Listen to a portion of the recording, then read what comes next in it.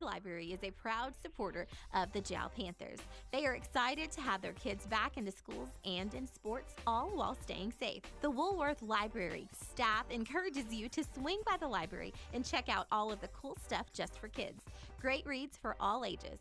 Call 575-395-3268 for library hours and online resources. The Woolworth Library, a proud supporter of Lee County Athletics. Panther Energy is excited for the Jal Panthers and proud of all the Jal students' great success this year. Panther Energy is your one stop for construction, dirt work, and environmental remediation. Panther Energy, 1179 South 3rd Street in Jal, or call 575-395-2654, 575-395-2654 for more information. Panther Energy, a proud supporter of all Lee County athletics. Mamacitas in Jal has a broad selection of specials. Try the Mexican food, asado, tamales, enchiladas, and so much more. At Mamacitas, you can have it all. Mexican food, donuts, and a steamy cup of coffee at the coffee shop. Mamacitas has authentic Mexican food from the heart of good old Jal, New Mexico. Mamacitas, 301 South Main in Jal, is a proud supporter of the Jal community. For over 25 years, Eunice Pump and Supply has been more than just a business. They've been a part of the heartbeat of Eunice. From the oil fields to the classrooms, Eunice Pump and Supply is all in backing the athletes, cheering on scholars, and investing in the future of Lee County. Eunice Pump and Supply takes pride in their hardworking team, their dedication to excellence, and most of all, the youth. Visit Eunice Pump and Supply, 1310 Avenue O in Eunice, and now proudly serving Lovington at 321 North Main. Your hometown partner and a proud supporter of Lee County athletics and academics. Eunice Pump and Supply, local, loyal, and proud to serve. Welcome everybody to Jal, windy New Mexico. Well, we're here for a doubleheader between the Jal Panthers and the Dora Coyotes. I was trying to make them the Wolves or something else, but anyway, they are the Dora Coyotes, and I remember last year they were having some difficulty with some of their players, whether it was injury or it was sickness. Either way, they weren't able to play. So this is going to be, it's been a little while since Jal has played this Dora team, but nevertheless, they are going to be going for a doubleheader in this windy, dirty day on this Friday. So let's see. So it is the Coyotes coming in with an 0-2 record, and Jal coming in 0-3. So neither team has had a whole lot of experience as far as this season goes. But it should be an interesting game to see who's going to break that losing streak and get on the winning side. We're hoping that Jal, of course, will do that. Dora, same thing. They're trying to see if they can get something going before their season really gets started. In fact, actually, it'll be a couple more games, and we're going to get into district. Looks like it'll be the first week of April, and that is when Jal is going to be getting into it for district tournament, district play, I should say. And starting off with Texaco, usually that's the toughest, one of the toughest teams to face.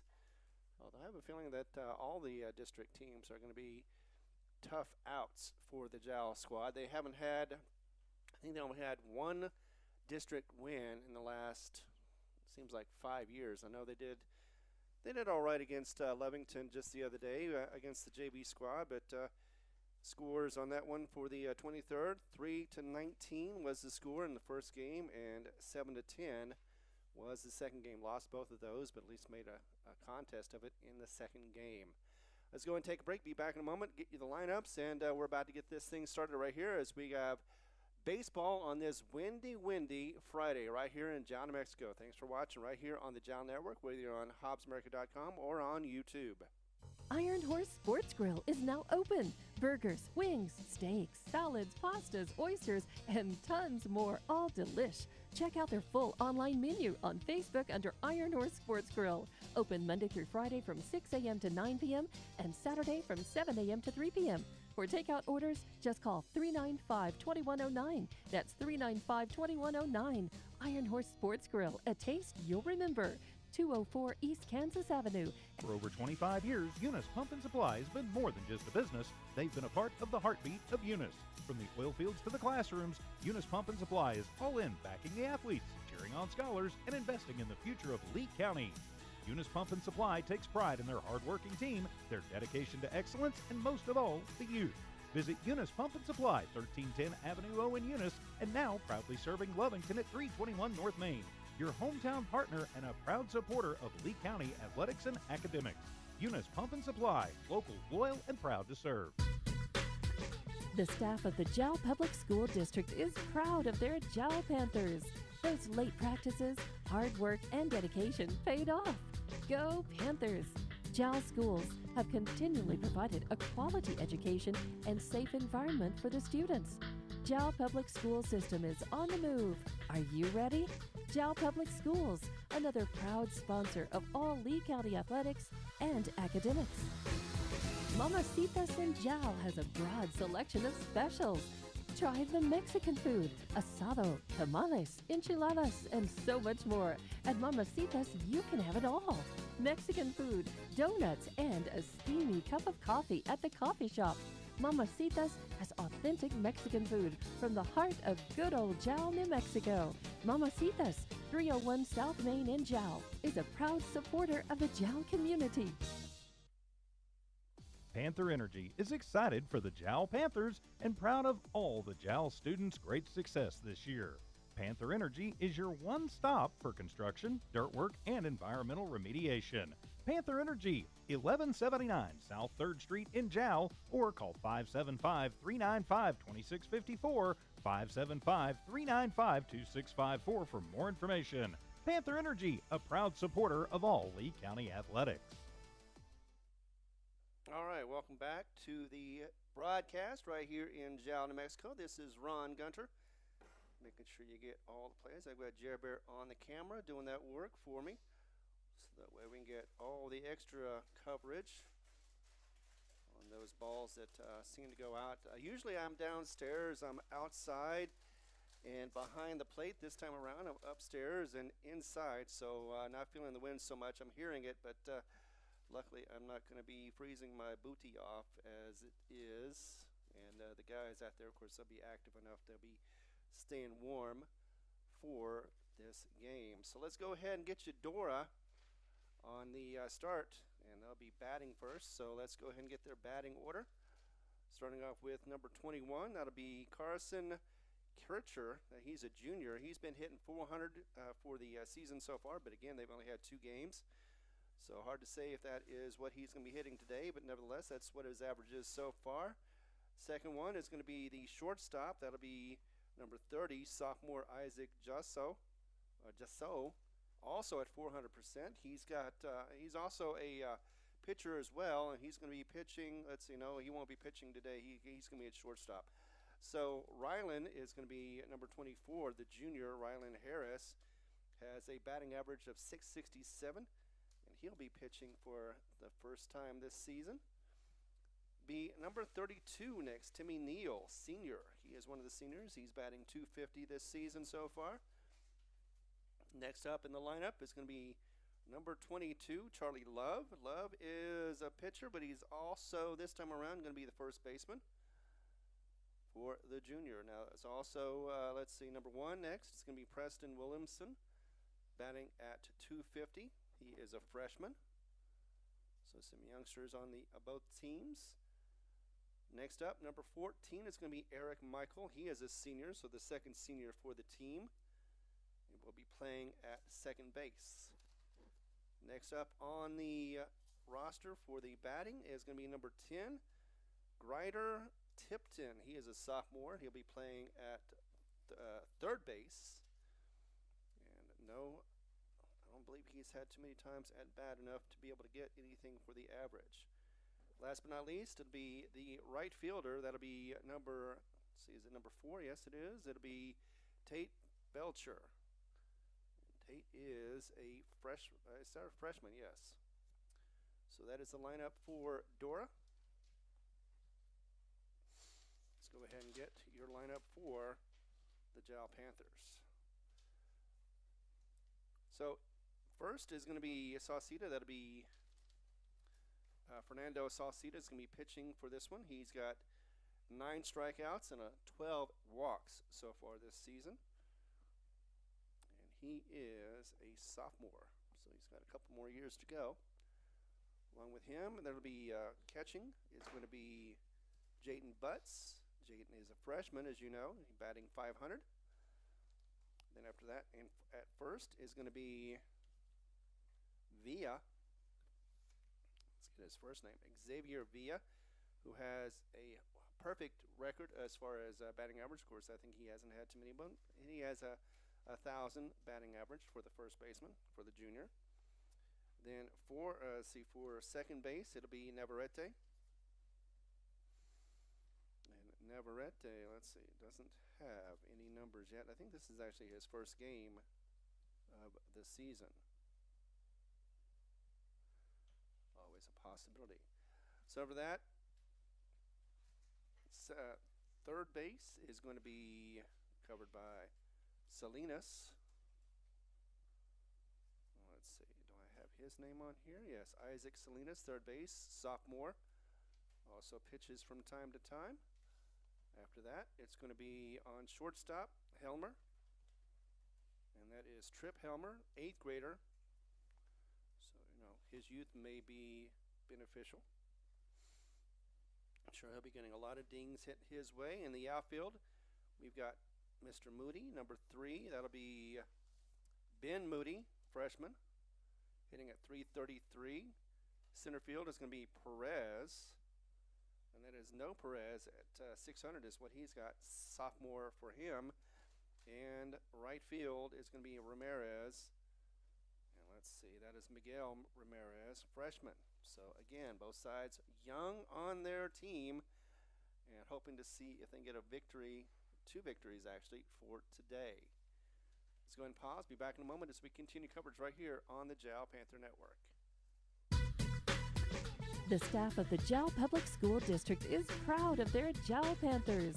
Those late practices, hard work, and dedication paid off. Go Panthers! Jal schools have continually provided a quality education and safe environment for the students. Jal Public School System is on the move. Are you ready? Jal Public Schools, another proud sponsor of all Lee County athletics and academics. The Woolworth Community Library is a proud supporter of the Jal Panthers.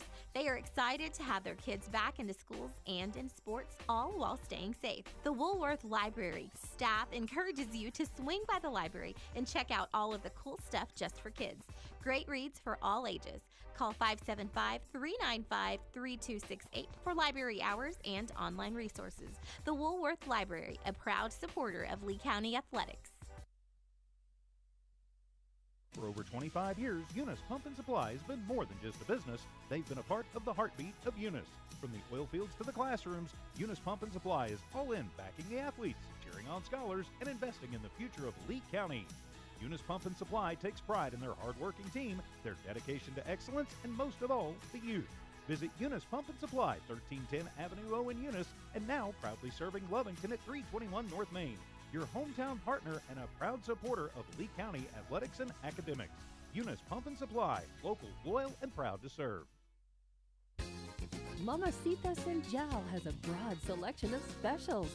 Try the Mexican food, asado, tamales, enchiladas, and so much more. At Mamacitas, you can have it all. Mexican food, donuts, and a steamy cup of coffee at the coffee shop. Mamacitas has authentic Mexican food from the heart of good old Jal, New Mexico. Mamacitas, 301 South Main in Jal, is a proud supporter of the Jal community. The staff of the Jal Public School District is proud of their Jal Panthers. Those late practices, hard work, and dedication paid off. Go Panthers! Jal schools have continually provided a quality education and safe environment for the students. Jal Public School System is on the move. Are you ready?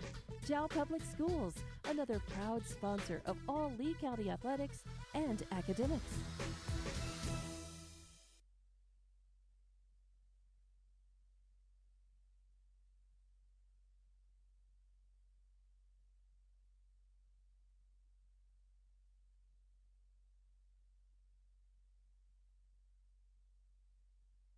The Woolworth Community Library is a proud supporter of the Jal Panthers. They are excited to have their kids back into schools and in sports, all while staying safe. The Woolworth Library staff encourages you to swing by the library and check out all of the cool stuff just for kids. Great reads for all ages.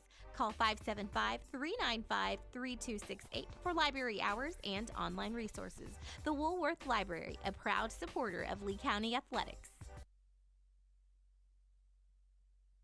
Looks like we're on a bit of a delay. Thank you very much for being here on this windy Friday, although actually looks like now that I say that, the team is going to be going out to warm up to get this game started. I think we were waiting for one of the umps to come up, and apparently it has happened. Either that or they're going to be taking some, actually, you know what? No, they're not going to be warming up. They're just taking some batting practice or fielding practice. Fielding practice, as I was. Because they're not, the coaches are not going to be out there batting.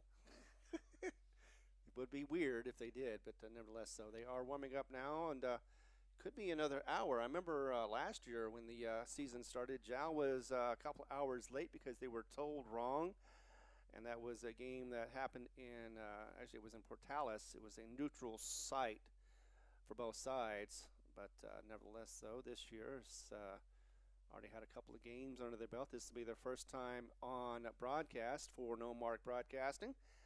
We are going to, of course, be proud to do that, even with this windy conditions. As you may be able to see from the flags, it has not let up any, and I don't expect it to. And it looks like it may be, could be, if anything, possibly a pitching wind will benefit the, but it is either way going to mess with the ball as it's in the air. So both sides are going to have that. So, you know, as they say, sauce for the goose, and we'll see who that benefits in the end, as far as, although it does tend to blow out occasionally, so it'll be sometimes good for the pitcher, and sometimes it'll be good or better for the batter, as it could be lifted up and over and taken a yard out of this ballpark. But again, that's the reason why you play. This is why you play the games, to see and get improvement. And it's been a while, like I said. It's only been seems like about 15 years for Jal in their program coming back, but they have not been able to get on the winning side of the district so far. Would like to do so this season. Let's go and take a pause for a moment as we continue to watch the batting or the fielding practice for the Jal Panthers. It's all happening right here on HobbsAmerica.com and on YouTube. Thanks again for watching. The staff of the Jal Public School District is proud of their Jal Panthers. Those late practices, hard work, and dedication paid off. Go Panthers! Jal schools have continually provided a quality education and safe environment for the students. Jal Public School System is on the move. Are you ready? Jal Public Schools, another proud sponsor of all Lee County athletics and academics. Panther Energy is excited for the Jal Panthers and proud of all the Jal students' great success this year. Panther Energy is your one stop for construction, dirt work, and environmental remediation. Panther Energy, 1179 South 3rd Street in Jal, or call 575-395-2654, 575-395-2654 for more information. Panther Energy, a proud supporter of all Lee County athletics. Mamacitas in Jal has a broad selection of specials. Try the Mexican food, asado, tamales, enchiladas, and so much more. At Mamacitas, you can have it all. Mexican food, donuts, and a steamy cup of coffee at the coffee shop. Mamacitas has authentic Mexican food from the heart of good old Jal, New Mexico. Mamacitas, 301 South Main in Jal, is a proud supporter of the Jal community. The staff of the Jal Public School District is proud of their Jal Panthers. Those late practices, hard work, and dedication paid off. Go Panthers! Jal schools have continually provided a quality education and safe environment for the students. Jal Public School System is on the move. Are you ready? Jal Public Schools, another proud sponsor of all Lee County athletics and academics.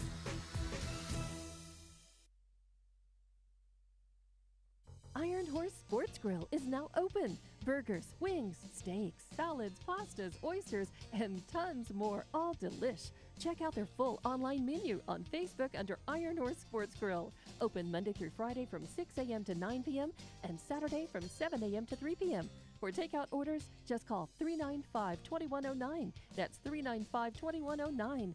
Iron Horse Sports Grill, a taste you'll remember. 204 East Kansas Avenue.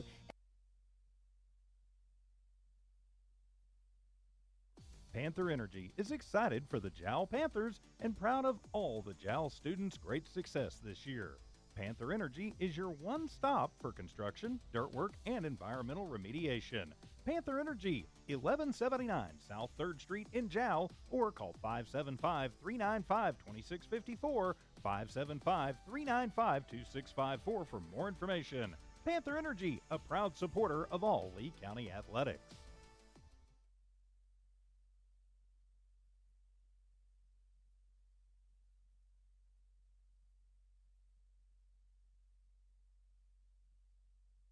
For over 25 years, Eunice Pump and Supply has been more than just a business. They've been a part of the heartbeat of Eunice. From the oil fields to the classrooms, Eunice Pump and Supply is all in backing the athletes, cheering on scholars, and investing in the future of Lee County. Eunice Pump and Supply takes pride in their hard-working team, their dedication to excellence, and most of all, the youth. Visit Eunice Pump and Supply, 1310 Avenue O in Eunice, and now proudly serving Lovington at 321 North Main. Your hometown partner and a proud supporter of Lee County athletics and academics. Eunice Pump and Supply, local, loyal, and proud to serve. Mamacitas in Jal has a broad selection of specials. Try the Mexican food, asado, tamales, enchiladas, and so much more. At Mamacitas, you can have it all. Mexican food, donuts, and a steamy cup of coffee at the coffee shop. Mamacitas has authentic Mexican food from the heart of good old Jal, New Mexico. Mamacitas, 301 South Main in Jal, is a proud supporter of the Jal community. The Woolworth Community Library is a proud supporter of the Jal Panthers. They are excited to have their kids back into schools and in sports, all while staying safe. The Woolworth Library staff encourages you to swing by the library and check out all of the cool stuff just for kids. Great reads for all ages. Call 575-395-3268 for library hours and online resources. The Woolworth Library, a proud supporter of Lee County athletics.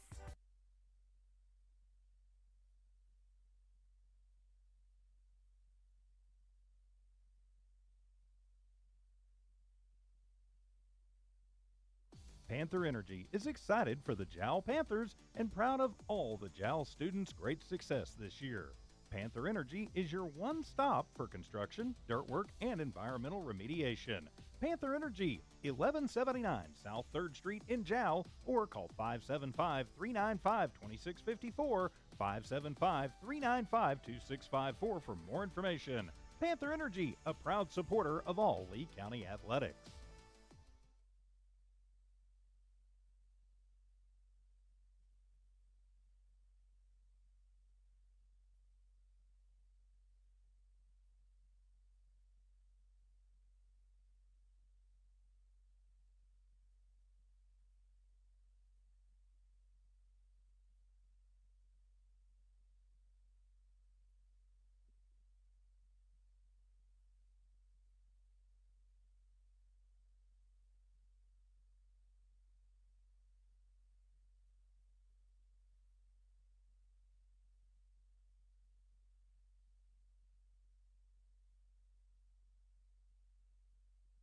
For over 25 years, Eunice Pump and Supply has been more than just a business. They've been a part of the heartbeat of Eunice.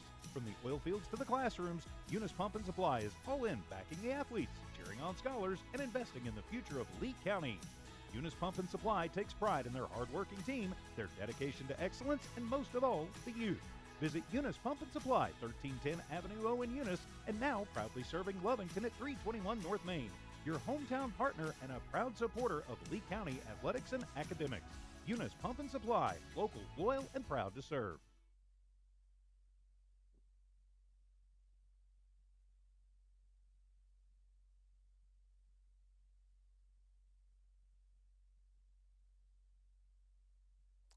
right, we are back to agree. We are still waiting for the game to get started on this windy Friday. Thank you much for being here on the first broadcast for Jal as they face Dora, the Coyotes. And it had been delayed. It was supposed to start at 1 o'clock, but got delayed to 2 o'clock. Now we're at 2:20? 2:16, okay. So not too bad so far, but of course we'll let you know as soon as we find out what's going on or when it's going to start for certain. And meanwhile, let's go ahead and get you the lineup once again. I think there has been a change, but I'm not going to officially say that till it happens for Jal as far as the lineup goes in the outfield. But the infield for the Coyotes, let's go ahead and get them, as we already did the lineup for their batting. For the pitching, it'll be Ryan Harris. Let's see, Ryan, do I have any numbers on him? No, not for pitching, no. So this is going to be most likely his first pitch in the season, which is always possible. Let's see, catcher is going to be played. That'll be by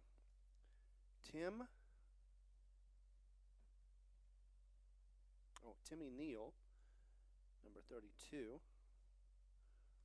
First base is Charlie Love, number 22. Charlie is a junior. Pitcher is going to be, or is, a junior as well. And Timmy, I'll try not to say Timmy, senior. He is a senior on the team. So second base is going to be by Eric Michael, number 14, senior. So the other senior on the team. Third base is going to be covered by Tipton, number 10, sophomore. Shortstop will be Isaac Jusso.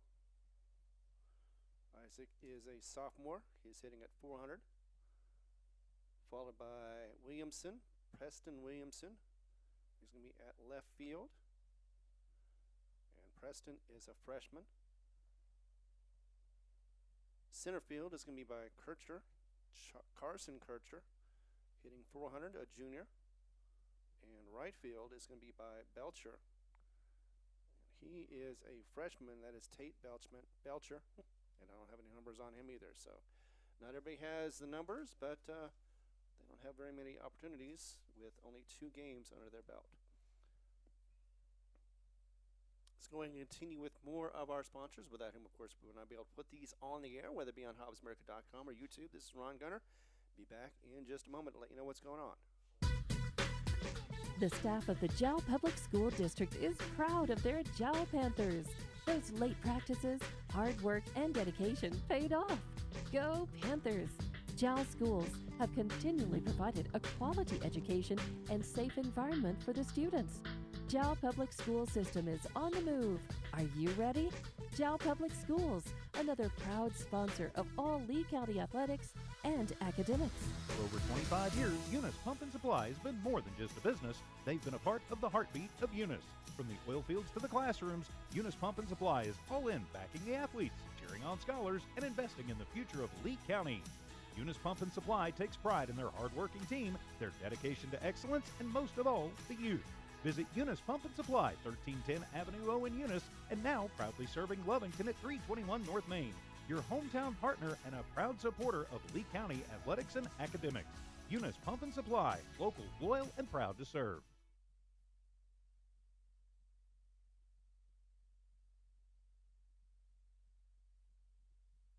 Panther Energy is excited for the Jal Panthers and proud of all the Jal students' great success this year.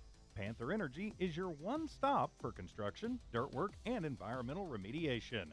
Panther Energy, 1179 South 3rd Street in Jal, or call 575-395-2654, 575-395-2654 for more information. Panther Energy, a proud supporter of all Lee County athletics.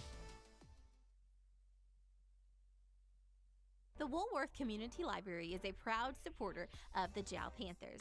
They are excited to have their kids back into schools and in sports, all while staying safe. The Woolworth Library staff encourages you to swing by the library and check out all of the cool stuff just for kids.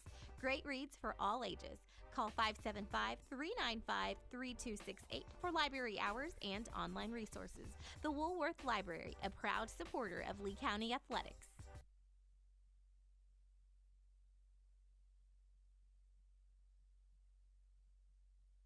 Iron Horse Sports Grill is now open. Burgers, wings, steaks, salads, pastas, oysters, and tons more, all delish.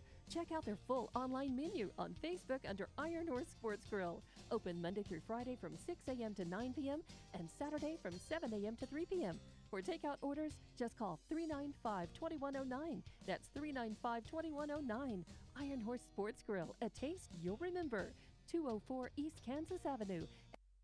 All right, we are back in the press box and waiting. We've got the one-ump anyway out there with the coaches as they are trying to stay warm in this nice little windy day. And, of course, it'll be one of those blips in the weather-wise. Yesterday was, 101 degrees here in Jal.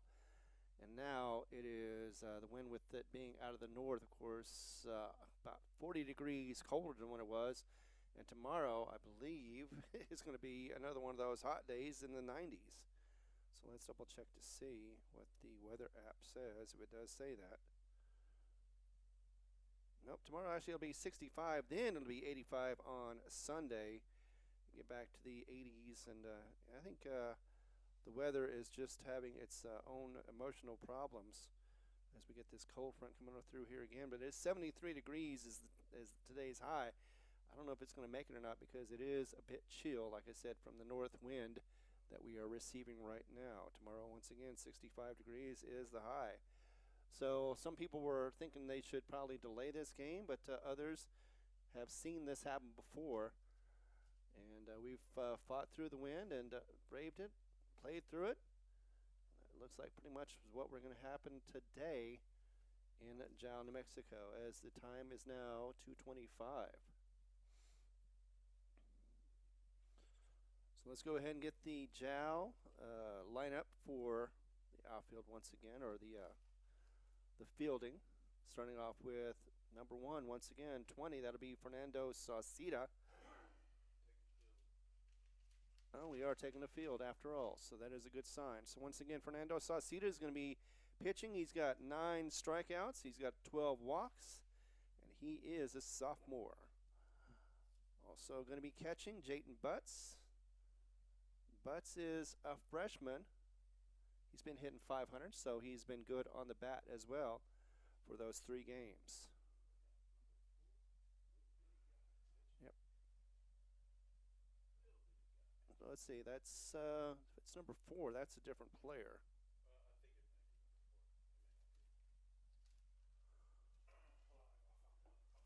Let's see, that's 13. That is Butts catching.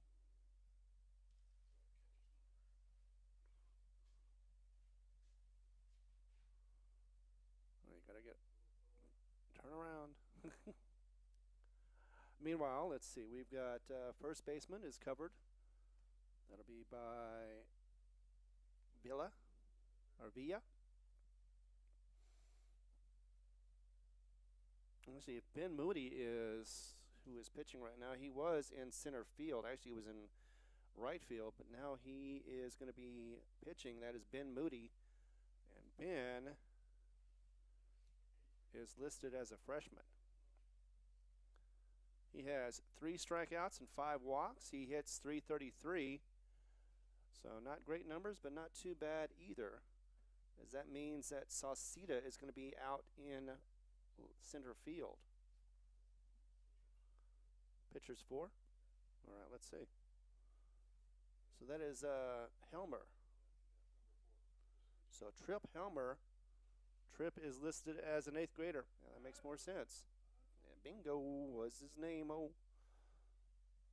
So we'll find out here in just a second where all the lineup is.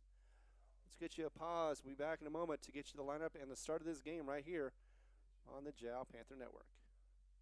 The Woolworth Community Library is a proud supporter of the Jal Panthers. They are excited to have their kids back into schools and in sports, all while staying safe. The Woolworth Library staff encourages you to swing by the library and check out all of the cool stuff just for kids. Great reads for all ages.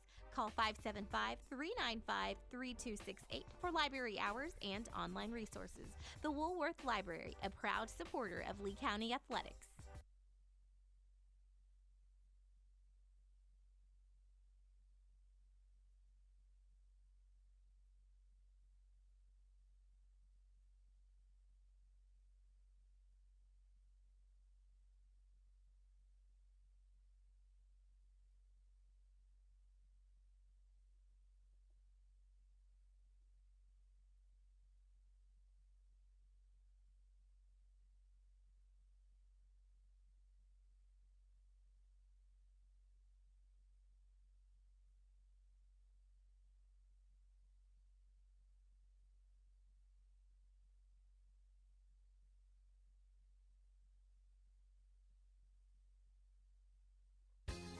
Mamacitas in Jal has a broad selection of specials. Try the Mexican food, asado, tamales, enchiladas, and so much more. At Mamacitas, you can have it all. Mexican food, donuts, and a steamy cup of coffee at the coffee shop. All right, we are getting underway as the first pitch is going to go out to Kircher. He's going to be center fielder for this game. And that is going to go to the right, pop up, and it'll be caught for out number one. Already out number one of first pitch, and that went to the second baseman. And I believe at the moment we've got it as Navarrete. So,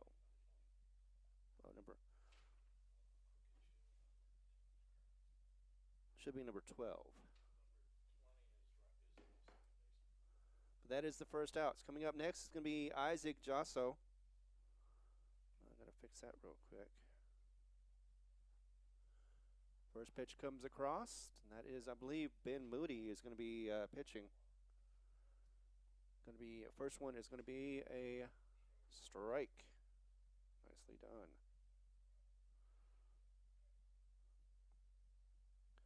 So 0-1. Oh yeah, definitely. He took a hack at that one as he hits the floor or ground. We've already got one out and 0-2 for the count. So that's usually the way it goes. Feast or famine. Either you're waiting, or you've got a lot on your plate. Speaking of which, the umpire is talking to the batter. Not sure exactly. Maybe it's a violation. He was outside the box. Looks like that's where he's standing, was just north of the box. So he needs to be in the box to be legal. And I guess I'm thinking that's the warning he's going to get for Josso. Here's another pitch. It'll be low, bouncer, and a ball. 1-2 is what we've got. 400 is what the sophomore has been batting so far this season. As I can hear the wind blow a little bit harder, and that was a swing and a miss, but a foul ball nevertheless, and it does keep him alive at 1-2.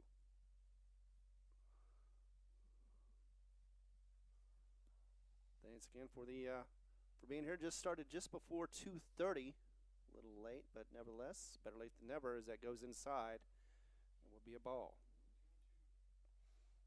2-2. Remember the rule once again, if you don't try to avoid being hit by the ball, and you do get hit by the ball, you can be considered out. So that's why they have to get out. Of course, nobody likes to get hit by a ball. That goes behind him, just a bit outside, as somebody would say. Full count, though. 3-2 coming through.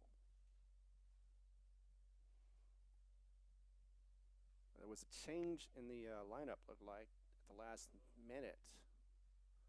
But that is low for ball 4. So a walk is issued to Isaac. Coming up next is going to be, I think that's Ryan Harris. Yes, indeed. 667, the junior, is what he's been hitting. And he is going to get his opportunity to make something happen at the bat, or with the bat.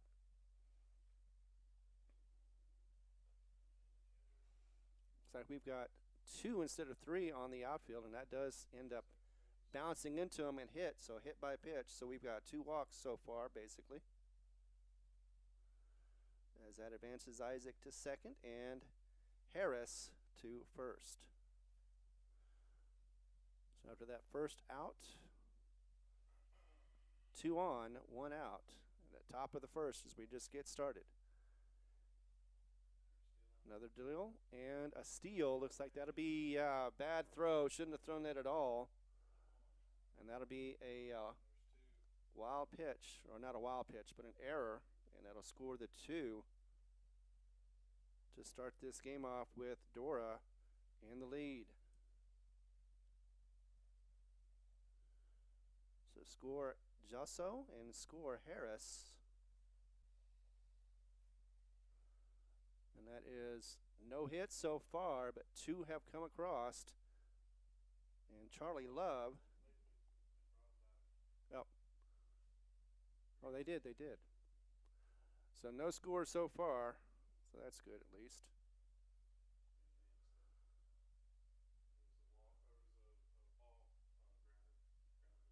Oh, I see. So the grounder gets him to first for Harris. So that's Timmy Neal that's actually on, so that was a hit. And Charlie Love is at bat right now. Yeah. I don't know why they brought it back, but it was a wild pitch and they made him come back. There are 2 outs, so that's the reason why. As Love gets hit by a pitch and walks, and so somewhere along the way, we had another out instead of a maybe. But that is, I believe that was Timmy Neal that got the out. So we got Charlie Love on base. We've got full, and coming up next is going to be Preston Williamson. Williamson has a .250 batting average. First one goes across for a strike.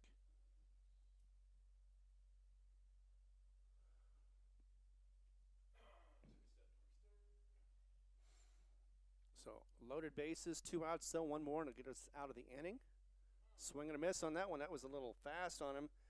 Thought expected a fastball, but instead it took a little longer for him to get there and swung ahead of the pitch. So 0-2 is the count right here. Only took a couple of pitches, but we finally got back on track. Thank you very much for being so patient. As once again, Moody is on the mound. The 8th grader going to deal again. And that'll be strikeout. So that is a strikeout for Moody, and that gets us out of that inning. And no score comes across. I don't believe there's any hits either, but there was 3 left on base, no errors, and no hits, no runs. We're going to go to the bottom of the first, and we'll be back in a moment right here on the Jal Panther Network. The Woolworth Community Library is a proud supporter of the Jal Panthers.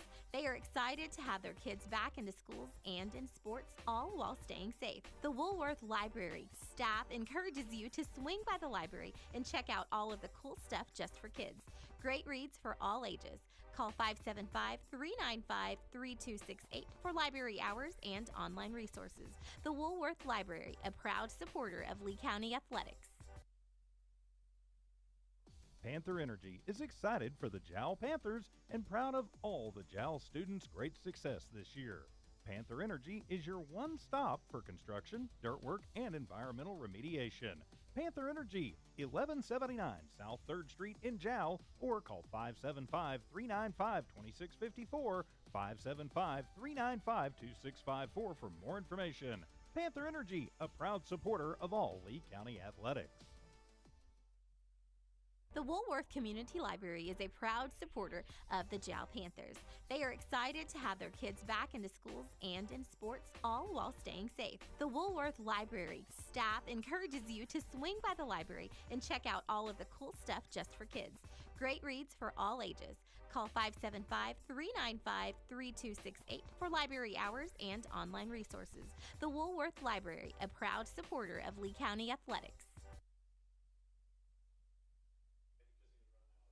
All right, after a little consultation, thank you very much for being here. I appreciate you watching as we figured out where the out came from. And yeah, it's one of those situations that was strange at first, but finally figured it out. I believe that was Isaac who was interfering with the ball. The throw to third was a little high. That was because, once again, I saw him as he was coming up to the home plate, and the adjustment was made. Although also that could have been if he was running to, anyway, I don't know. We'll find out on the tape, but nevertheless, we are going to be bottom of the first. Looks like on the mound for Dora is going to be Ryan Harris. And I don't think I have any numbers for Ryan except for his batting average, which is .667, which is pretty good. I would take that any and every day. Yeah, he is as I lose his name again, a junior.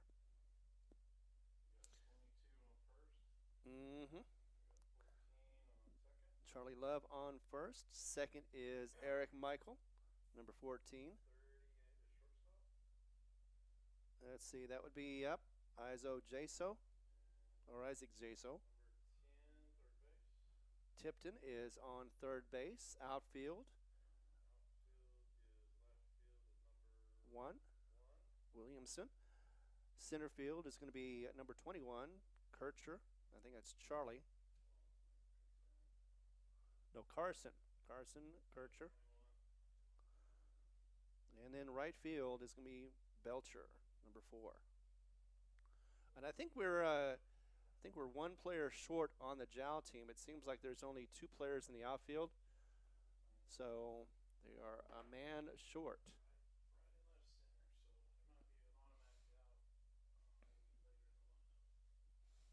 First coming up is going to be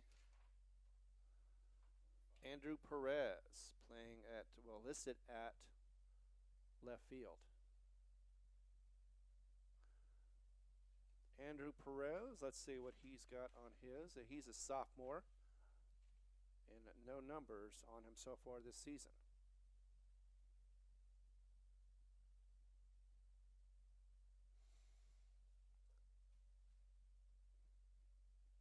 It's interesting. Pitch to the first baseman.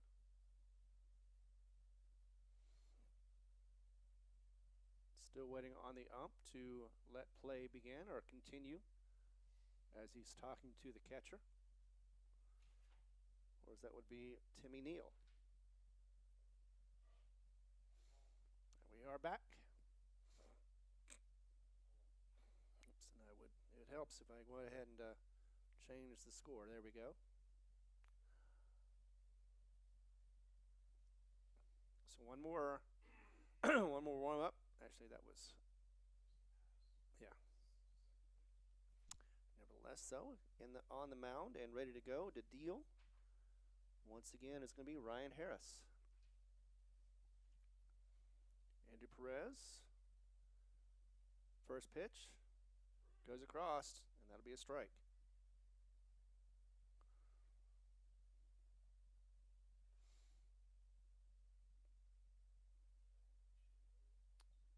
Again. Hit to the left this time, goes over to third, and he's going to go to first, and that'll be in time for the first out. That'll be a 5-3 on the first out. Unfortunately, Andrew Perez is going to have to sit down after that one.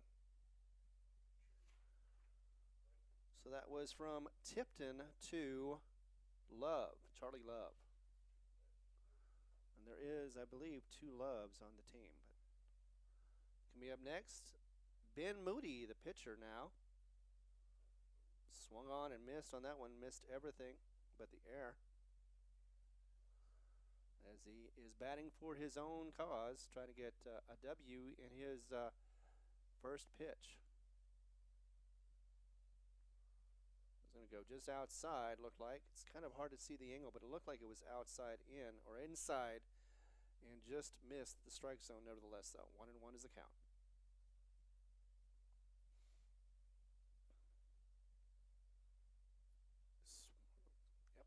outside on that one, looks like. And it is going to be 2-1 for the count.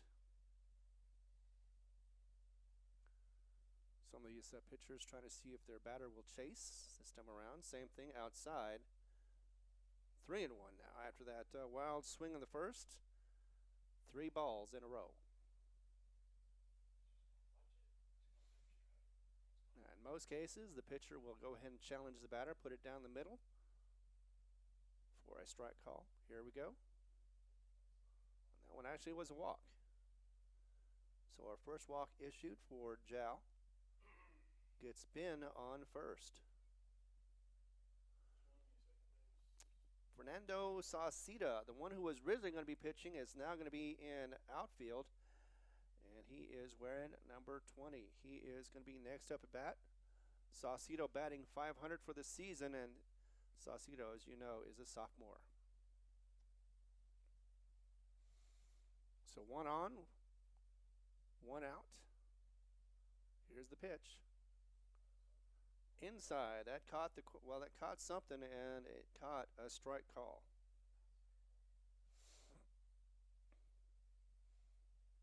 So Saucedo would like to see a hit and an RBI as well, but one thing at a time.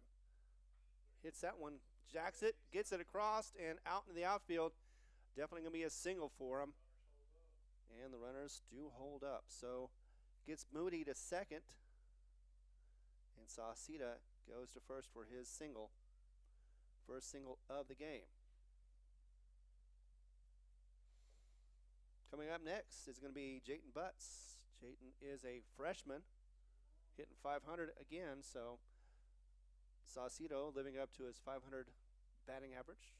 Let's see if Butts does the same. 2 on, 1 out. Here we go. Inside, and he swung on it anyway and missed. So hopefully that's going to be the one he gives away. But 0-1 is the count so far. Right down the pike for a strike. Strike number 2. This time no swinging, but got the strike call anyway. 0-2. 2 on, 1 out. Jayton would love to get on base, load up the bases, maybe even get an RBI possible. Yeah, another one inside, swung on that one, missed, and the first strikeout of the game for Dora. So 2 out, 2 on. Coming up next, Trip Hilmer. Trip is a trip. No, he is 8th grader. And then after that, it's going to be Navarrete if he does get through. But that is going to be a nice little strike as Tripp watches it go by.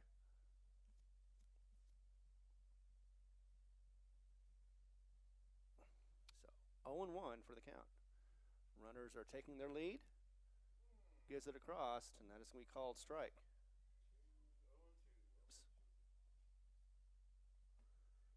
Would help if I got the right one. 0-2 is the call.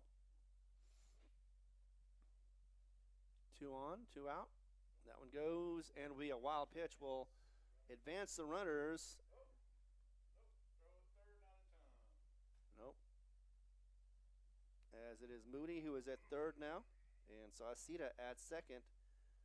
That puts Tripp at 1-2 for the count.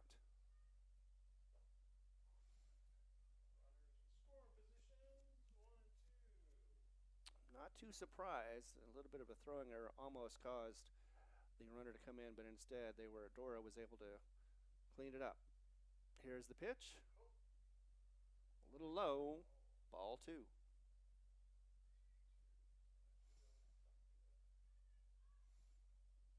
So we've got 2 on. We've got first base open. Here's the pitch. High. Whereas with this kid, that doesn't say much. He's not that tall. So we've got a full count, 3-2. Could easily walk him and get the bases loaded. I'm sure that's not what Dora wants to do, as they've got one more out needed. But that's what happens. and nobody runs, it's hard to steal home. You have to be very good, a very good runner. That is the second walk issued. And now the bases are loaded. Coming up next is going to be Navarrete. I want to say Navarrete is a junior, but I can't remember for certain. And on deck will be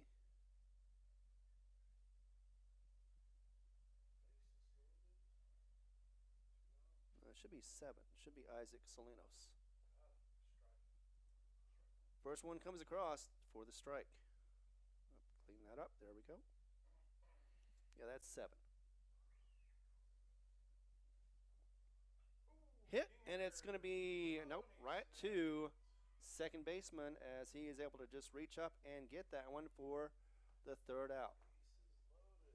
So with 3 on the base, no errors, we had 1 hit and no runs come across. We're going to the top of the second, and it is a tie game, 0-0. We'll be back in just a moment as we continue coverage between Dora and Jal right here on the Jal Panther Network. The Woolworth Community Library is a proud supporter of the Jal Panthers. They are excited to have their kids back into schools and in sports, all while staying safe. The Woolworth Library staff encourages you to swing by the library and check out all of the cool stuff just for kids. Great reads for all ages. Call 575-395-3268 for library hours and online resources. The Woolworth Library, a proud supporter of Lee County Athletics. Panther Energy is excited for the Jal Panthers and proud of all the Jal students' great success this year. Panther Energy is your one stop for construction, dirt work, and environmental remediation. Panther Energy, 1179 South 3rd Street in Jal, or call 575-395-2654, 575-395-2654 for more information. Panther Energy, a proud supporter of all Lee County athletics.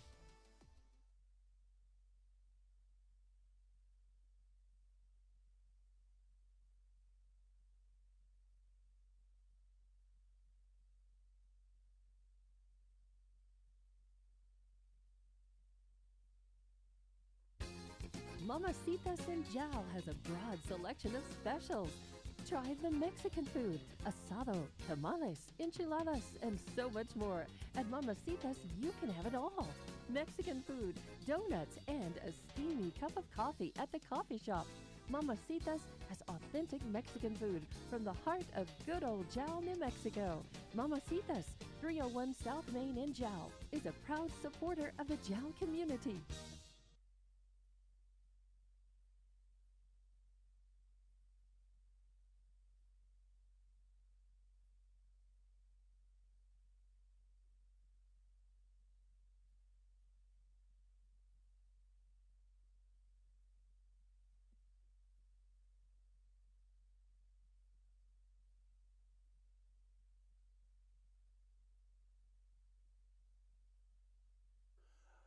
All right. Thank you very much for being back on this. I was telling you that Ben Moody was the pitcher, but I do believe actually it's Trip Helmer. So Trip is pitching for Jal. So far he's gotten through 1 inning. And let's see if I have any numbers on Trip.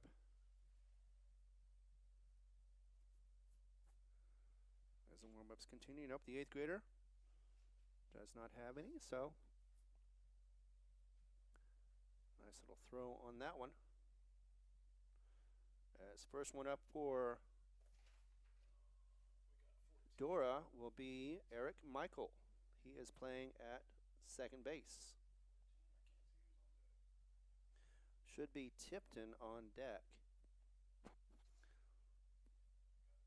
There was 1 strikeout, the final strikeout for the end of the first. Given. Yep. So here we go with start of the second inning. 2:50 on the clock. And Eric, let's see if he's got any numbers on him as that first one goes across. And, yep, foul tip. It hit the, unfortunately, the mask butts, but he's able to take it. That's the reason why you have these masks. And the first one goes as a strike.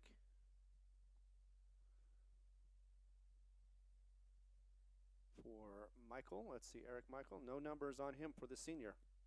Second one bounces across for the ball. I know that was a tough call, but I have a feeling the ump did the right one. 1-1 now as we get to the top of the second.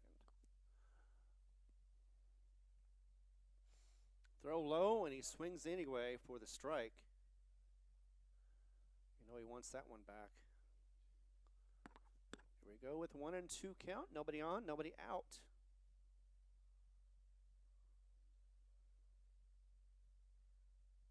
And another delivery. This time it's going to be up the middle. It's going to go to shortstop. He's going to get it, but not in time. And a nice throw, but nevertheless, though, is legged out for Michael. First hit.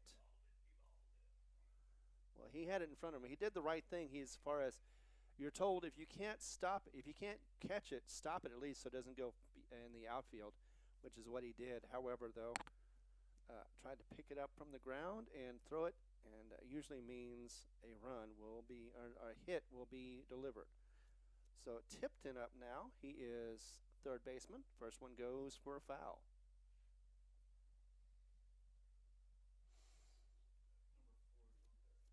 Coming up next on deck is going to be the right fielder, Belcher.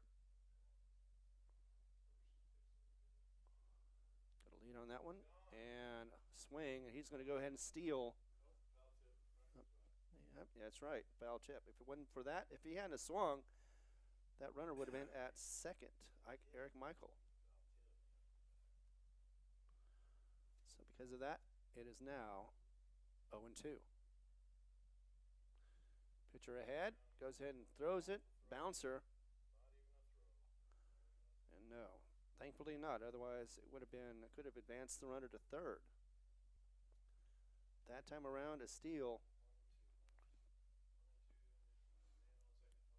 Yep, man in scoring position, second place. He's already got a lead on him. And behind, I think they're throwing for the runner on that one. As it goes behind the batter, 2-2 is the count right now. The sky doesn't look as brown as it did a moment ago, and I think the clouds are going to stay around as they try to get the pick off at second, but hangs on to the ball. And that is going to be another insider steal, and he is safe at third. So that is 2 steals in a row for Michael. As it is now a full count, 3-2. No outs, runner at third, so he could score with a hit, or even with a sacrifice. That's going to go high, and that is the only way that he won't score is with a walk. So Belcher coming up next, the right fielder, and then the top of the order will be Charlie Kircher. So let's see, we've got Belcher. As another steal takes place, no, he's going to go ahead and let that go because we've got a runner at third, and if he tries to throw it, that means he can get an easy run in for that. So second and third now covered by runners, no outs. We've got a count of 0-1.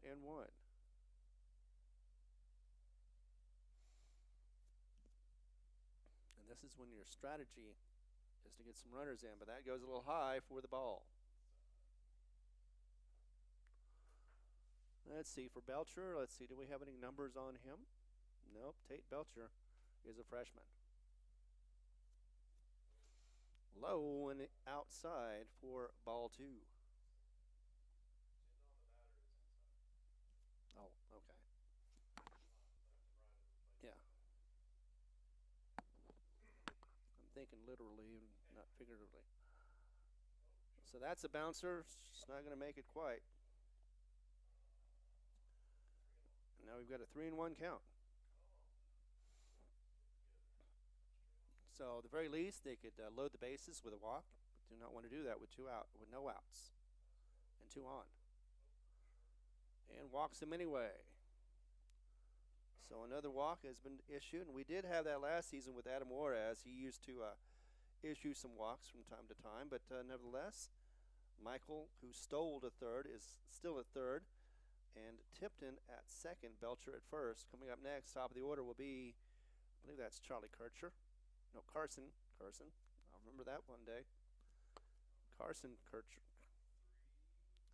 30 is Jaso is next on deck. A little high on that one, didn't drop like it's supposed to, and it'll be a ball. 1-0 is the count. Now remember, once again, no outs, bases loaded. And he is trying to get out of this. Of course, that is Trip Helmer. Trip with a delivery and deals that one. Finally gets a strike call down the middle. 1-1. Like to see a couple more of those, possibly. Also, a double play could be impossible, and that'll be a nice little foul back. 1-2. Now Trip ahead of the count. As Carson is out of the batter's box, getting ready, coming back in. As he sees those runners, all three of them, looking for an RBI or three. A little low, had that to give though. And the count is now 2-2.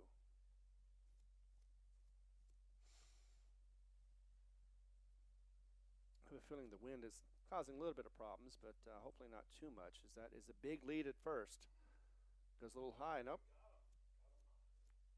Did it? Because that would have been strike number 3, but no. Oh, he did. That was a casual strikeout. As that is the first out for Kircher. He had a fly out at first, and now struck out in the second.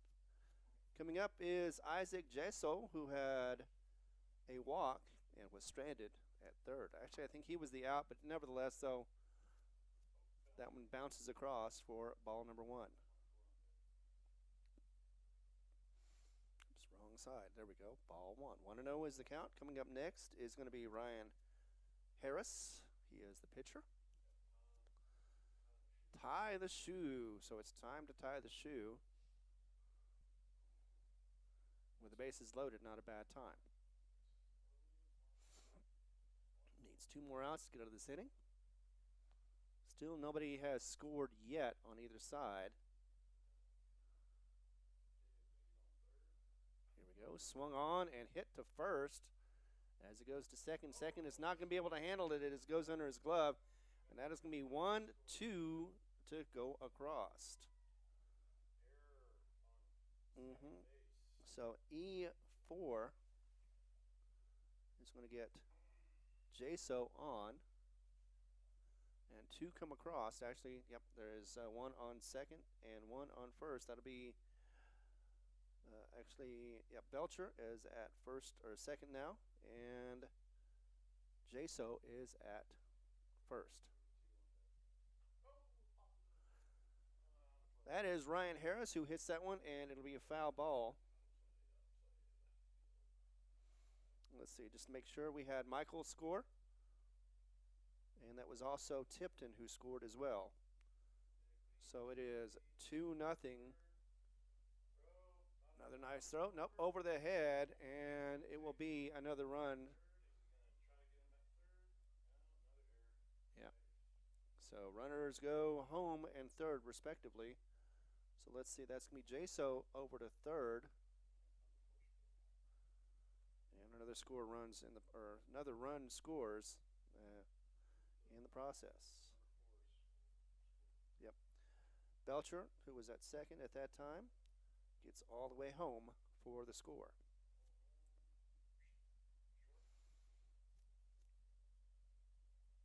That was short for a ball, apparently. So 1-1 is what we've got for Ryan Harris. And this is why I always say you need extra eyes, because sometimes you look down for just a second and you miss things. Actually, it's 2-1 right now for the count. That one goes across. 3-1.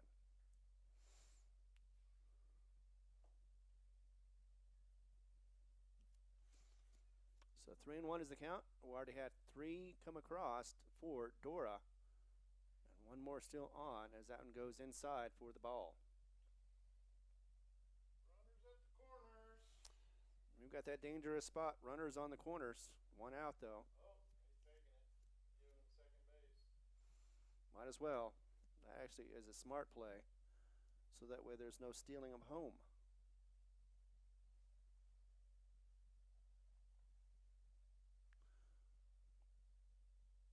So give that one up. Coming up is going to be Timmy Neal. He is the catcher as he yanks that one off. And that'll be, looks like a home run. A ground rule double. It bounces out. So that is an RBI double. Once again for Neal. Yeah, it's a double. Yeah, I saw it yesterday too in Eunice. So another score runs. That'll be 4-0. This one goes across, and that'll be a strike as the steal is on for Timmy, and again, he gets it. So he's at third base. Not too confident about his throws right now. Charlie Love, though, on batting right now. And that will be a ball. I thought there was another pitch before that, but not on the board. So it is 2-0? All right, so that's not on the board, but I've got it here. 2-0 is the count. One on at third base, so he's in scoring position. It is now 5-0. Swung that one even though it was a little late and gets it just over the shortstop and he slides anyway. So that's fixed that to 6. Got a softball update for you. Hobbs is able to overwhelm Robertson 17-0. 17-1 was the score. You have a feeling that one ended early. Williamson coming up next. He struck out last at bat. This one goes over his head for the ball. So runner at first, still just one out. They throw back, and he is safe.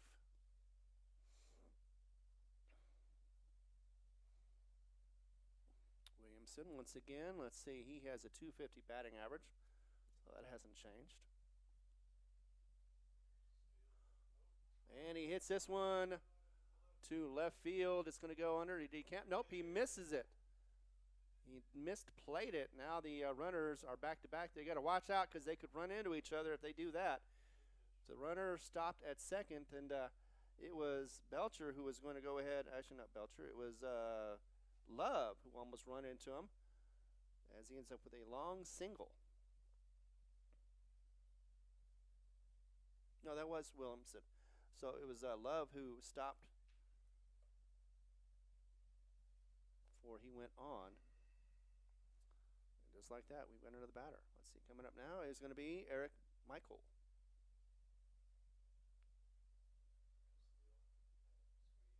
Squeeze play. It's going to be another bad throw. And another run is going to score. That'll be Charlie Love. So another error along the way, and another score for Dora. Right now we're at 7-0. Of course, remember, if it's at 10, I think there's actually a 15 rule before the 5th inning. If it goes to 15, then the game is ended. But for right now, we've got a 7-run lead for Dora. We're only in the top of the 2nd.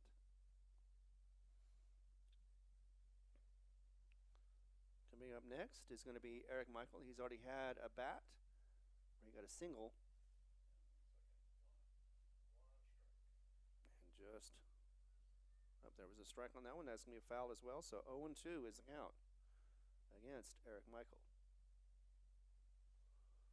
So Jal deep in the hole right now. Want to get out of it, but first they got to get out of this inning with one on. And that is going to be Preston Williamson,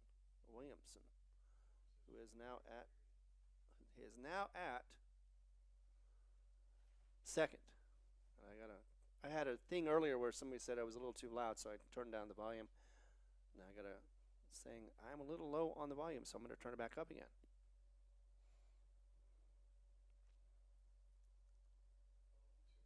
So 0-2 is the count, one on, and yep, and again another steal. So those steals are just coming naturally now.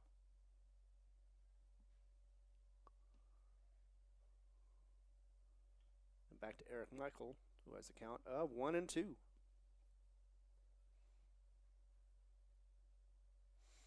Thanks again for being here on this Friday afternoon. Swing and a miss.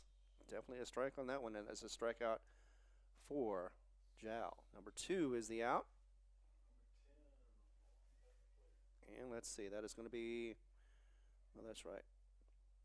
I think that's the third, if not the second anyway. Nope, that is the third strikeout for Jal. Tipton up now. He walked last time up. Let's see what happens this time as he swings on that one. A little late, a little low, and that's going to be for the foul. So strike number 1.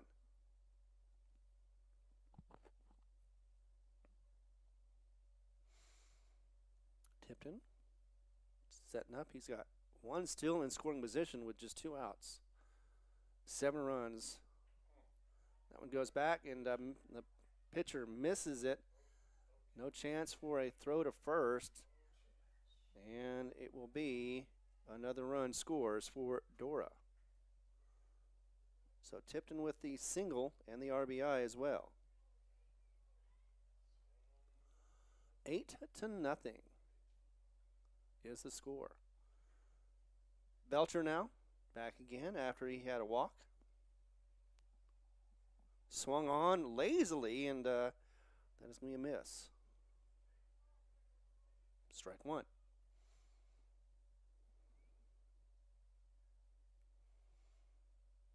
So 1 on, 2 outs, first base. That's a dribbler. It's going to go ahead and get another steal as they let that go by. Tipton to second. So the steals continuing on for Dora. They're just a bunch of thieves, aren't they? Ben with the delivery. A little bit outside for the ump's liking. And that is going to be count of 2-1.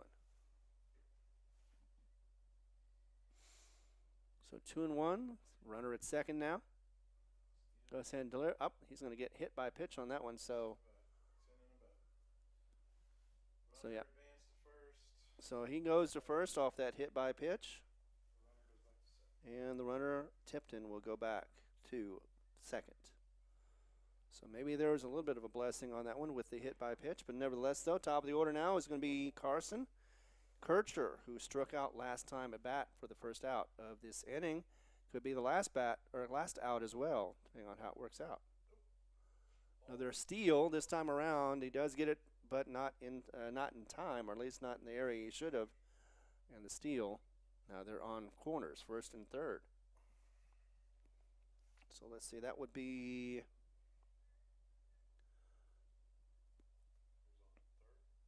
who's on third? So it swung on this one, and it looks like it'll be shortstop. Could not handle the ball. First and second is 21, or actually that was Kircher. Carson gets on for a single and an RBI. As that should have been Tipton. And instead of being the final out, it'll be another run. That'll be 9-0 is the score. Hit batter, so that was quick. That'll be for Jaso. He had gotten on with an error the last time up and walked in the first. He was left on base last time.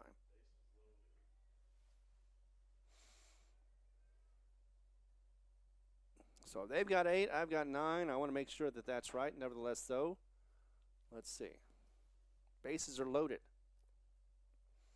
Maybe that's the reason why. We've got a count of. So any tag anywhere, and it doesn't have to actually tag, just tag the bag for the out. But the runners are definitely advancing. As that one goes across, past the shortstop. That'll be 1, 2. are going to come across. And third, throw to third. Is that going to be in time? Got him in third. But not before the damage is done. 10 runs come across in that second inning. And we are going to go on to the bottom of the second. Let's get back here in just a moment as we continue coverage right here on the HobbsAmerica.com and also on YouTube.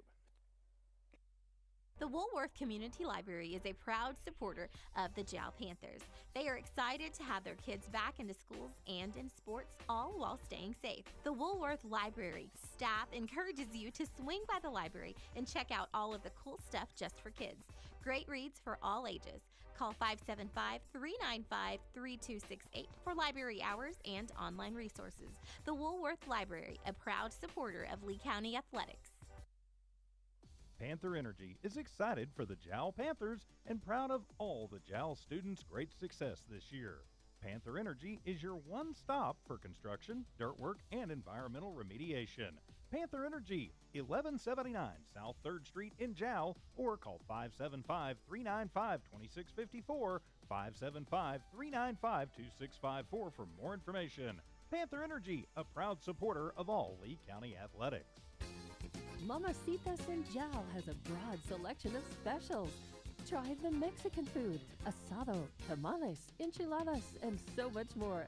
At Mamacitas, you can have it all. Mexican food, donuts, and a steamy cup of coffee at the coffee shop. Mamacitas has authentic Mexican food from the heart of good old Jal, New Mexico.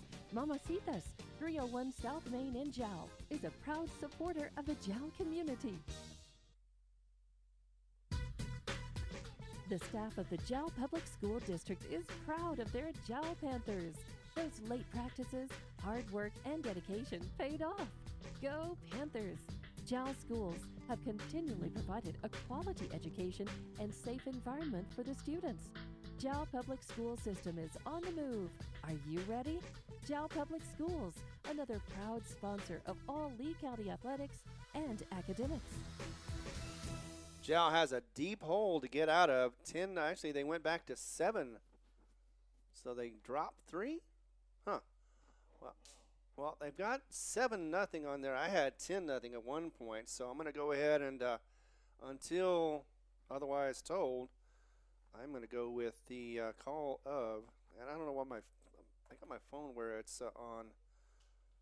Hold on a second. I got to get this off here because it's timing out on me more or faster than I'm used to it. I don't know if you want to hear that, don't you? We've got the batter up first. It'll be Isaac Salinas. First time up for this game.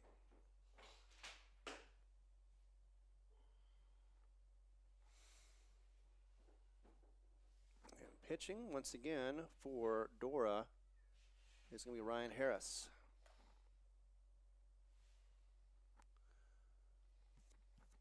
First pitch comes across, that'll be a ball. That's one of the problems right there.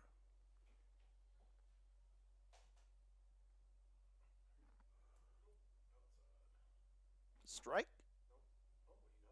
Yep, he got him on the corner on that one apparently, so 1-1 is the count. So 1-1, nobody out, nobody on. Swung on, and that's going to be hit just to the pitcher. He's going to have to leg it out. Looks like it's going to be out, number 1. It is a 1-3 for Salinas. The first out for the Panthers. Coming up next is going to be Xavier Villa. He's playing first base today. And Xavier, let's see if I've got any numbers on him. He is batting perfectly so far. I don't know I can't remember how many he's had, but he has a 1 on his batting average. So he's hit everything he's been delivered. But that was a strike. So yeah, they are missing Miguel Ramirez. So a foul tip will mean Strike number 2. 0-2 is the count. Actually, it shows 1-1 for the count. So Was the first one was a freaking ball. there we go. 1-1. So that's a good sign for Jal. Wants to get some hits. No signal means ball. 2-1 the count.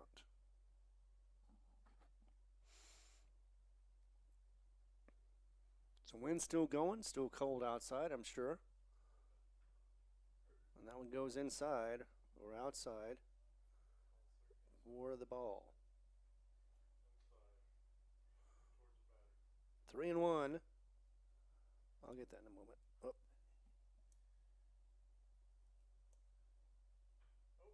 That's right. Oh, we got him at third. Yeah. So that'll be out number 2 and infield out for Xavier. Coming up top of the order will be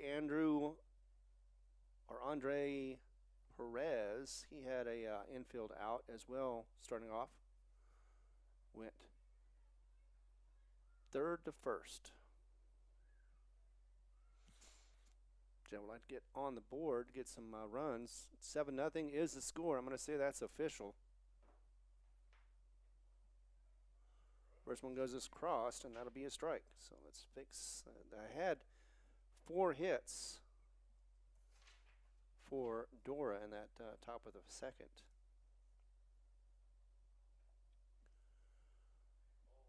That will be a ball. 1-1 is the call right now.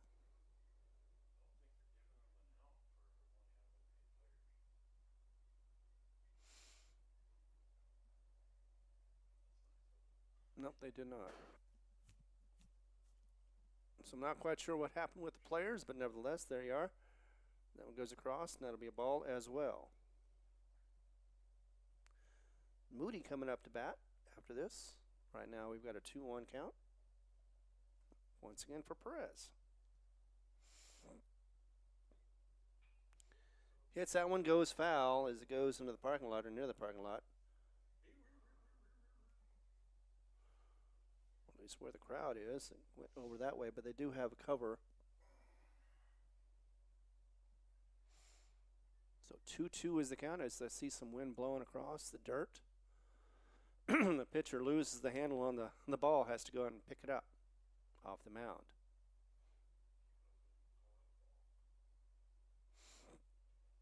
He is pointing, but nope.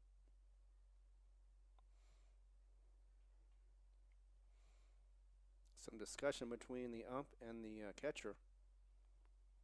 But it is 2-2 with 2 outs and nobody on.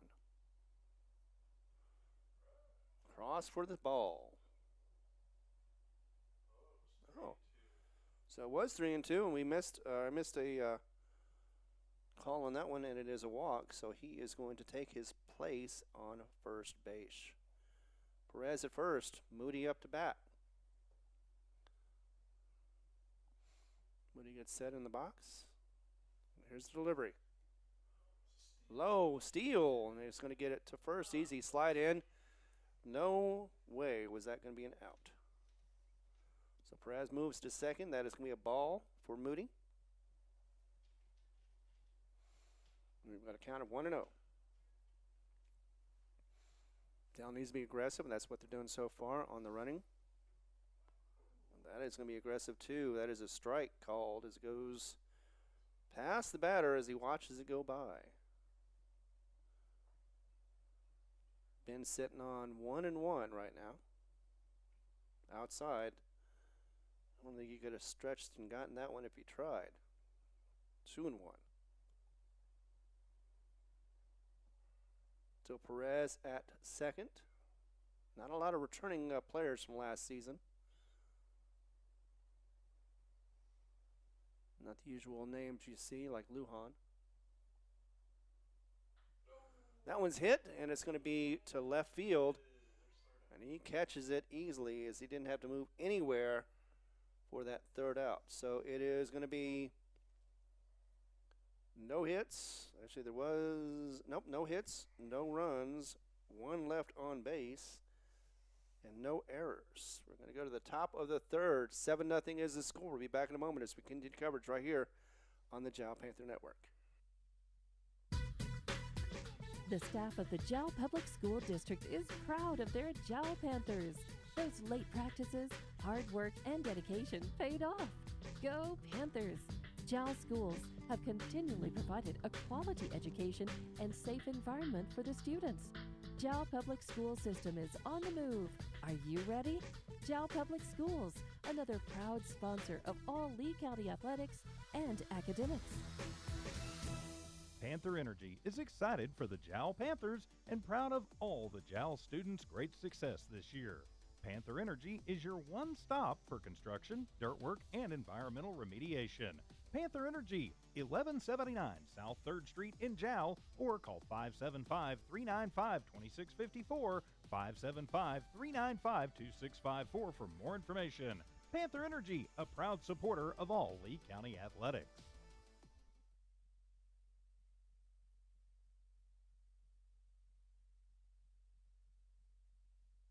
Got a conference on the mound right now. Not sure exactly what that's all about, but both sides seem to be in good spirits. As this wind, of course, is keeping things cool or chill. So maybe that's one of the reasons why. Nevertheless, though, getting a warm-up still for our Jal pitcher, which is once again Trip Helmer, who suffered through that long second inning. Now we're into third.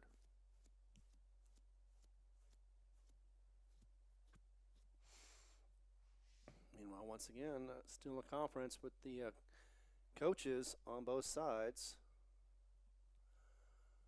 Coach Kyle Harris for Dora and Coach Chris Mendez for Jal. Looks like they're going to be still talking to the ump.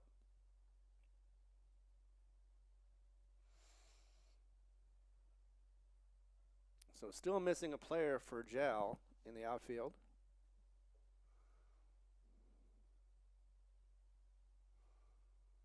This looks like Tripp is ready to go. And now we've got, oh, there's Miguel Ramirez. I guess he just got here late. But he is out there now, so we've got a full lineup. And maybe that was the reason what they were talking about. So, yeah, he is taking his place at right field. Now, the outfield can be better covered with the extra player, or the the right amount of players out there. So, Timmy Neal coming out there, and he is going to be batting for the third time. Got a double last time and a single his first time at bat. So we are underway, top of the third. Now we've got Miguel out there. A little bit low, hopper, and that'll be ball one. Well, that's Timmy Neal.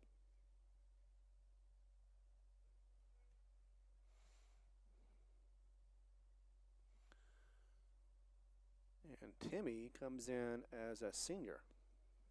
And he looks it. Just a bit outside for the ball two.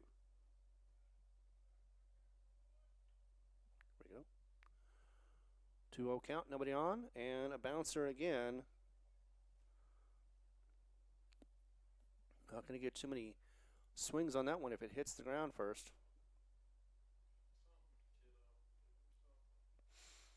Here we go with the delivery. Swung that one and goes to the left. I think that's going to be a little bit of foul.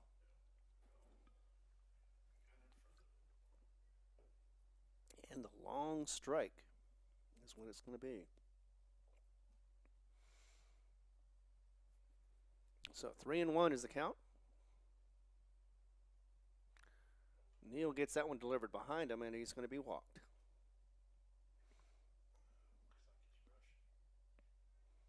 Could be holding the ball too as well. Just a little bit too long or maybe not long enough. Either way, trying to force some plays and not getting it done. Charlie Love coming up next. He was hit by a pitch first time up. Yeah. That's a given that pretty much everybody on first base is going to just run to second. And he does. Another steal for Dora.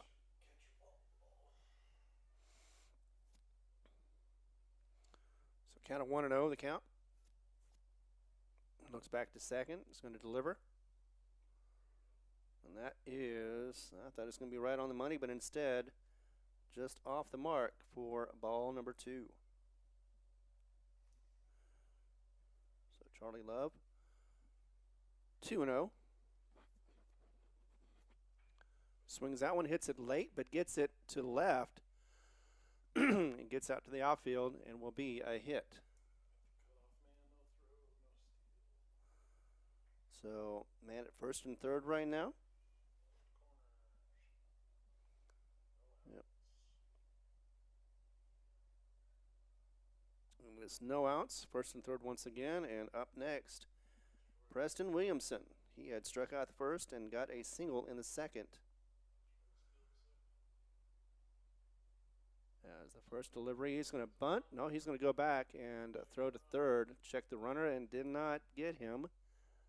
He didn't have much of a leadoff anyway.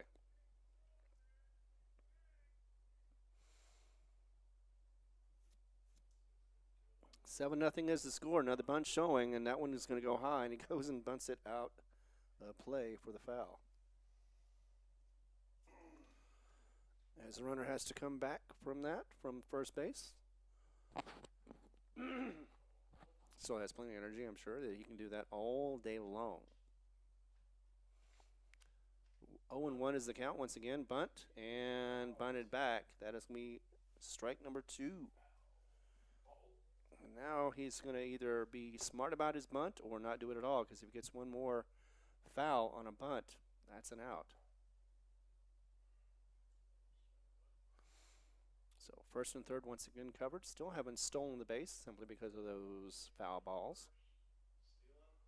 This time it does bounce, and he will steal first or to second easily. That, of course, is going to be Charlie Love.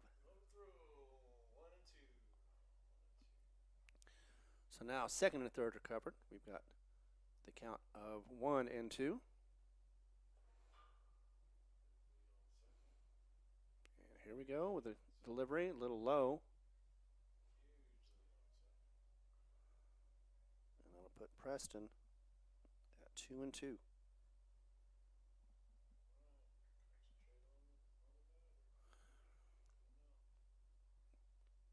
Big lead, huge lead for second base as he goes back a little bit.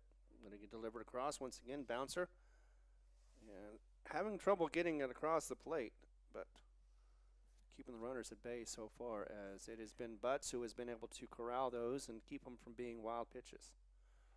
Full count though, 2 on. As he goes back to second, nope, not in time, but keeps him honest. As he delivers that one and gets the runner to go back, that'll be, of course, let's see, I think that is Charlie Love. No, not Charlie Love. That is, nope, Williamson is there, so it has to be Charlie Love. Yep. So full count, goes inside, almost hit him, but instead it'll be a walk. Thought about throwing to third, but third baseman was not ready for it, so luckily he held on to it. And no error on the throw. But that does mean the bases are loaded. Top of the third, no outs. And we've got coming up next Eric Michael, who had a single and a strikeout in the last time at bat. It's going to bunt, and that's going to go, he thought it was going to go high, but instead went right to the back door stop.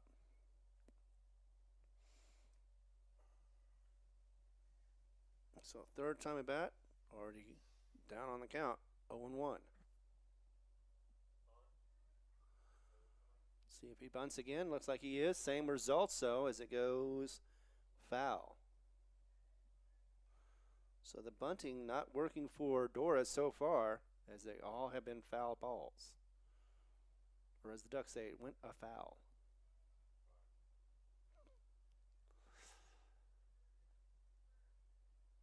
Staying loose, keeping warm. That's what I would be doing if I was out there too. But it is now 0-2. Swing and a miss. And he gets him swinging. Nicely done. That's his second strikeout of the game for Eric Michael.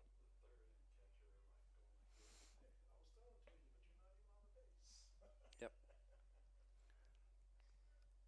Tipton up next. He is playing third base. Got him on the corner on that one and surprised everybody, except for maybe the pitcher. As that one went across for Helmer. Second one. Also, that'll be a foul ball. That's a fair ball, actually. And he is out at first, but he will score. That'll be Timmy Neal. He's going to score.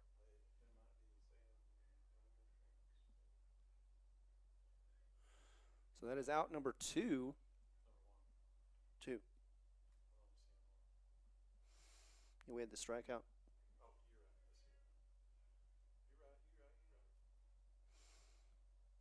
So next is going to be Belcher.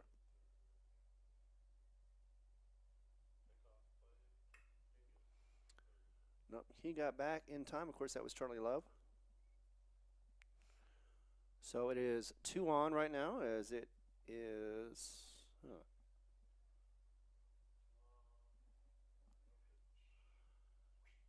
Goes across, nicely done, as it was deceiving him, Belcher, that is. And he got lulled into watching it go across for the strike. That one also did the same thing, right in the pocket there for 0-2 for the count. So he's getting a little bit of a sinker action right there, and that is working out for him as those 2 were strikes. Got him again. Same pitch and same result.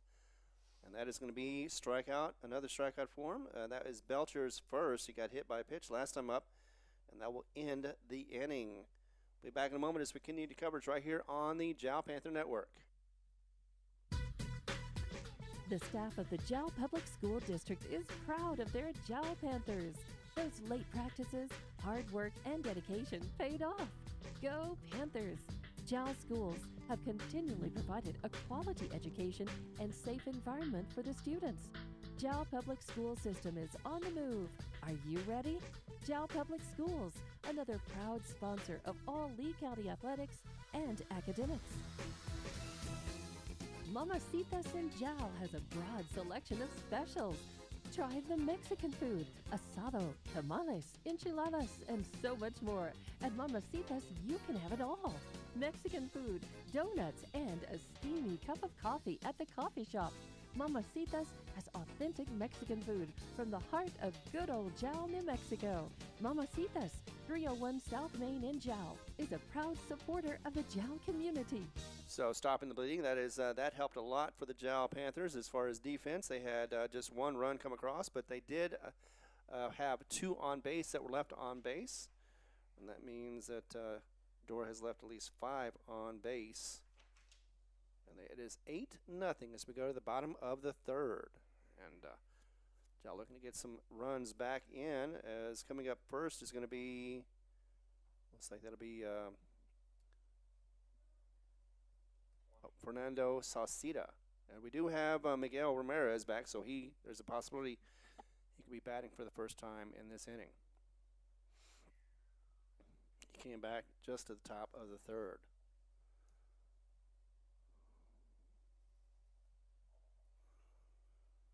So Fernando up to bat. I do believe I remember him from last season as well. So at least we have a couple of players that are coming back from last season, but a majority of them are new to the team, or at least new to the Jal roster. First one's going to be crossed. Low it is, and it'll be a ball 1.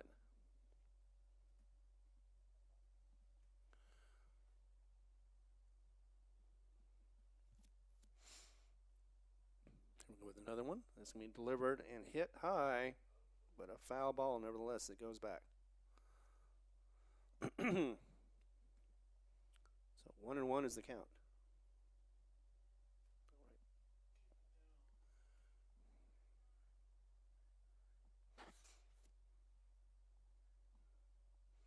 Oh, the quiet sounds you expect to hear wind, but not hearing it. As that one is delivered up the middle over to shortstop, He's going to deliver that to first, and looks like it'll be in time for the 6-3 out. Just could not get any legs on that one, so first out for that one. As Sauceda had a single at his last at bat, his first at bat. Now that was the second. Right now, Jayden Butts with a delivery right now. He's going to get it up the middle, go over to second base, and that is going to be an easy out, 4-3. And that is going to be out number 2. So 2 up, 2 down so far for Jal. As this one comes up, it'll be the pitcher, Trip Helmer, who walked last time. On deck is going to be Navarrete. That one goes across, low for the ball 1.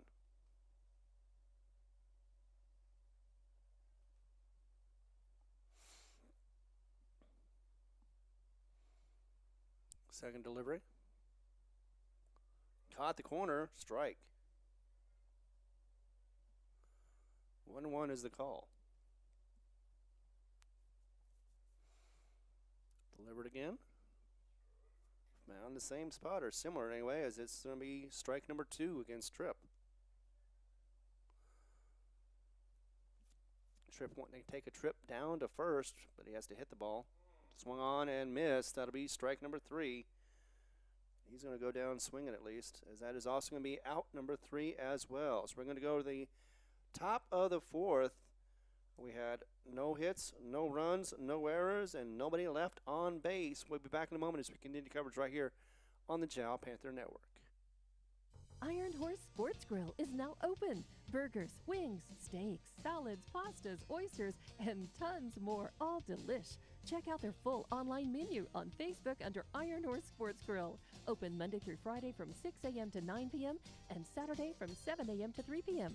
For takeout orders, just call 395-2109. That's 395-2109. Iron Horse Sports Grill, a taste you'll remember. 204 East Kansas Avenue.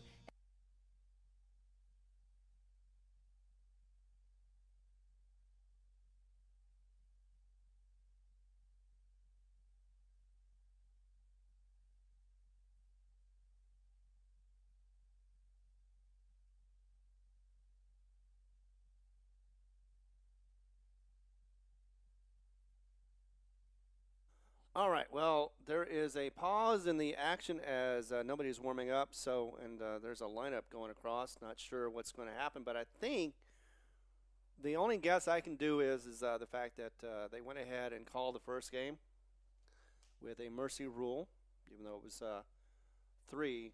And I had, at one point, I had 10 for the score, but I only mean 11, so I thought it was 15 was the rule before 5 innings, but nevertheless, so sometimes things change. With the wind the way it is, and this being a doubleheader, and these two schools having only a couple of games under their belts each, but for right now, it looks like that is actually the end of the first game. We're going to find out here in just a moment and let you know. But in the meantime, let's go ahead and thank our sponsors once again, because without them, of course, we'll not be able to put these on the air for free. For over 25 years, Eunice Pump and Supply has been more than just a business. They've been a part of the heartbeat of Eunice. From the oil fields to the classrooms, Eunice Pump and Supply is all in backing the athletes, cheering on scholars, and investing in the future of Lee County. Eunice Pump and Supply takes pride in their hard-working team, their dedication to excellence, and most of all, the youth. Visit Eunice Pump and Supply, 1310 Avenue O in Eunice, and now proudly serving Lovington at 321 North Main. Your hometown partner and a proud supporter of Lee County athletics and academics. Eunice Pump and Supply, local, loyal, and proud to serve. Iron Horse Sports Grill is now open. Burgers, wings, steaks, salads, pastas, oysters, and tons more, all delish. Check out their full online menu on Facebook under Iron Horse Sports Grill. Open Monday through Friday from 6 a.m. to 9 p.m. and Saturday from 7 a.m. to 3 p.m. For takeout orders, just call 395-2109. That's 395-2109. Iron Horse Sports Grill, a taste you'll remember. 204 East Kansas Avenue. The staff of the Jal Public School District is proud of their Jal Panthers. Those late practices, hard work and dedication paid off. Go Panthers! JAL schools have continually provided a quality education and safe environment for the students. JAL Public School System is on the move. Are you ready? JAL Public Schools, another proud sponsor of all Lee County athletics and academics. Mamacitas in JAL has a broad selection of specials. Try the Mexican food, asado, tamales, enchiladas, and so much more. At Mamacitas, you can have it all. Mexican food, donuts, and a steamy cup of coffee at the coffee shop. Mamacitas has authentic Mexican food from the heart of good old Jal, New Mexico. Mamacitas, 301 South Main in Jal, is a proud supporter of the Jal community. Panther Energy is excited for the Jal Panthers and proud of all the Jal students' great success this year. Panther Energy is your one stop for construction, dirt work, and environmental remediation. Panther Energy, 1179 South 3rd Street in Jal, or call 575-395-2654, 575-395-2654 for more information. Panther Energy, a proud supporter of all Lee County athletics. The Woolworth Community Library is a proud supporter of the Jal Panthers. They are excited to have their kids back into schools and in sports, all while staying safe. The Woolworth Library staff encourages you to swing by the library and check out all of the cool stuff just for kids. Great reads for all ages. Call 575-395-3268 for library hours and online resources. The Woolworth Library, a proud supporter of Lee County athletics. So according to my stats, this is the end of the first game. The score was 8, although they did erase the board before I could figure it out. But I believe it was 8-0, and we ended in 3 innings. And with Jal, they had 1 hit, 4 left on base, possibly no errors. Couldn't tell for sure because they don't have the error on the scoreboard, and no runs come across. So that is the end of the first game, looks like. And usually about 15 minutes or so before they go to the second one, unless they're just in a hurry to get out of here because of the conditions of the wind and the cold and everything. And I don't blame them either on this Friday. And be in a lot of places, and I'm sure they would like to be a lot warmer places than they are right now. And we are lucky enough to be not outside in that cold like I'm used to before. In fact, I've been in a hailstorm last year right here in Jal, and I had to protect the equipment with my body, and took some lumps and bruises along the way, including some that was hit the head, or hit my head anyway, and did not feel any good. So let's go ahead and pause for a moment and see what's going to happen as we continue watching. At the very least, it'll probably be another 10 more minutes before we get game number 2. Nevertheless, though, let's go ahead and thank our sponsors once again. Without, of course, we will not be able to put these on the air. Thanks for watching, and we'll be back in a moment. The Woolworth Community Library is a proud supporter of the Jal Panthers. They are excited to have their kids back into schools and in sports, all while staying safe. The Woolworth Library staff encourages you to swing by the library and check out all of the cool stuff just for kids. Great reads for all ages. Call 575-395-3268 for library hours and online resources. The Woolworth Library, a proud supporter of Lee County athletics.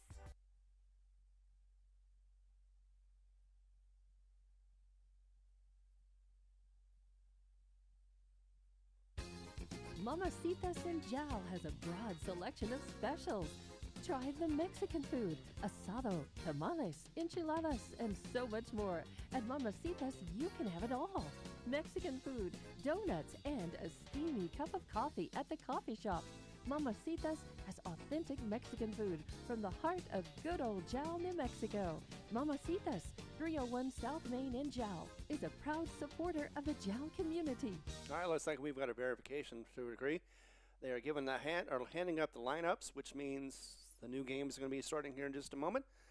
We're going to go ahead and get that changed. Let's see, reset. So game number 2 is going to be happening here sooner than expected. And Jal loses their fourth game of the season. So 1-2 for Dora right now as they get their first victory. 0-4 for Coach Chris Mendez. Assistant Coach Lee Flores and Hayden Simmons.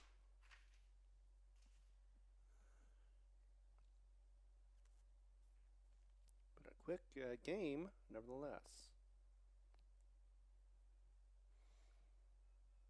And I don't know about Dora, but I know Jal has another game coming up. A doubleheader, actually, against, I think it's Messia Apache. And then they've got District coming up next week. Looks like they've got Texaco to start it off. And it'll be late in the week for April for that first game. Of course, yeah, just a short season and a quick one right into District will be for the Jal Panthers. And the first one up will be Texaco in Texaco. And I think that's actually a doubleheader as well, if I remember correctly. So should be covering that one as well as we drive up to Texaco, New Mexico for that one. But here in a moment, we'll go ahead and get you started on game number 2. We'll pause it for another moment as we continue to get you more information about our sponsors. For over 25 years, Eunice Pump and Supply has been more than just a business. They've been a part of the heartbeat of Eunice. From the oil fields to the classrooms, Eunice Pump and Supply is all in backing the athletes, cheering on scholars, and investing in the future of Lee County. Eunice Pump and Supply takes pride in their hard-working team, their dedication to excellence, and most of all, the youth. Visit Eunice Pump and Supply, 1310 Avenue O in Eunice, and now proudly serving Lovington at 321 North Main. Your hometown partner and a proud supporter of Lee County athletics and academics. Eunice Pump and Supply, local, loyal, and proud to serve. Iron Horse Sports Grill is now open. Burgers, wings, steaks, salads, pastas, oysters, and tons more, all delish. Check out their full online menu on Facebook under Iron Horse Sports Grill. Open Monday through Friday from 6 a.m. to 9 p.m. and Saturday from 7 a.m. to 3 p.m. For takeout orders, just call 395-2109. That's 395-2109. Iron Horse Sports Grill, a taste you'll remember. 204 East Kansas Avenue.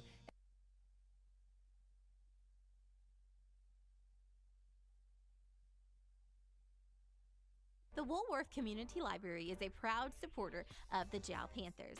They are excited to have their kids back into schools and in sports, all while staying safe. The Woolworth Library staff encourages you to swing by the library and check out all of the cool stuff just for kids.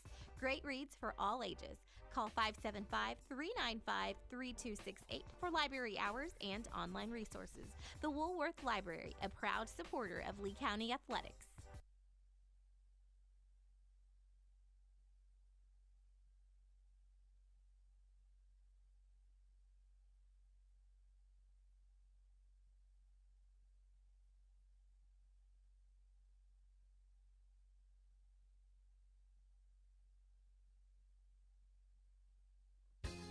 Mamacitas in Jal has a broad selection of specials. Try the Mexican food, asado, tamales, enchiladas, and so much more. At Mamacitas, you can have it all. Mexican food, donuts, and a steamy cup of coffee at the coffee shop. Mamacitas has authentic Mexican food from the heart of good old Jal, New Mexico. Mamacitas, 301 South Main in Jal, is a proud supporter of the Jal community. Panther Energy is excited for the Jal Panthers and proud of all the Jal students' great success this year. Panther Energy is your one stop for construction, dirt work, and environmental remediation.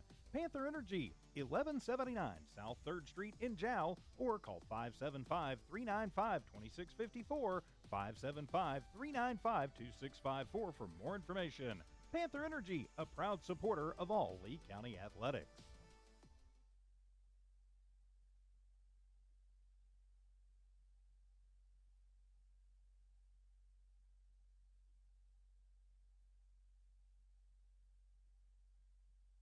For over 25 Iron Horse Sports Grill is now open. Burgers, wings, steaks, salads, pastas, oysters, and tons more, all delish. Check out their full online menu on Facebook under Iron Horse Sports Grill.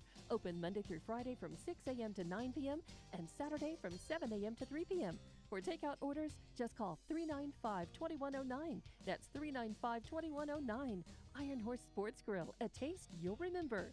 204 East Kansas Avenue. The staff of the Jal Public School District is proud of their Jal Panthers. Those late practices, hard work, and dedication paid off. Go Panthers!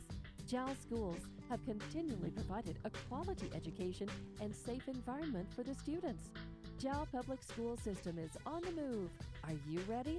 Jal Public Schools, another proud sponsor of all Lee County athletics and academics. For over 25 years, Eunice Pump and Supply has been more than just a business. They've been a part of the heartbeat of Eunice. From the oil fields to the classrooms, Eunice Pump and Supply is all in backing the athletes, cheering on scholars, and investing in the future of Lee County. Eunice Pump and Supply takes pride in their hard-working team, their dedication to excellence, and most of all, the youth. Visit Eunice Pump and Supply, 1310 Avenue O in Eunice, and now proudly serving Lovington at 321 North Main. Your hometown partner and a proud supporter of Lee County athletics and academics. Eunice Pump and Supply, local, loyal, and proud to serve. The Woolworth Community Library is a proud supporter of the Jal Panthers. They are excited to have their kids back into schools and in sports, all while staying safe. The Woolworth Library staff encourages you to swing by the library and check out all of the cool stuff just for kids. Great reads for all ages. Call 575-395-3268 for library hours and online resources. The Woolworth Library, a proud supporter of Lee County athletics.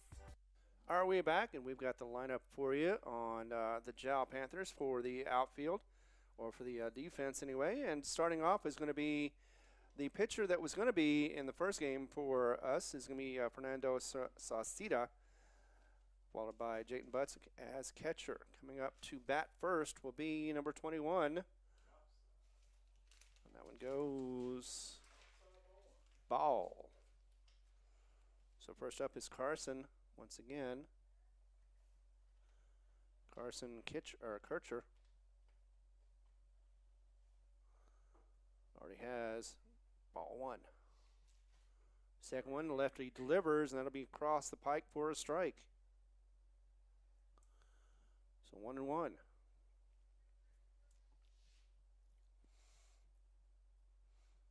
If it goes the way it did last time, I think next up will be swing and a miss on that one. Strike two. Will be Isaac Jasso. That was a quick strike there. 1-2 is the count. Here we go with another one. Swing and a miss. He's going to go ahead and get the third drop strike, and he's going to try to get first in time, and he does. No problem. So strikeout. Nevertheless, though, he does get first. So we'll be Jasso up next.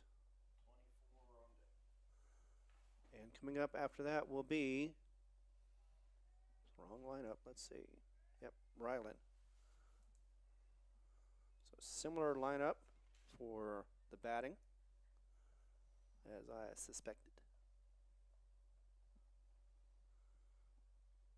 Lead off from first.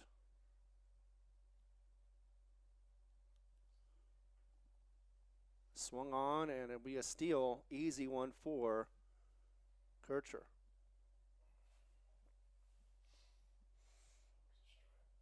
And that was, of course, a strike as he swung on and missed it.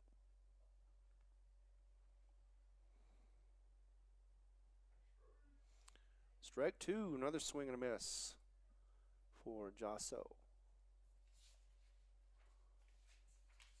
See, last time he only got on by a walk and a hit by pitch and an error as well. So never hit it except for when it was an error.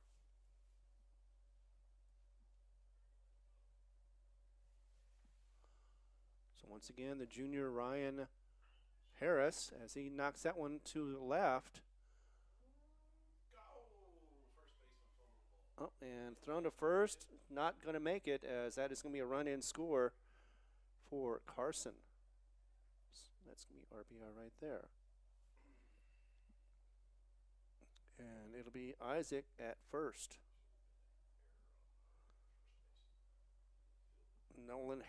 Ryan Harris coming up to bat.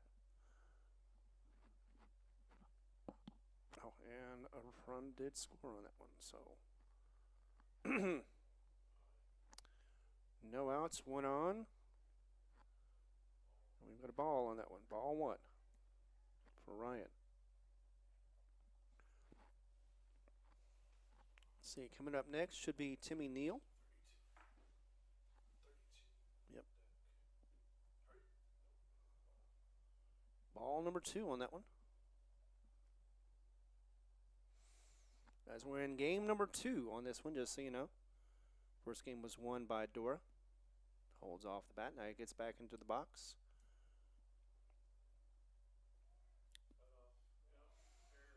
And that is going to be just a bad throw to first as he goes all the way around third to third.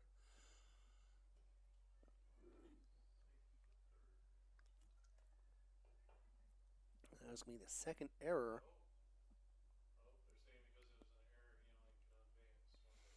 Makes sense. So he gets to second. Does Isaac. So that is right. He did get the steal on the error, but just the one error. Meanwhile, 2-0 is the count for Harris as that one goes out. Wild pitch, so the results are still the same, though. Runner advances to third. He's in scoring position still. And the count goes to 3-0. 3-0 the count. 1 on at third base. 1 run already has scored. No outs. Delivered high. Ball 4. So first and third once again covered by runners. Timmy Neal coming up next. And yep, they went ahead and just let him go to second. So second and third now covered by runners. No outs. Timmy Neal is up to bat. It looks like it'll be junior Charlie Love coming up next.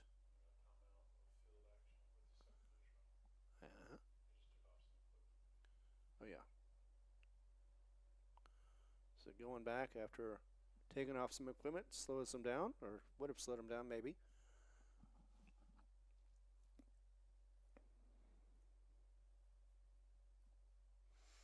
Delivery comes across a little high and outside, otherwise perfect for the ball.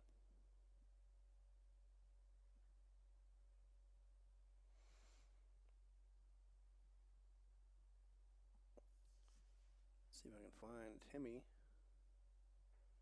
Last time up was a walk. That one is a strike. 1-1 for the call right now, as it was also Timmy who had a double, an RBI double, and a single in the first at bat. So he's been successful with the bat so far in this game, or in these games. That's a little high. Wild pitch as he could score and a run. And low, not in time though, as it does get Isaac across for the score. So 2-0 as it advanced the runners. So with Isaac getting home, Harris is now at third. And Timmy is looking at a 2-1 count. Timmy.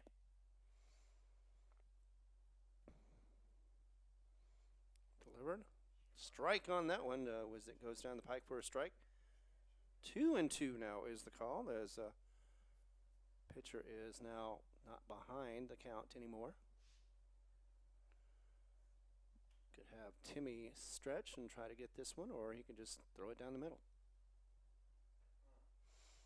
Didn't catch it, so it'll be a full count, 3-2. Thought it might catch the corner on that one, but it did not.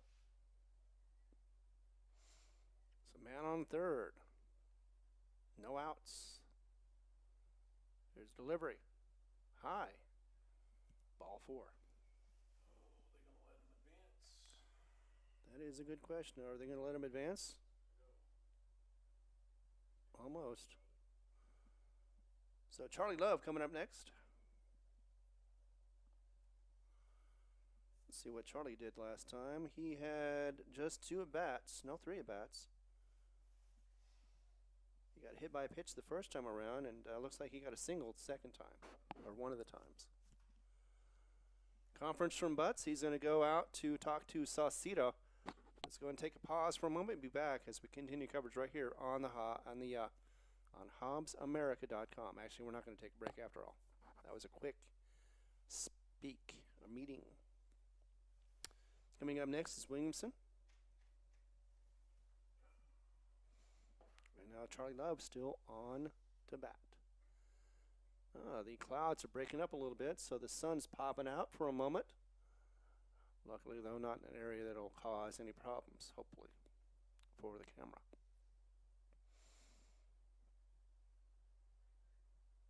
Wind's blowing straight out now.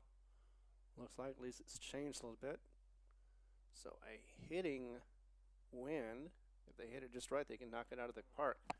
That's going to go dribble, and thought about, actually he's going to be a rundown now as he goes back to third. He's going to try for home now, and he'll be out. So being aggressive was Ryan Harris. He ends up getting the first out of the of this inning. That does get the runner, Charlie Love. Actually, Charlie Love is still at bat. That is Timmy, who is at second. So Neal at second. Charlie Love now with a count of 1-0. And now strike across the pike for the first strike, 1-1. Right now, 2-0. Dora is up. We've just started the second game.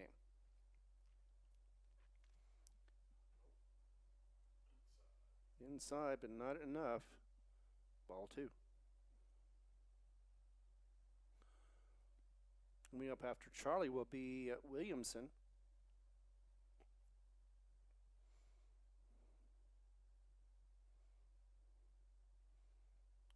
Delivery once again, a little low, but swung on and a steal at third. Not in time, though, as the runner is able to get there. Of course, that is Ryan Harris. So 2-2 is the count now with Charlie.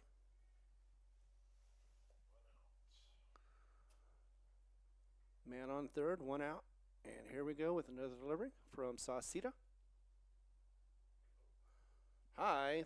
Tried to get him to chase, but did not. Full count is what we've got now.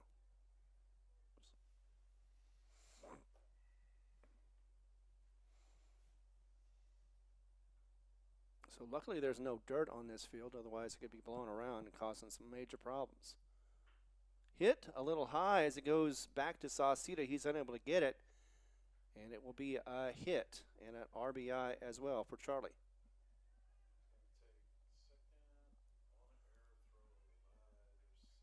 And after an error throw to first, it'll be Charlie to second, and Williamson coming up to bat next. 3-0 is the score right now, top of the first.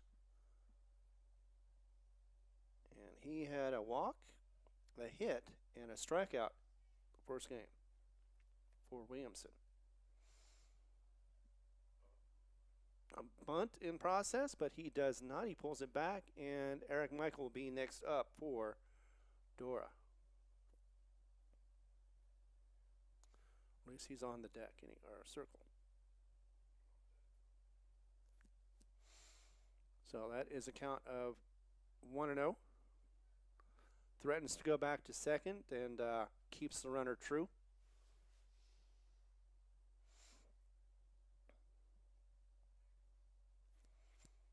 Throws back again, once again, in time, so no out. Trying to get that easy out, but it's not working. He's got a big lead once again for Love. No, that's for Love. And a wild pitch is going to get Love to third.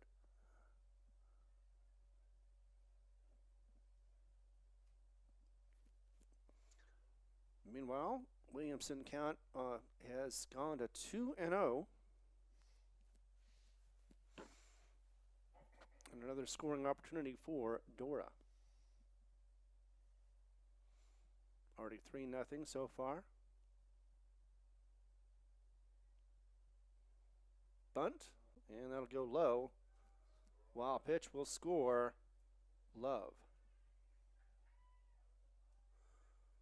So a little easier on that one as it goes 4-0. And that will be strike number 1. No, actually, it wasn't a strike. He didn't contact. I thought he made contact, but instead, count goes to 3-0. Williamson could still be walked with nobody on. 4 runs come across. And he does. That was no reaction from the ump. I thought he was going to call, but instead it was a walk for Williamson. Coming up next, Eric Michael. Eric struck out twice. He also got a single in the second. Steele, once again, is on. This time it's a nice throw, but not hard enough. And even though he slides, he does get in without a problem. Eric Michael, though, on the other hand, he is sitting at 0-1.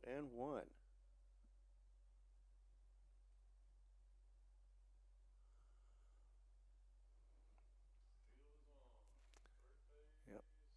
Still nicer throw, but still not in time. Still to third, as that was a swing and a miss. So Williamson already at third now. Once again, they get to third pretty easily, and then they score. That was a strikeout. So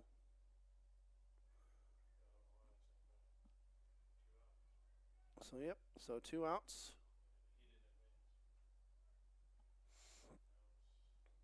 Ooh, swung on and missed big time. 4. That is going to be number 6. That is that's a different batter, isn't it?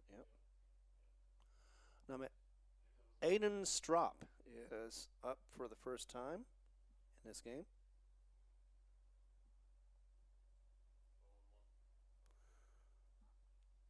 Counts at 0-1. I'm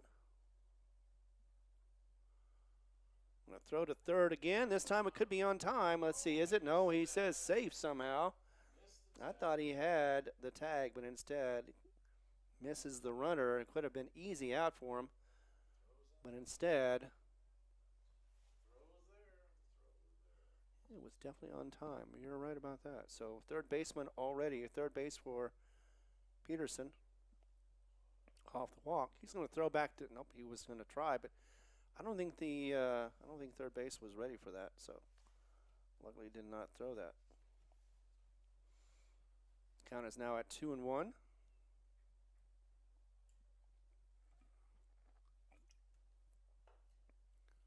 Throw a little low, and a throw back to, yep, this time he does do it. And a bad throw as he gets away from the third baseman, and it's going to go ahead and score the run as he slides across for another run, this time for Preston once again. So 5-0 is the score, top of the first still. 3-1 is the count.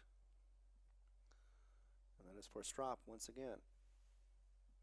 So Aiden's seen 3 balls in a row after that first swing and a miss for the strike. Nobody on. 2 outs. Strike number 2, though. So the answer back, full count now. As Sauceda gets back on the mound, he's going to deliver one more time at least. Swing and a miss. And that will be the second strike out. And the third strike for the inning. But not before some damage is done. 5 runs come across. Nobody left on base. No errors that I'm aware of. And 5 runs once again. We'll be back in a moment as we continue coverage. Having it right here in Jal on the Jal Panther Network. The staff of the Jal Public School District is proud of their Jal Panthers. Those late practices, hard work, and dedication paid off. Go Panthers! Jal schools have continually provided a quality education and safe environment for the students. Jal Public School System is on the move. Are you ready? Jal Public Schools, another proud sponsor of all Lee County athletics and academics. So yeah, there was at least 3 errors for Jal. I forgot about those throwing errors. And let's see, we've got number 30, Isaac Josso. So he is second in the lineup, so that is the pitcher. He is Harris catching, and it's me. Looks like Charlie Love is playing at first base. Got Eric Michael at second. It is Tim Neal at third. So you also have Williamson at third. Okay, so left field is Strop.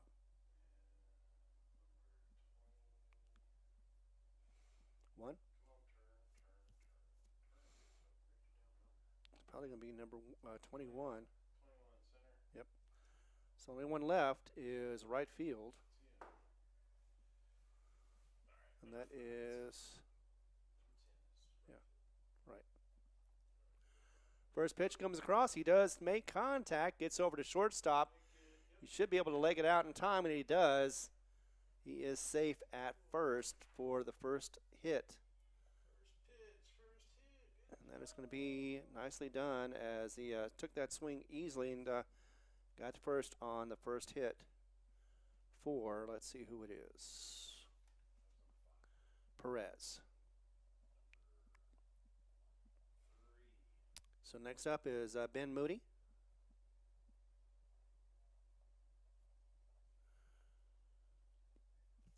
Looking back to see, make sure that they keep Perez true on his in his area. Andre.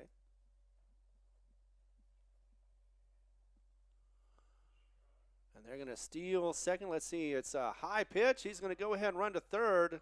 He may have overstepped, but yep, he's going to be out. Was good on second, tried to steal third, and bit a little bit more than he could chew, and is out at third. Or is he? Nope. No, he is. Unfortunately, he is. I want to be wrong on that one, but yeah, exactly. And once you get off the bat, then you can't get back on it. But nevertheless, though, that is going to be strike number 1 for Ben. Gets it across, hits it, foul, strike number 2. 0-2 is the count. Could be Sauceda coming up next. He is number 20.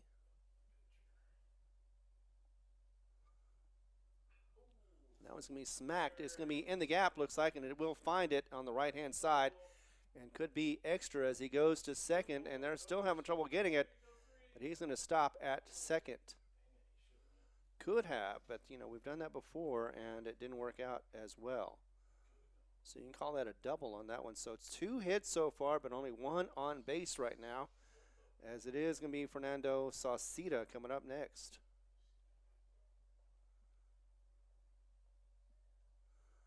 Not a lot of opportunities for this team in the first game. Hopefully they're going to be better in the second. So getting ready for the pickoff at second possible for the runner. And he does go back, but he doesn't throw the ball.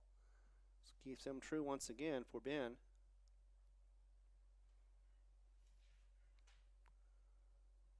Let's see, this time around, Ben is on right field. Now that we have all of our players back, that is going to be a ball for Fernando.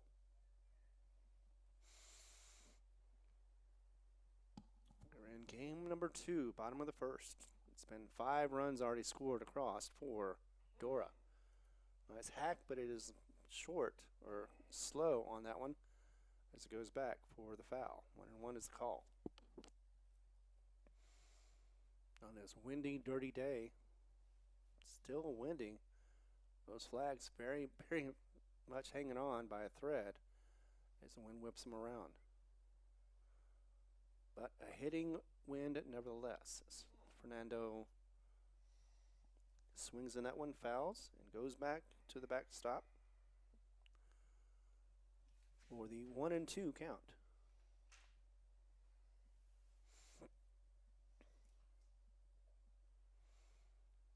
Pitcher ready for the delivery from the pitcher. Josso with the delivery. Hits it, but it is fouled. So no change on the count. Should be the catcher coming up next, Jayton Butts. Yep, there he is. It's one of those thankless jobs doing besides ump is catcher. Puts a lot of strain on your knees. That one goes high for a ball. Ball 2. 2-2 is the count. Had fun yesterday in Eunice with Jimmy calling the Eunice Cardinals game. That was ended in 4 at the Cardinal Classic. That one goes low. Tried to get it to sell it to get it to be a strike, but instead will be called ball. Full count, 3-2 for the pitcher, Sauceda. Butts in the circle and hoping to get a chance. As he gets this one, gets it back to the pitcher, and that could be an easy, no, he's going to stop at third. So first and third are now going to be covered on that single. Probably a good idea to keep him at bay so that way he doesn't get another extra out or a third out as that at that point. Helmer is coming up next. That's Trip Helmer, that's right.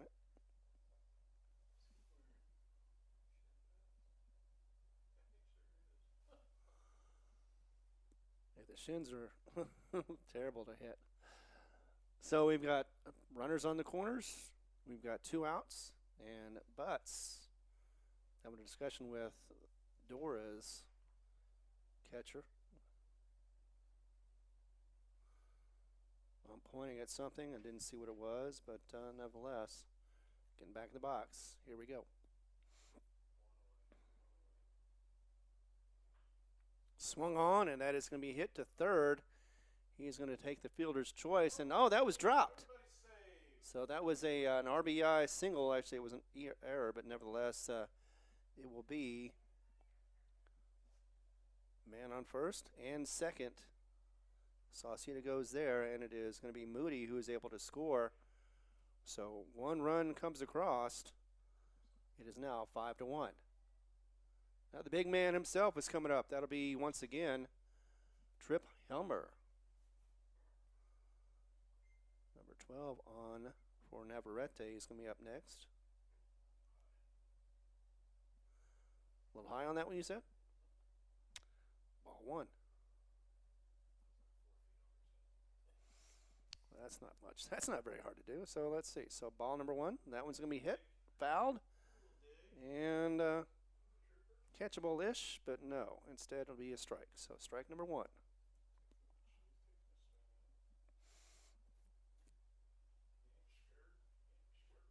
No, he's bonded up for warmth, though, as he gets set for the next pitch.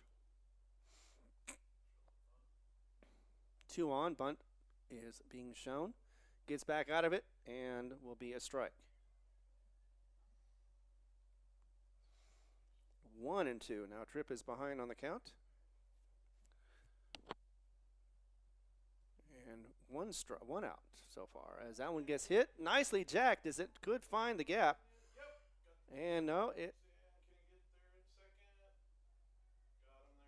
looked like it was a tag play on that one. Neither one of them was able to get it between second and center field. So Tripp gets a hit. So yeah, they did force out Jayton Butts. So he does get the second out. And Tripp gets a single. Actually, it could have been an error. Either way, we're going to go ahead and give him a single because they don't have a whole lot going on right now. But it is first and third cover right now. And coming up next is going to be Navarrete. First one's going to go across for the strike.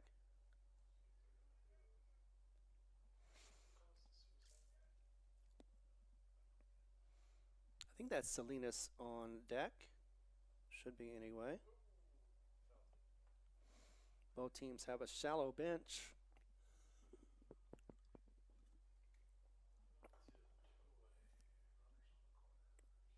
So 0-2. Trying to get rid of that tickle, but nope. 0-2. Runners on the corners once again, still. Guarding the runner at first. Going to go ahead and deliver. High, and nope, nothing going. So ball 1.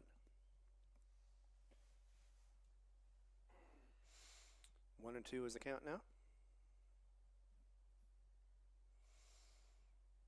Oh, it hit him, so hit by pitch, bases loaded.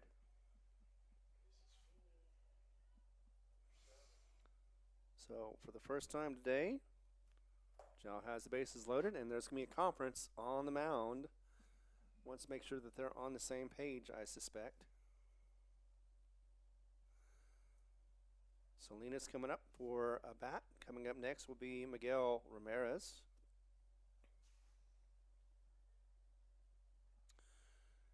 And it could be Xavier after that.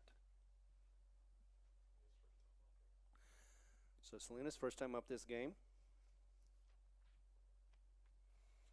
Bases loaded, that's something that every batter would like to see, although that's not the first one they want to see is a strike down the pike. So 0-1. Loses that one, but he's not going to get the wild pitch. Thought about throwing back to first to tag him out, but keeps it instead. So Miguel did not get to bat last time in his first game because he was late. Up again. Actually, it's Salinas. That's right. Inside for the ball. So Isaac still holding strong. Good eye on him, as some would say. 2-1 is the count. That one goes across. It does find the corner for the strike. 2-all.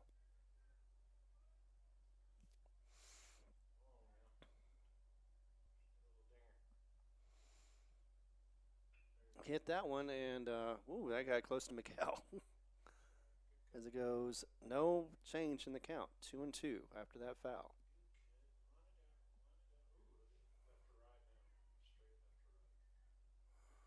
Yep, once again, looks like the wind has moved a little bit. High, hello, and that's going to be ball 3, full count. So full count, full count on this one. Bases loaded, 2 outs, unfortunately, and Jal trying to get back with just 1 run so far. Swing and a miss, and that'll be strike number 3. So the first strikeout of the game for Dora, and it will be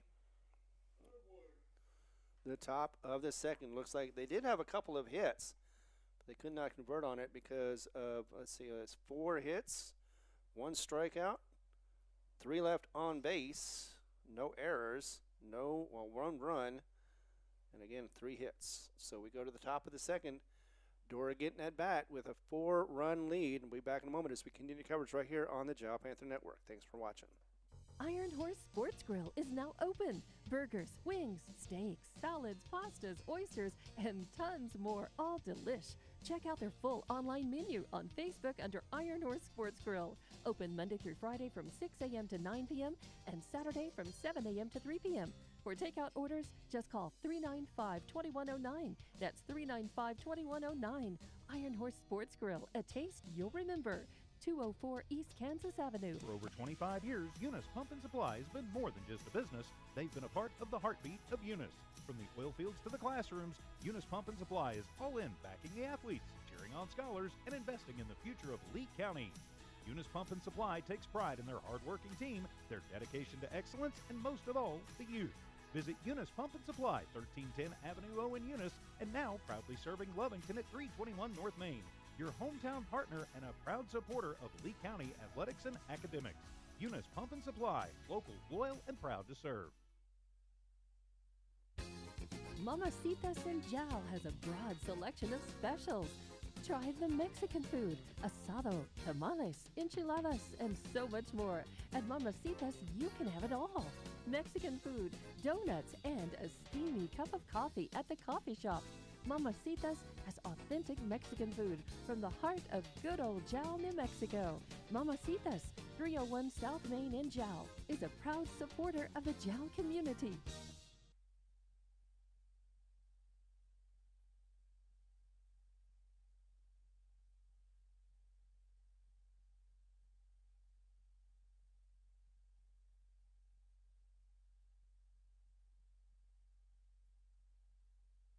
All right, so we had a lineup change, but one of the reasons is because Jayton Butts is going to go ahead and pitch, and he can't pitch and catch at the same time. At least most players can't do that. So we also have the change in the catcher, which will be Trip Helmer going in there to do the catching duties, and that means that his position is going to be filled by Salinas, and that is going to be, let's see, Isaac Salinas.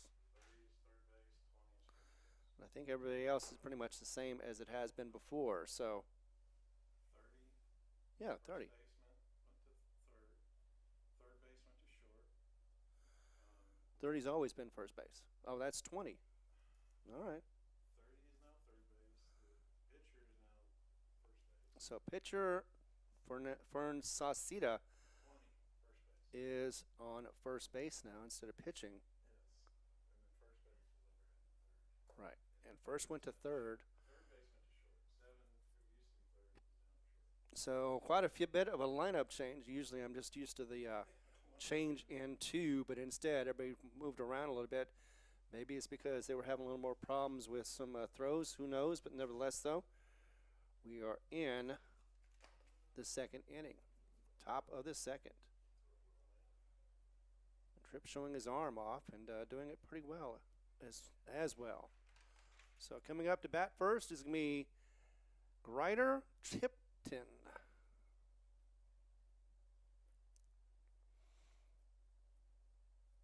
And he is going to get the opportunity to get on first. But not with that. He's going to get the first strike of the inning. So he's the bottom of the lineup right now.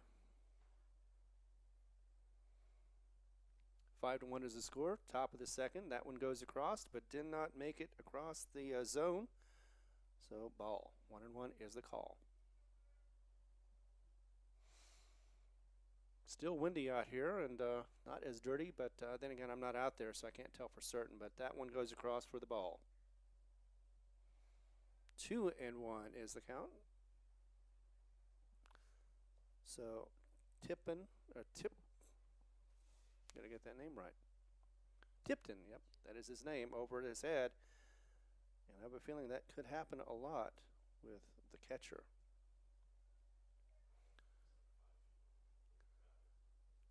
So 3-1 is the count now. Jayton with the delivery, trying to get in and out of this inning quickly as possible. That one, though, high, and it'll be ball 4. So not a good way to start with a walk. Top of the order now is back to it is going to be Carson.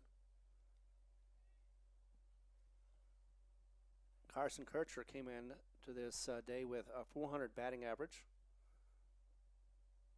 He got struck out the last time, first time up. That one is going to be a strike. So back to it. 1 on, no outs. Kircher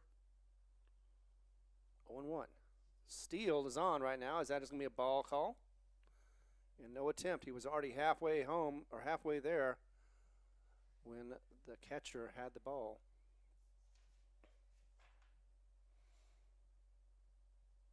Where's that? His Trip. It's 1-1. A little high on that one, and that is going to go ahead and get the runner to third base now.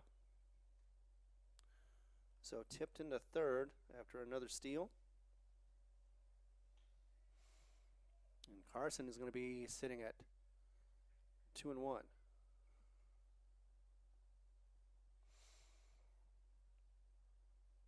So man in scoring position. Here we go with another one. Cross the pike, and that is going to be a strike. I thought it was a little high, but I'm not going to complain about it. 2-all.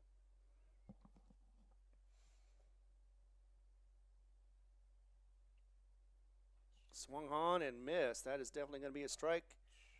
And out number 1. So 1 away. Carson once again strikes out. That's his second strikeout of the game. Coming up next is going to be Isaac Jasso, who is the pitcher of this game. Got on an error and did score after he also had an RBI. Nope, a little high on that one. Got it away, and it'll be, ooh, close. Nope, safe though. I thought he had it in there for the tag, but instead, Tipton will get a run. So a 5-run lead again for Dora.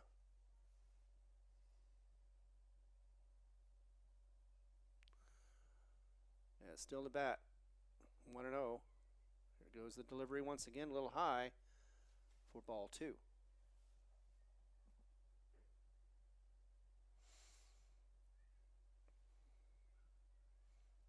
Two and 0 the count. Nobody on right now with 1 out. Butts with the delivery just outside ball 3. So Jayton behind on the count. Expect to see him throw a little one across the plate for a strike. We'll see. Nope, gonna be high, ball 4.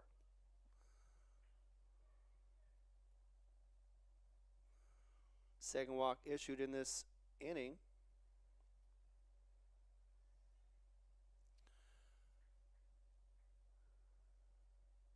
This is his first inning to be able to pitch. So far, he's got .3 under his belt.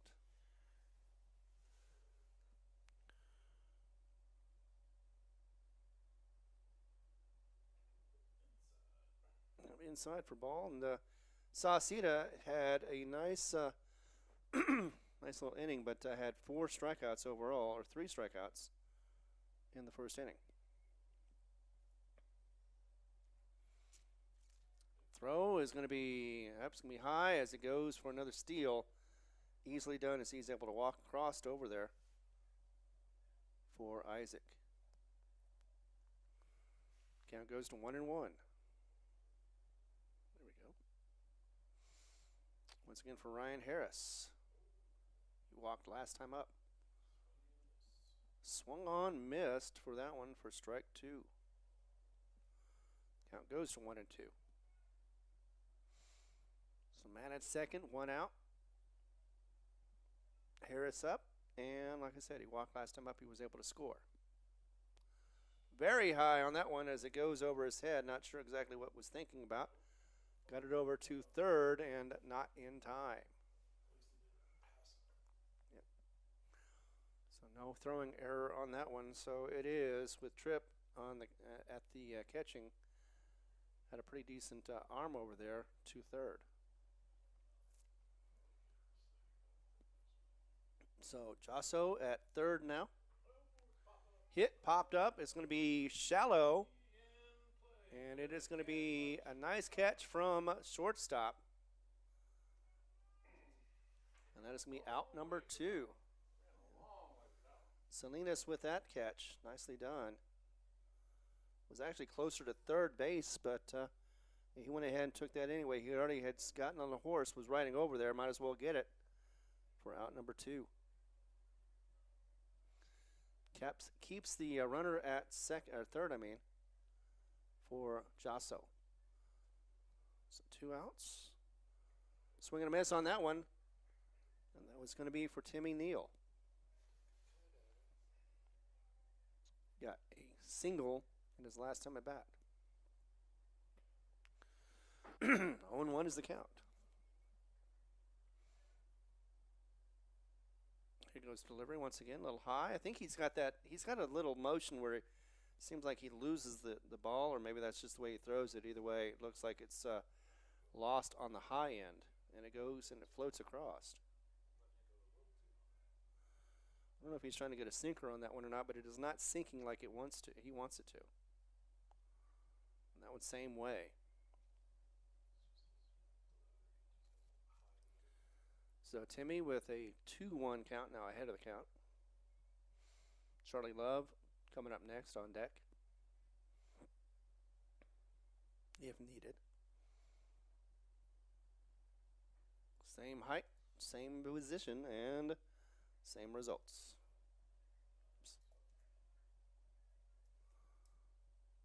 3-1 count now. Back to it. A little high on that one, and ball 4. So we have runners on the corners once again, first and third. Jasso still out there after getting walked. So that was 2 walks in a row, basically after the the single out.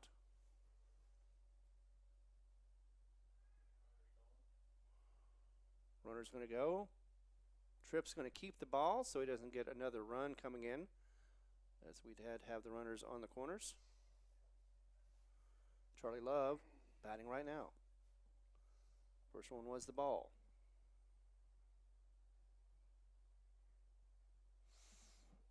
Bouncer. This time it doesn't go over his head, but it does get a wild pitch, and it will be another run come in. So he's able to score, was Isaac, and that'll be another run for Dora. That'll be 7-1 for the score, a 6-run lead, as it also moves Neal to third.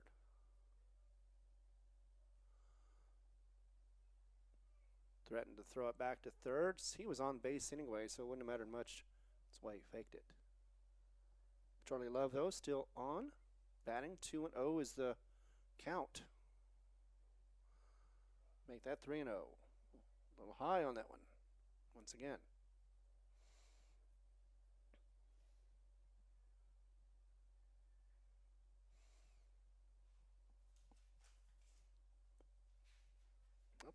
Another fastball across the pike, and it goes. Oh, actually, that's going to be a walk.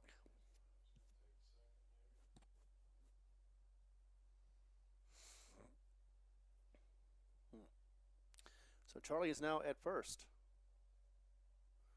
Williamson coming up to bat. Still 2 outs, runners on the corners. You expect to see another steal from first from Charlie Love. There he goes already. Strike number 1, as that is a steal for Charlie. No, they're pretty much giving up those second base steals at this point. Might get out of this inning, though, with as little damage as possible, but that is a high ball for ball number 1. Williamson walked last time as well, so there's been a few walks in here, peppered out between these 2 innings.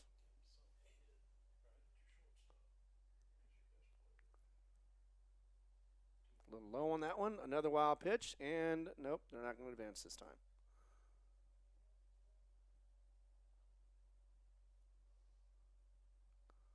Two and 1 is the count for Williamson. Coming up next will be Eric Michael.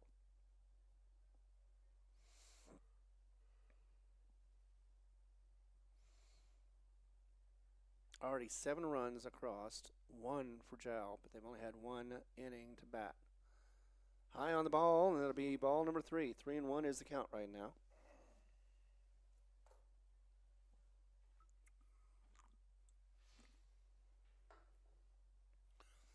.440 is this time, and that is going to go dribbling across for walk again. Walked and bases loaded walk, and that'll be once again Eric Michael coming up next to bat. He struck out last time up.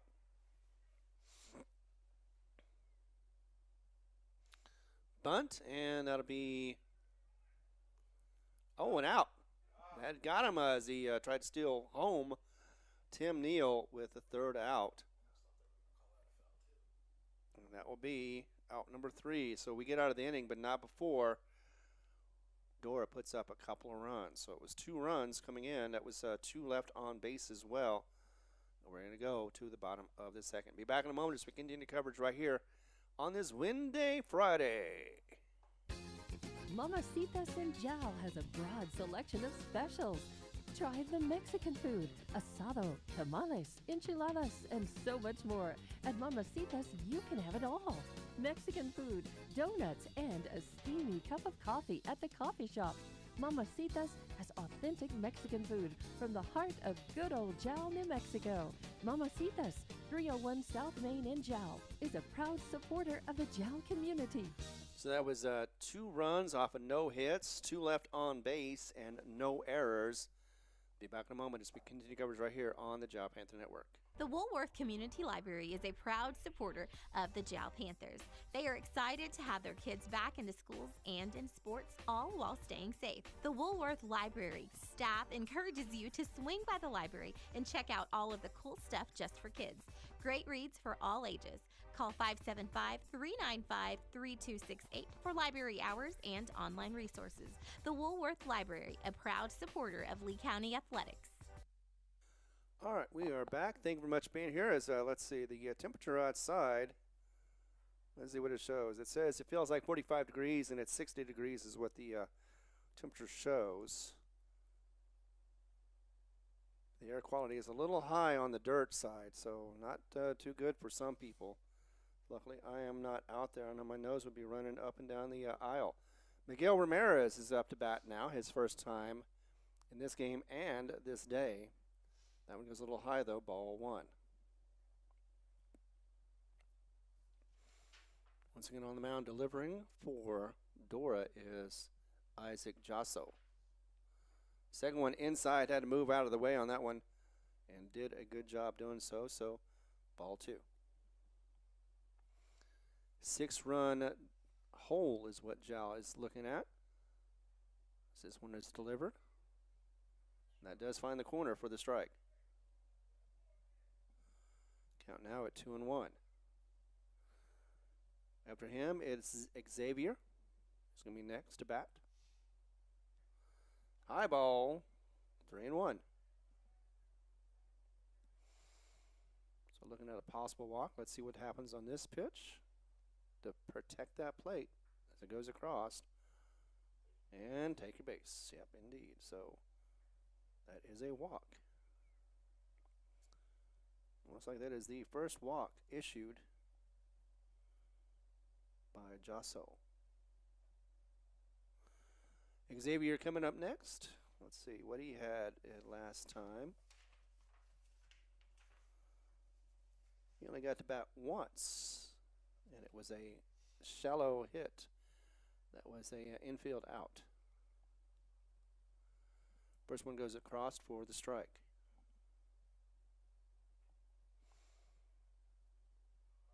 Watching the runner, but it goes back, and it's going to be a ball. 1-1 for that outside count.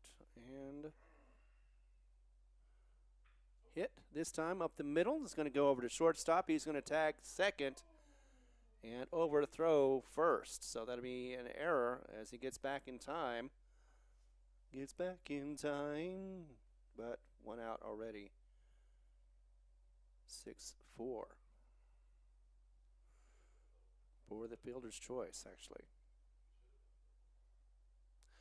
Yep, and if it would have been for the overthrow, it would have been a double. Yep, exactly. But instead, Xavier gets on. So 1 out, though, 1 on. Not the speediest of runners. And Perez coming up next, top of the order for the Jal Panthers. Perez was able to get a single in his first at bat, but he got caught stealing. He was good at second, tried to take third, and got caught doing that. First one's going to go across for the strike as he watched it. Bat on shoulder. It's never a good feeling when you see the ball go across and it becomes a strike. Second one.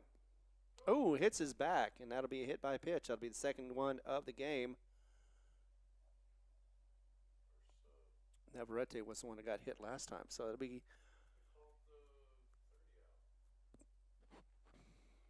Yeah, 30 is out. So let's see. So there's 2 outs. All right, so we missed that somewhere somehow.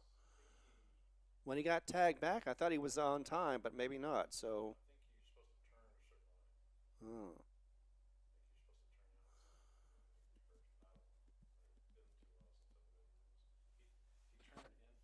Yeah. Yeah. If you go to the right of the first base, then you're safe. If you go to the left, you have to go back to the tag. And I think he did get tagged out. So I didn't see that, but I thought he had gotten back in time. So that is going to be a strike. And let's see, we've got a count of 0-2 already against Ben Moody. He also got a single, but he was called out. No, actually, he was the only one that got the score so far. As that is going to be outside ball, and that'll get our runner, Perez, to second for the wild pitch. So now we got that all covered and situated. I think that's what happened, because I remember I saw him. He was going back. I thought he got back in time, but they did tag him, and he was to the left of the base. Tip is going to keep the count at 1-2. Although they've got the scoreboard off. There we go. They're finally fixing it. So now it's 2-2. So evened up. Moody with the swing and the strikeout. And that is going to be strikeout, or that'll be the second strikeout of the game for Jal and the third out. So that means we're going to go to the top of the third. That means that we had one left on base. So we had one error. I believe that was one hit as well, but no runs come across. So we'll be back in a moment as we continue coverage. Top of the third for you. And it is 7-1, a run lead for Dora. Be back in just a moment. The staff of the Jal Public School District is proud of their Jal Panthers. Those late practices, hard work, and dedication paid off. Go Panthers! Jal schools have continually provided a quality education and safe environment for the students. Jal Public School System is on the move. Are you ready? Jal Public Schools, another proud sponsor of all Lee County athletics and academics. Iron Horse Sports Grill is now open. Burgers, wings, steaks, salads, pastas, oysters, and tons more, all delish. Check out their full online menu on Facebook under Iron Horse Sports Grill. Open Monday through Friday from 6 a.m. to 9 p.m. and Saturday from 7 a.m. to 3 p.m.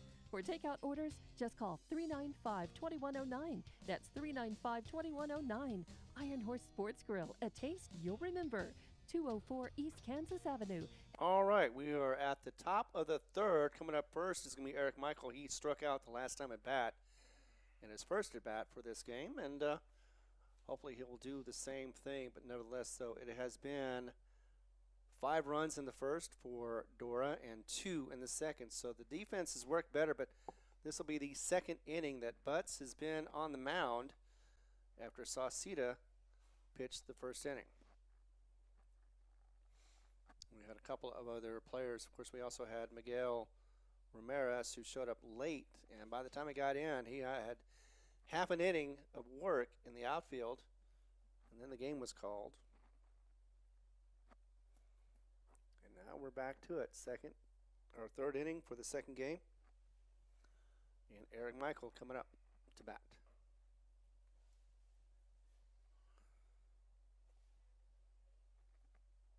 First pitch, a little high, didn't find the mark, and will be ball 1. So we've been watching as Jayton has a certain style, a certain way of throwing the ball. Let's see what he does this time around. A little low this time. A bouncer, ball 2.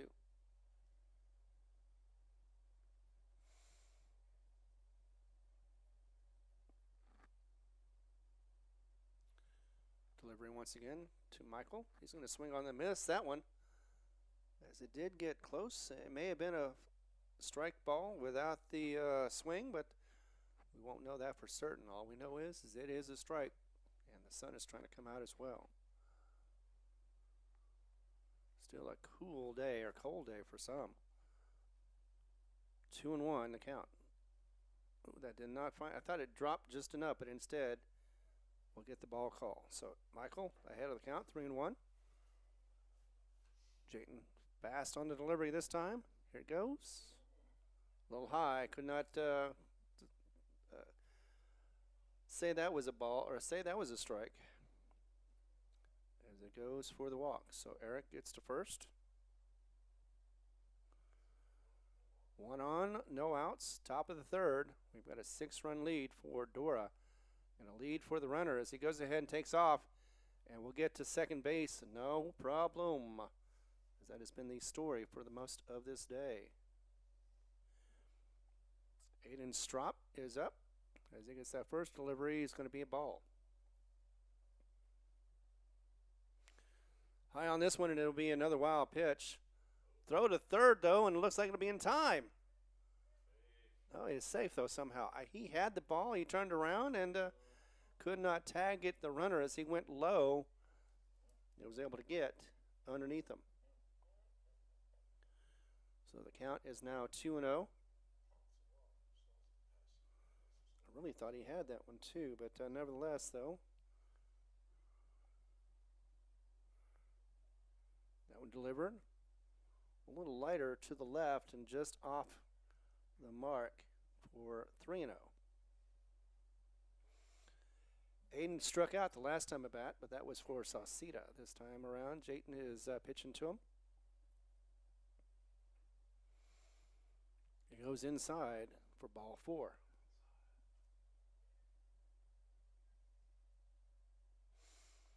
So runners on the corners once again. No outs. Coming up next is going to be the bottom of the order, Tipton. Tipton got walked last time as well. So this one goes across. And it would be a ball. I thought for a moment he was going to call something, but nope.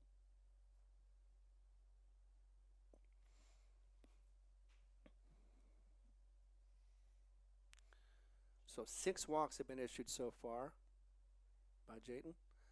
That one goes high as the runner goes and steals second again.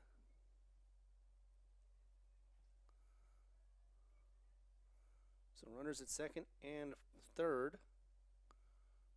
And the count down to 2-0. Didn't find it, 3-0.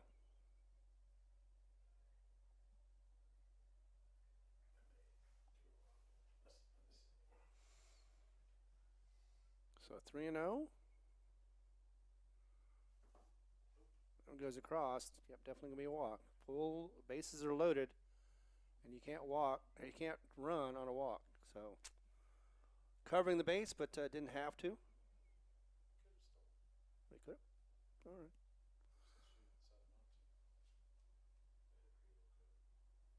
Well, they're getting walked around, so. No outs, full bases loaded. We got a meeting on the mound. Let's go ahead and take a break. Be back in a moment as we continue coverage right here. Iron Horse Sports Grill is now open. Burgers, wings, steaks, salads, pastas, oysters, and tons more, all delish. Check out their full online menu on Facebook under Iron Horse Sports Grill. Open Monday through Friday from 6 a.m. to 9 p.m. and Saturday from 7 a.m. to 3 p.m. For takeout orders, just call 395-2109. That's 395-2109. Iron Horse Sports Grill, a taste you'll remember. 204 East Kansas Avenue. Coach is going to stick with Butts on this one. He was giving him a little bit of a pointer. Whether it works or not, we'll find out here in a moment as we got bases loaded. No outs. Coming up to bat will be top of the order, Carson. It is Carson Kircher. Bunt on, and he's going to go ahead and get it over to Betts, who's going to take it to home, and an out at home. Didn't really have to even tag him at this point, but went ahead and did it anyway, and that'll be the first out.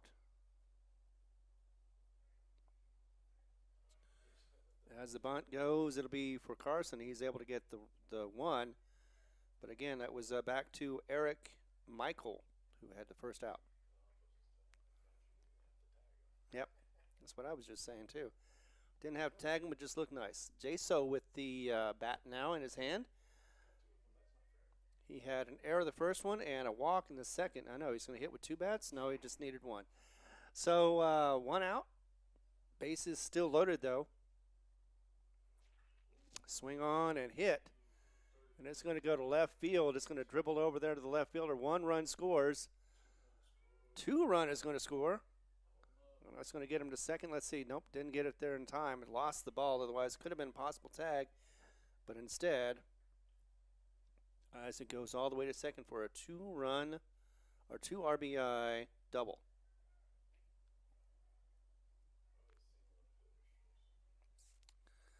So that knocks it up to 9-1. With just 1 out, coming up to bat next is going to be Ryan Harris. Harrison had an infield out last time up. First one goes across quickly for the ball.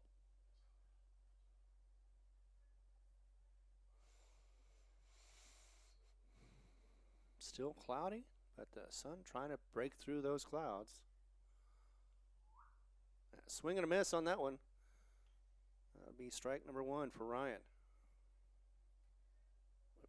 There we go.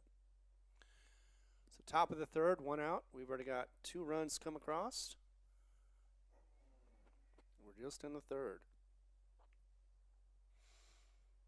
Jayton with the delivery, going to hit that one, and it's going to be center.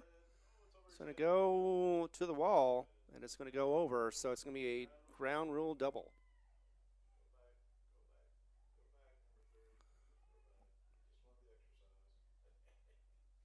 So let's see. Yep, it's going to be. No, he was at second, so he did score. So the ground rule double for Harris.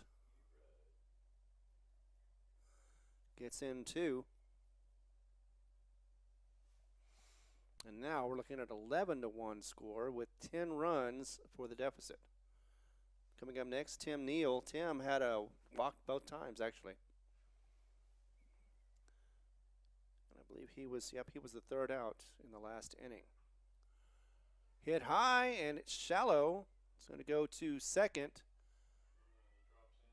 And it dropped in. I thought he had it for a second, but instead it will find its way to the ground as it dribbles, gets to the catcher, but not before Timmy Neal gets to second. But that was a single for him and an RBI, I think.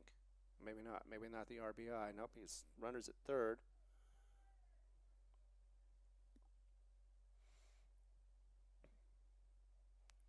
So a single gets him to second base. I mean, he was pretty much going to get there anyway. Charlie Love coming up next. And that is going to be a wild pitch. Let's see if we get back in time. Nope, indeed. Well, it could have been, but a little lackadaisical on that throw. Instead, it'll be a run in coming in from Ryan Harris. And the wheels have fallen off once again as we get into the third inning. So the count now, 1-0 for Mr. Love. Hit back and will be foul. 1-1 is the call.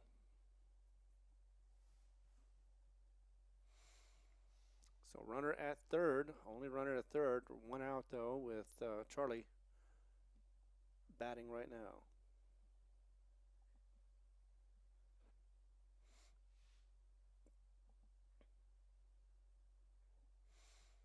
High on that delivery, and it's going to be 2-1.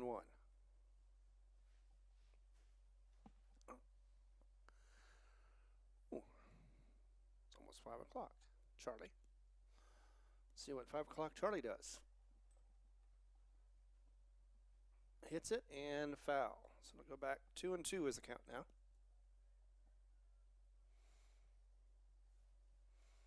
Williamson coming up next. He is getting the ball right now, the one that was fouled, getting it out of the way.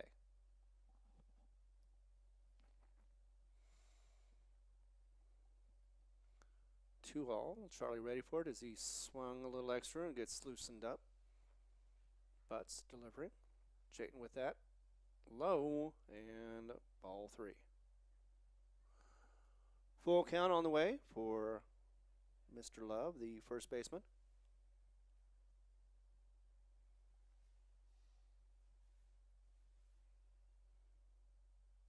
more delivery. Swing on and missed. Dropped strike 3, but he's going to go ahead and deliver it over to first in time for the tag out. So a strikeout is going to end, or actually not end, it was only number 2, so still have a batter up and a runner up as well on third.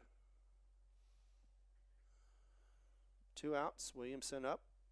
He walked the last 2 times as well, so he's walked both times. He's going to bunt, possibly. He's showing bunt anyway. And he pulls out of it. Well, high on that one, so wouldn't have been able to bunt anyway for the tall ball. Runner still stranded at third right now. Bunt again showing. Pulls out of it. Swung on and missed for strike 1.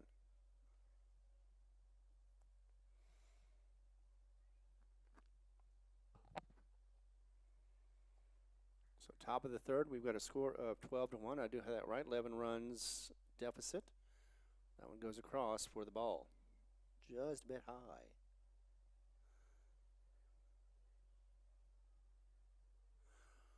2-1 was the count to Jayton.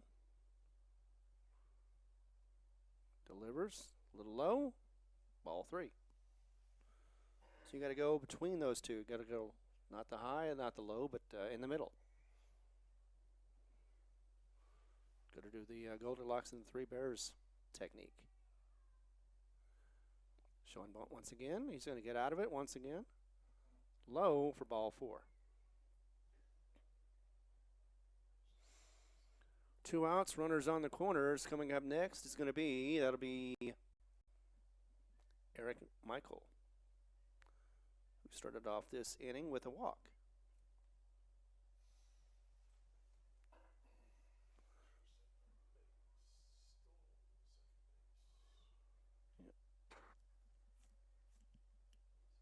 Here we go. Once again, stolen base, naturally, for Love. Actually, that is Williamson. Yes. So now runner at second, runner at third. Eric Michael, he struck out and he was walked last time. He also had the first out as he was caught stealing.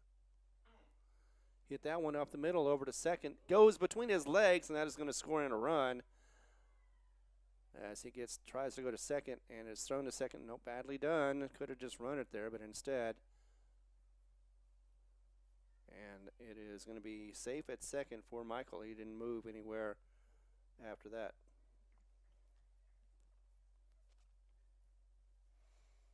That's right. So that would be error on that one, but nevertheless, an RBI. As it is now 13, or actually it's 14-1. That's right, he had 2 on and they cleared them both.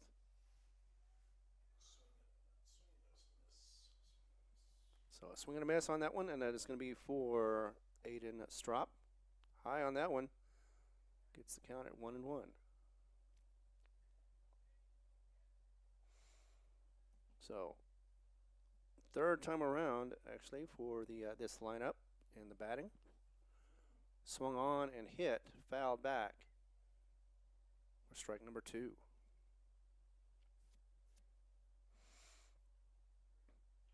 So runner at second after he cleared the bases.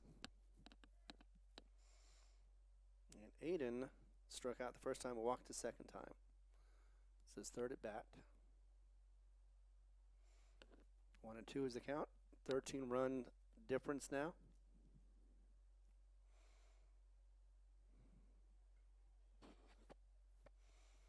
I think one of the problems is there's just not enough, there's no bench for Jal. That one's going to go high, thrown to third. Not in time. Good throw though, but didn't quite make it in time for the tag out. Yep.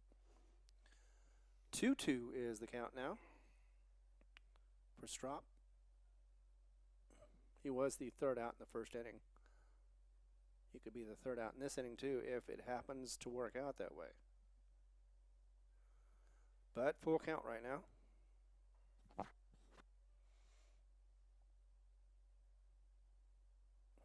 Runner in scoring position at third. Delivery, a little high. And the walk. Once again, we have runners on the corners with Tipton coming up next. Tipton walked twice as well. So there's been a lot of walks in this game.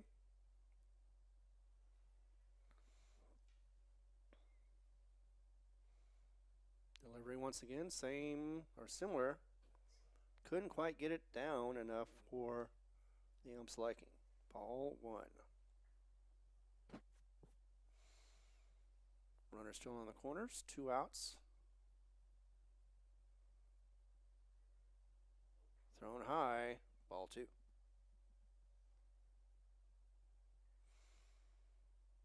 So 13 out there trying to get something going. That is, of course, Jayton Butts. And Jayton is a sophomore, I believe. No, a freshman. As it gets back to Jayton. Loses it, but does get it back in time. It looks like he's going to get the out number 3 as it is a 1-3 for the out. But not before some damage is done. Let's go ahead and take a break. Be back in a moment, and we'll let you know what happened during that inning and get you set up for the bottom of the 3rd. Mamacitas in Jal has a broad selection of specials. Try the Mexican food, asado, tamales, enchiladas, and so much more. At Mamacitas, you can have it all. Mexican food, donuts, and a steamy cup of coffee at the coffee shop. Mamacitas has authentic Mexican food from the heart of good old Jal, New Mexico. Mamacitas, 301 South Main in Jal, is a proud supporter of the Jal community. Well, 7 runs come across in that inning. 1 was left on base, so at least that didn't happen, but we had a couple of errors. And hits, let's see, I think we had 1. It's hard to tell, like, that's,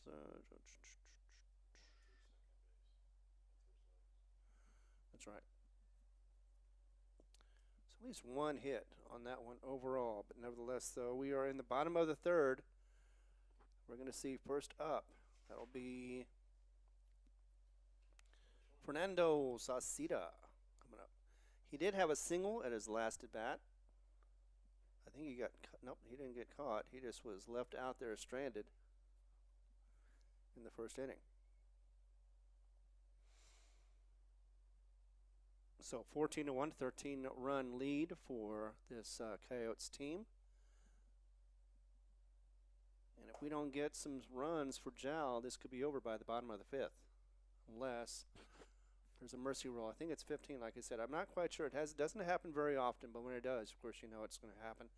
First game was called very short. But right now, 14-1. Coyotes are warming up.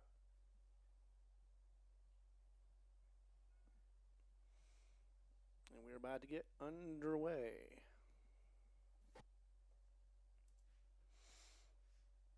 Hoping to get something going on with their bats. Trying to get hot. This cold, cool, windy day. Still windy out there. It's visibility. It doesn't look as good. I don't see a lot of brown, but I do see a lot of cloud coverage. I'm just hoping it doesn't do anything more than that. Enjoying the inside, not having to worry about the wind. That is always nice, especially with the paperwork. I was concerned about that, but don't have to worry about that now here in the press box. So getting set, getting in the box, Fernando. Playing first now, and he hits that one strong, going over to shortstop. And we'll see if does he get it? Yes, he does. He did get there in time. So it'll be a hit for Fernando. So already 1 on, no outs. And coming up is the current pitcher right now, Jayton. He's going to see if he can get something going with his bat as well. Jayton had a error. He did get on, but did not get a score in the first. Stealing base already. He's going to take it over to second, and yep, the throw not in time or not even close. As that gets Fernando to second. Count now 1-0.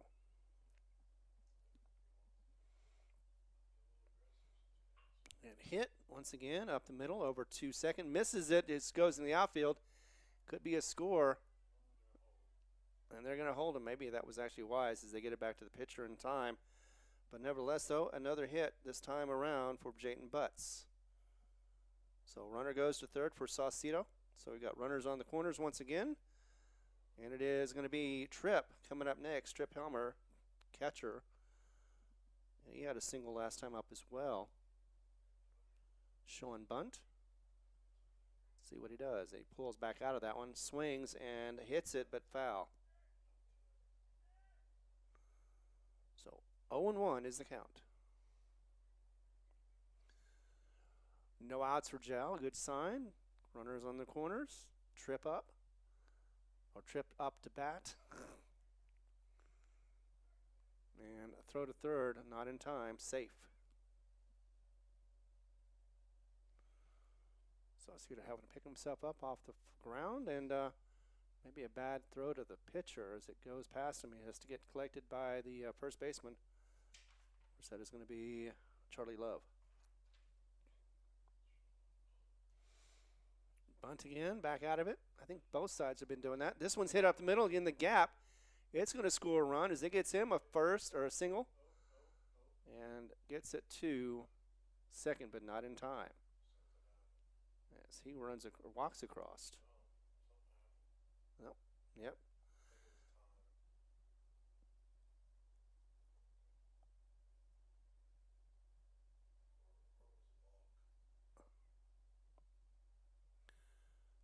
Well, now he's showing that Butts is going to go back to second. And that's where he was, wasn't he? No, he was on. The runner scores, so it's Yeah. a balk. So runner scores, the hit doesn't count. Okay, gotcha. So Tripp is still at bat right now. The count is at 0-1 with the balk. So either way, that's a swing and a miss. Strike two. I guess before or after the balk, he threw the ball, but that was definitely a nice hit. Just unfortunately didn't count. That was a good sign for Dora. We ended up benefiting from that one after all. 0-2 is the count, though. So no RBI for Helmer. But a run did score. Hit, foul, so he was just a little behind on that one. As we have a 12-run lead for Dora and the Coyotes.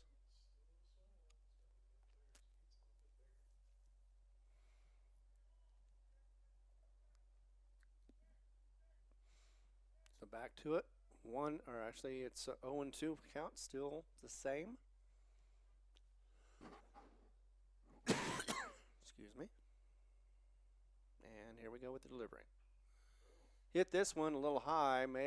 Shouldn't have hit that one, but instead it does go over to third base for the out. He did find his way over towards mid-range to get that out, but instead of having a double, Tripp has an out.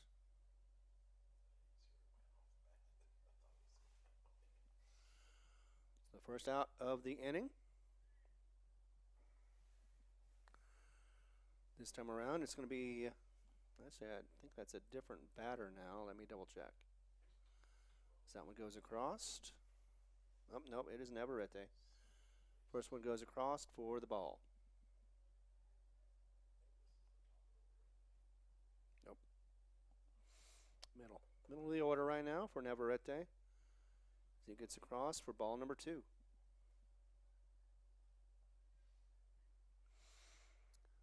Two and 0 is the count. We've got one runner at second. That is going to be Jayton Butts, the freshman. That one goes across for a strike. 2-1 is the count right now. Salinas is up next. That one finds it inside. Strike 2.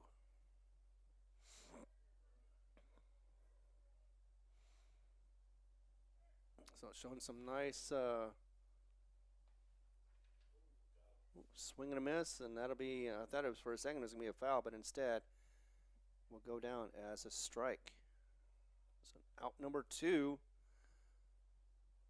as the control is getting better for Jasso. Next up, Salinas. He had a strikeout in the first. And that will be a foul strike. 0-1 is the count. Seems like it's getting a little bit faster deliveries are now for the pitching. That was also hit. Ooh, again. I remember that, though. Ramirez had to get out of the way last time, and so did the same thing. Got hit foul in his general direction, but luckily he didn't have to move too much. But 0-2 is the count for Salinas.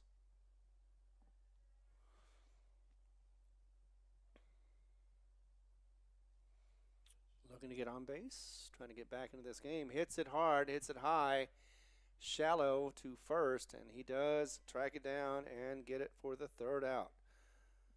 A run does score, but a stranded runner as well, as that is Jayton Butts. That has been 5 runners stranded for Jal. That could have been 5 more runs. Nevertheless, though, we're going to go to the top of the 4th. It is 14-2, a 12-run difference. We'll be back in a moment as we continue coverage right here on the Jal Panther Network. Mamacitas in Jal has a broad selection of specials. Try the Mexican food, asado, tamales, enchiladas, and so much more. At Mamacitas, you can have it all. Mexican food, donuts, and a steamy cup of coffee at the coffee shop.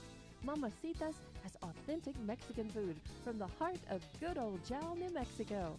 Mamacitas, 301 South Main in Jal, is a proud supporter of the Jal community. Panther Energy is excited for the Jal Panthers and proud of all the Jal students' great success this year. Panther Energy is your one stop for construction, dirt work, and environmental remediation. Panther Energy, 1179 South 3rd Street in Jal, or call 575-395-2654, 575-395-2654 for more information. Panther Energy, a proud supporter of all Lee County athletics. Welcome back right here in Jal, New Mexico, as we're dealing with wind, or at least the players are anyway, and the cool or the cold. And it is Butts once again on the mound. This will be his 3rd inning to pitch. And it will be 12-run difference that Jal wants to make up. Right now it's 14-2 with the 4th inning getting started. We're going to see up first. I need to look at the right lineup. Should be the top of the order. That'll be Carson Kircher. So Carson up to bat, I believe. Let me double check to see. Carson had 2 strikeouts.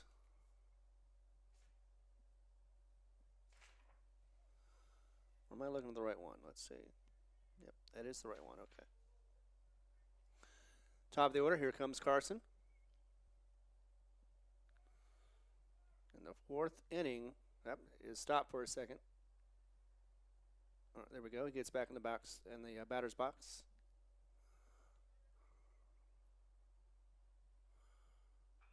Hits it hard, and it's going to go down the middle. And it's going to, actually he went over. He short played it instead. Lost it and tries to throw it. Looks like it'll be inside the park home run.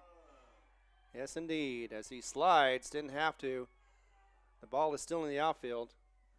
So you can count that as a home run for Carson. Not that they needed the extra hit or not, but nevertheless,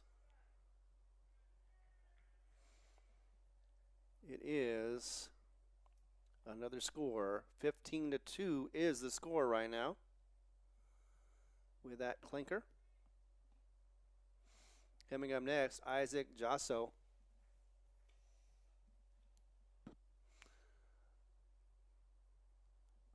And he has a double in his last. He had a two RBI double. He got walked, and he also was on an error. Did score it in the first. That one dribbles across for a ball.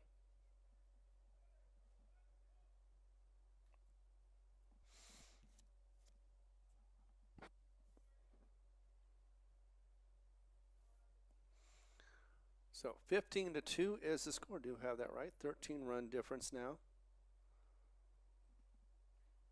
And Butts with the delivery. Jayton gets it across for the ball. Oh, 2-0 is the count.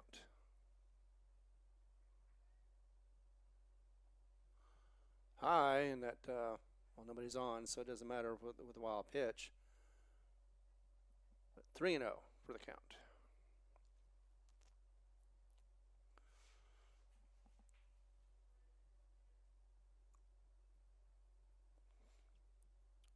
Another delivery from Butts. High, and ball 4.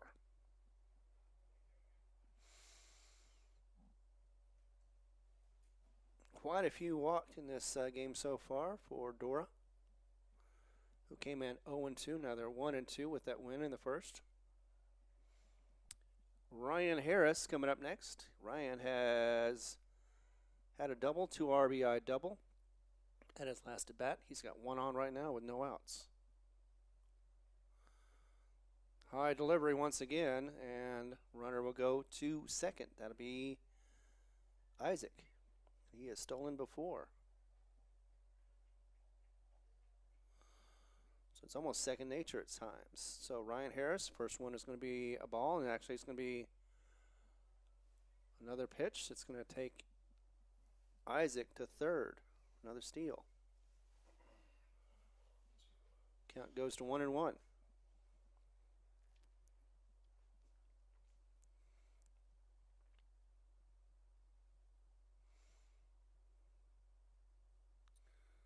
High delivery on that one. 2-1 for the count.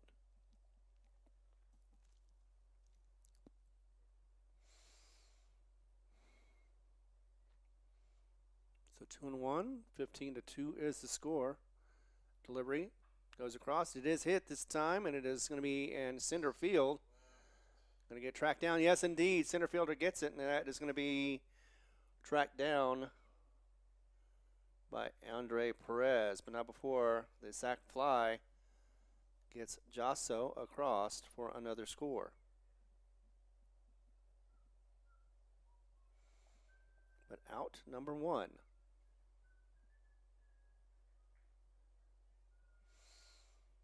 So nobody on right now. We've got coming up next Timmy Neal. Timmy's walked twice and hit a single at his last at bat. That one goes across and finds the strike zone.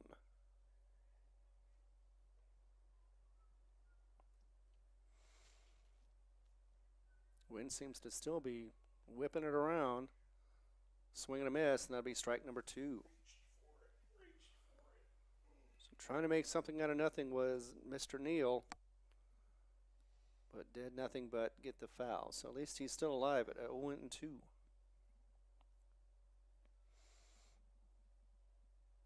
Charlie Love coming up next. He's had a pretty good game. Left field. Oh, didn't quite play that one right as it was on left field. Found it to dribble into second. They're going to go ahead and not run after that. So it was Perez and Ramirez who had an opportunity to get it. Ramirez actually is the one I think that missed the ball.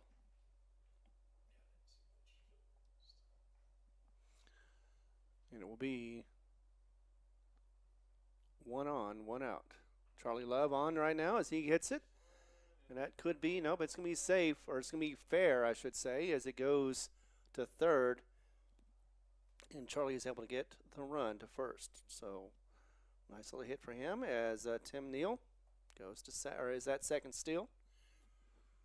Couldn't advance to third. The third baseman already had the ball.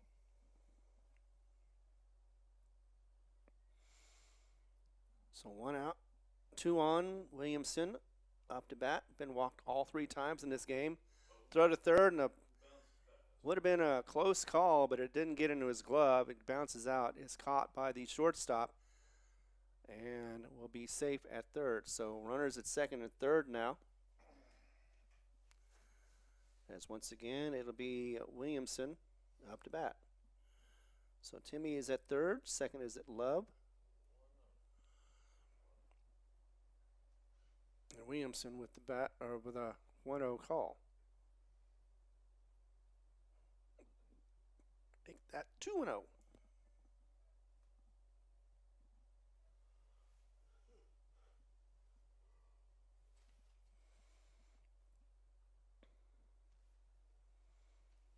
2-0. Here we go. Swing and a miss. That'll be strike one.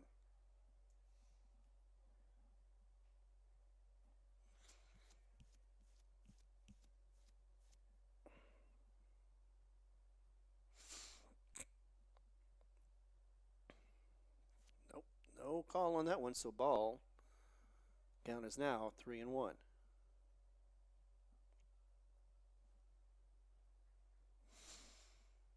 Two on. 14-run lead for Dora and the Coyotes. Comfortable. But wanting more. And that'll be high for ball four.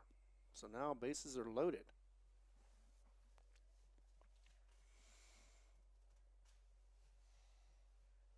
It's coming up will be kind of the top of the order again because Eric started this one with an error, an RBI error. It's going to be Eric Michael. And there's going to be another meeting on the mound. Let's see what happens this time around. Jayden has had 2 1/3 innings so far. It looks like he's going to be relieved. Looks like it'll be shortstop. So it'll be shortstop. It'll be Salinas going in to warm up. And Jayden will take over for the shortstop duties. Be back in a moment as we continue coverage right here. And we get the warm up for the relief pitcher. That'll be Salinas. The staff of the Jal Public School District is proud of their Jal Panthers. Those late practices, hard work, and dedication paid off. Go Panthers! Jal schools have continually provided a quality education and safe environment for the students. Jal Public School System is on the move. Are you ready? Jal Public Schools, another proud sponsor of all Lee County athletics and academics. Iron Horse Sports Grill is now open. Burgers, wings, steaks, salads, pastas, oysters, and tons more, all delish. Check out their full online menu on Facebook under Iron Horse Sports Grill. Open Monday through Friday from 6 a.m. to 9 p.m. and Saturday from 7 a.m. to 3 p.m. For takeout orders, just call 395-2109. That's 395-2109. Iron Horse Sports Grill, a taste you'll remember. 204 East Kansas Avenue. Panther Energy is excited for the Jal Panthers and proud of all the Jal students' great success this year. Panther Energy is your one stop for construction, dirt work, and environmental remediation. Panther Energy, 1179 South 3rd Street in Jal, or call 575-395-2654, 575-395-2654 for more information. Panther Energy, a proud supporter of all Lee County athletics.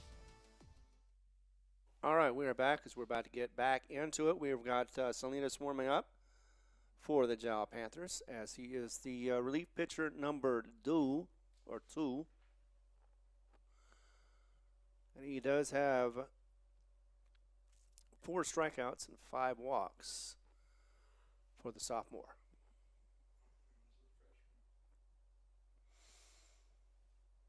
Once again, behind the plate is going to be the big guy, Trip Helmer, who has shown off his arm from time to time, getting close to those throwouts, but not quite getting the right angle in most cases.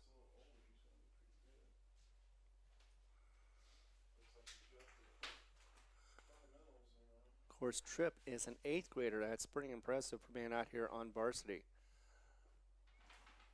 I think it is, anyway.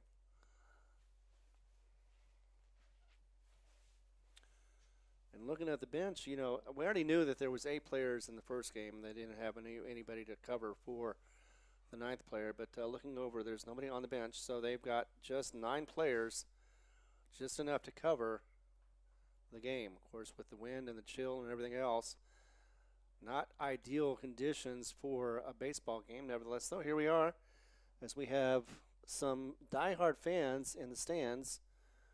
Count them on one hand.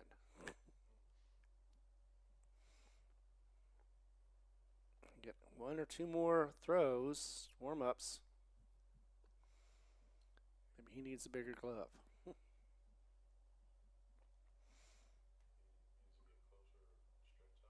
Let's see, 7-14. So we've got 2 runs in this inning so far.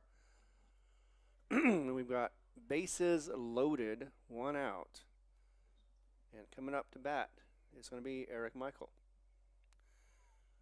who struck out, walked, and got it on with an error last time up.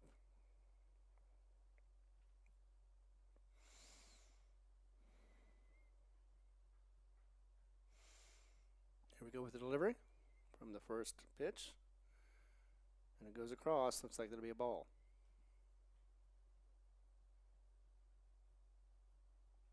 So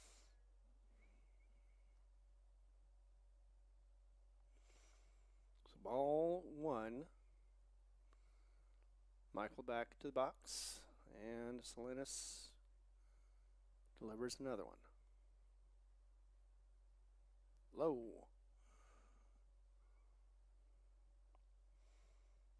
And even though it was a wild pitch, nobody advanced on that one either. So 2-0 the count.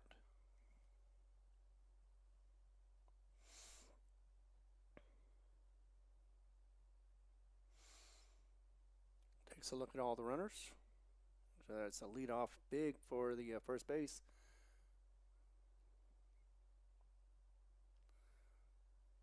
Thrown low once again, same results. 3-0 the count.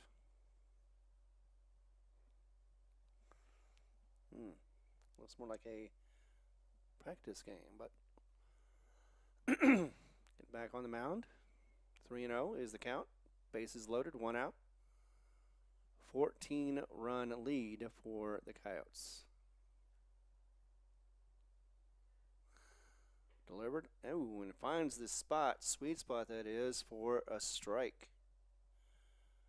Watching it was Eric. 3-1, still bases loaded.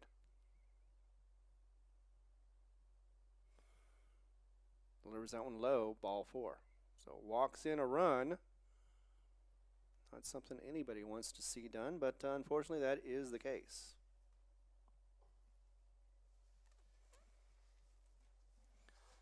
Aiden Strop coming up next. He is batting on the right. Lefty. Walked twice and struck out the first inning.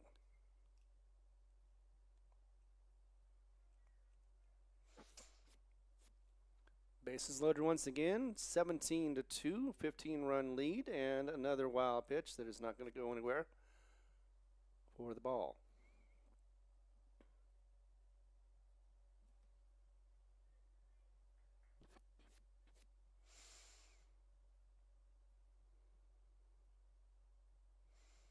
Looks at all the runners. Nobody on second to cover anyway, so let's go ahead and throw. And catches that one, but outside for ball 2.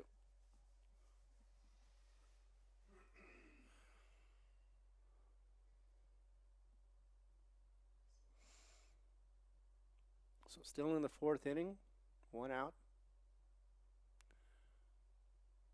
New pitcher as he has just on a few, and that one is going to get caught by Tripp off the bounce.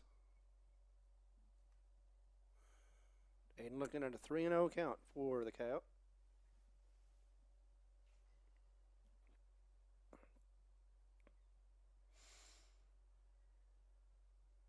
Wind still blowing hard as the delivery comes. Inside, ball 4. Another run walks in. Now it's a 16-run lead, 18-2.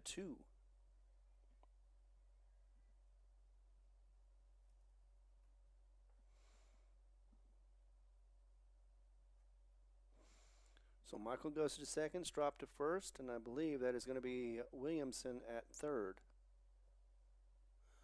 Up his walk. Coming up next is going to be Grador Tipton. Tipton is going to get that first one across for the ball.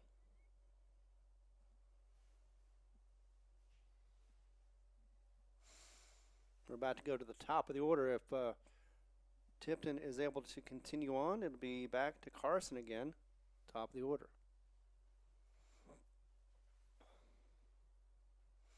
Clouds have consumed the sun, so it's a little gloomy once again. Gray This one goes across, and we'll find the zone. And I'm not talking about the auto zone. I'm talking about the strike zone. 1-1 is the count.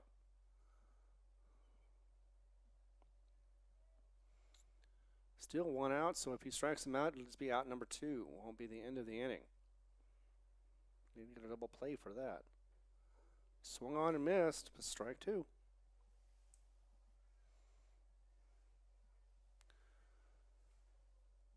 Tipton had 2 walks and a shallow or infield out last time at bat.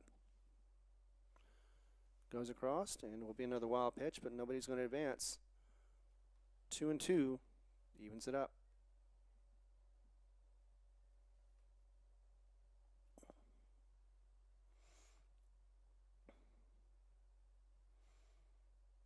Looks over, decides to go ahead and throw. Low again. Full count.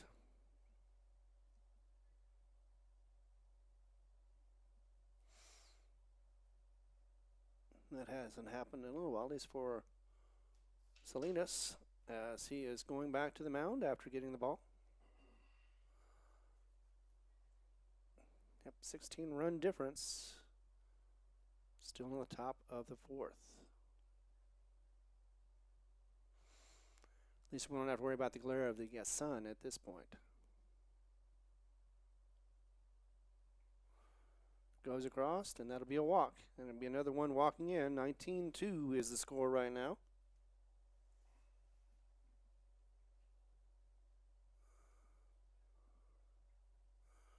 That is 4 walks in a row.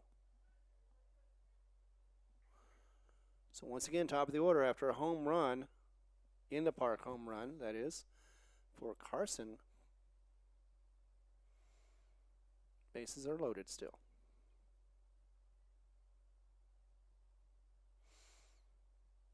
That one goes high, ball 1.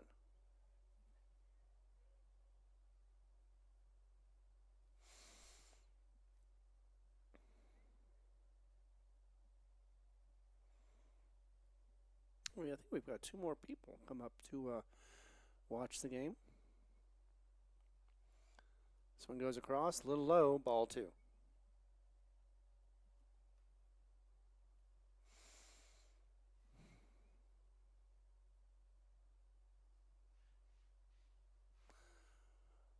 Jal still has a chance to bat in the bottom of the 4th. Delivers. High and a swing and a miss. Nice cut, just didn't get it done as it went a little higher than he thought it would.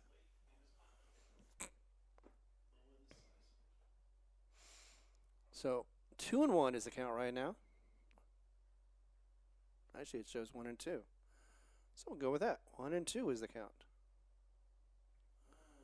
Low, 3rd drop strike, and he's going to go ahead. Actually, he can't because there was a runner there. So he is out.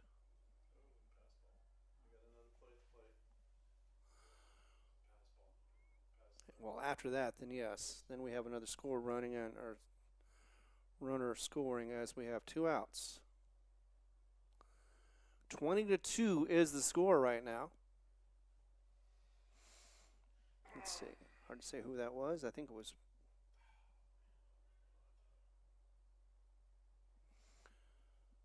So that was Michael who got the score.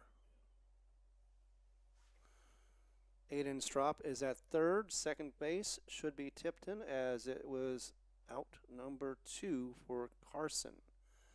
So the pitcher is up next. That is Jasso.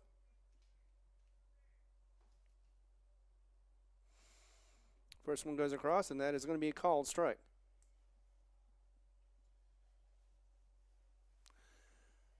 Walked last time, had a double with a 2 RBI double in the 3rd, and walked in the 2nd. Got an error in the 1st.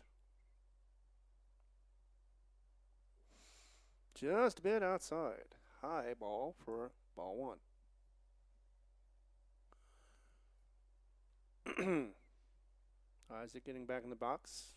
Set up for the next pitch. 1-1 with 2 on. 2nd and 3rd covered.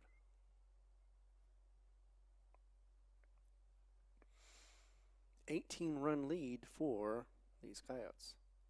Low ball, 2.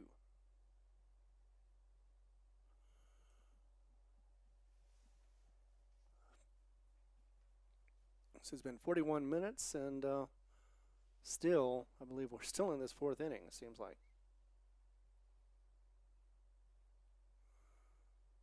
Delivered the pitch, low, ball 3.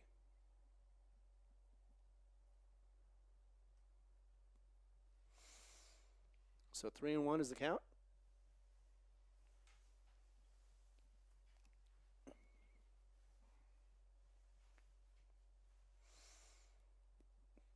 That was the first strikeout, by the way, for Salinas. Throw low and ball 4. So that loads up the bases once again.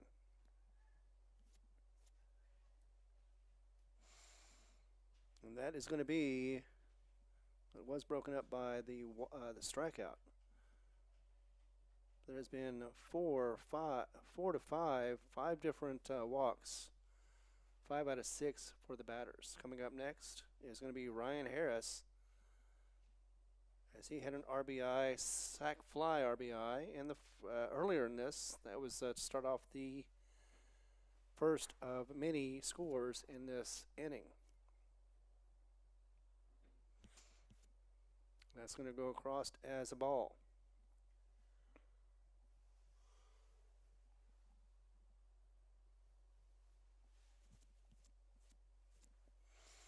Kind of surprised they haven't turned the lights on, but not enough darkness apparently to do so.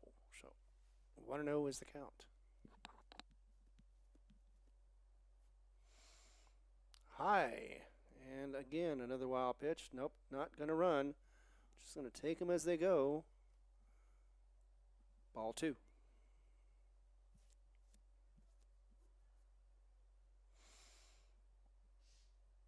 Two and 0 is the count right now. We've got the 20-2 score, 18-run lead.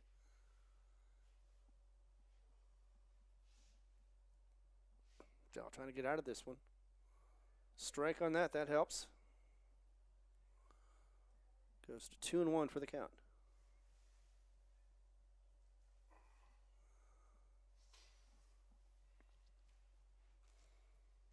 Looking for that third out with a second strikeout. Over the head once again, no running. 3-1 is what we've got for the count. Timmy Neal coming up next, possibly for another turn at the bat.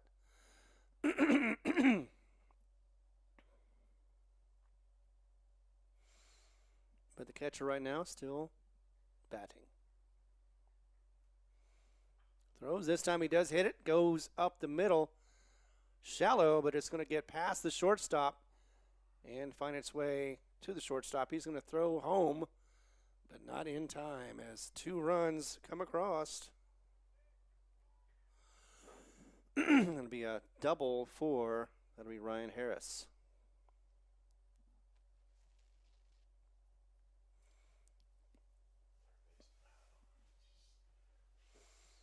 Almost had the ball, but could not quite get it. And now we have 2 more runs. That'll be now. It shows 20-2. I think they stopped counting, maybe. I don't know. Either way, it's 24-2 is what I've got. 22-run difference. Timmy Neal up to bat. He had a double, looks like. No, a single with a double. End. First one goes across. Over the ball. That's what I thought, but it wasn't certain, so don't like to guess.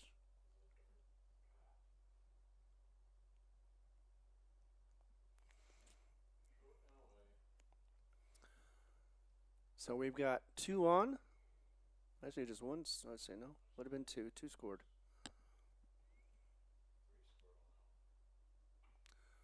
Swung on and fouled. That'll be a strike. So 1-1 right now for Timmy Neal, who walked the first 2 at times at bat.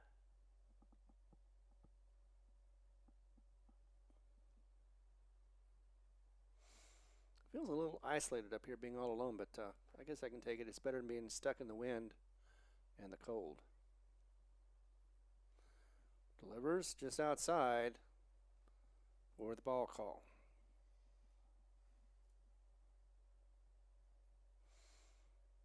Charlie Love set up to bat next.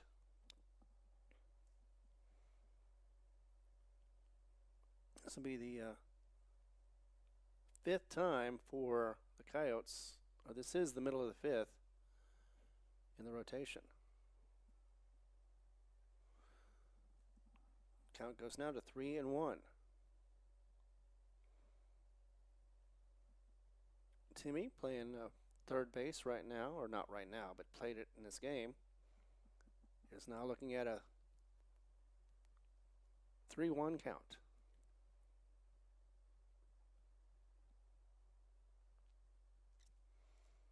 Slow delivery. There it is, crossed. Called it a strike. Wow, nice. Full count. Should be anyway.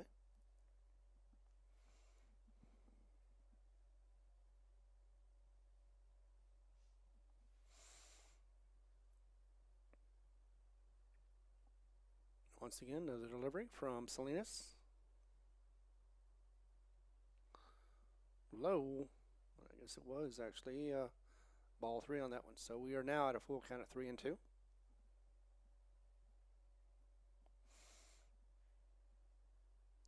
One more out will get us into the bottom of the fourth.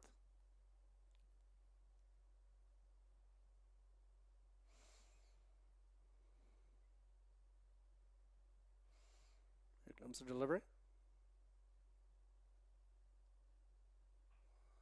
Swung on that time and foul, so no change in the count.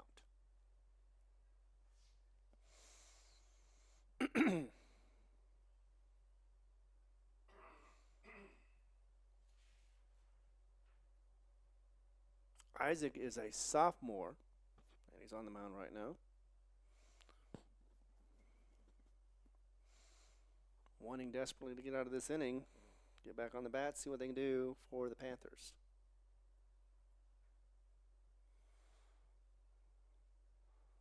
And that goes across for a walk, loading the bases once again.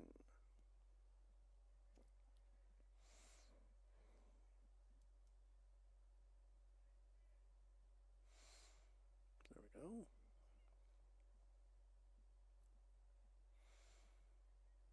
So at second is Harris, and Josso, I believe, is had walked at third. Love gets that one for the strike call.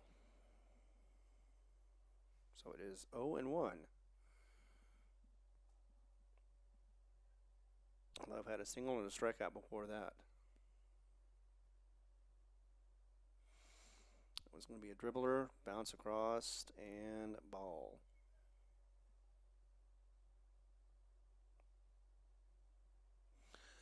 Count goes to 1-1.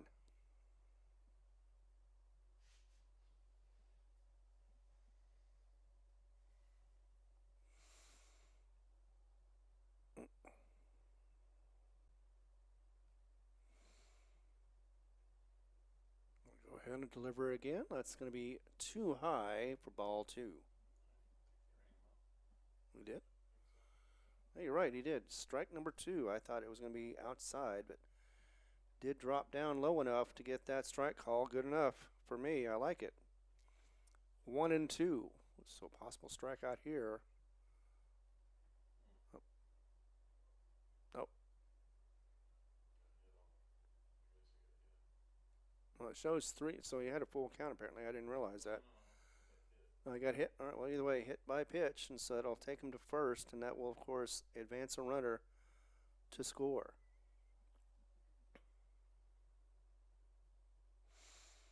I've got, let's see, I've got 23. I've got 25, but I could be wrong as well. Either way, it's still winning score for Dora. Williamson back again as he's showing bunt. Does not execute it. Is a little low. And the first one will be a ball.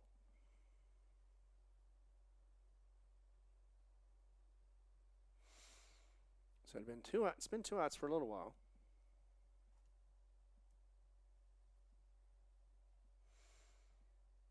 like this inning's gone on for a little while, longer than I expected it to. We've had since Carson, so it's been a little while. But Williamson with the delivery, foul. So it'll be 1-1 for the count. The bunt didn't work, so he's going to probably try it again.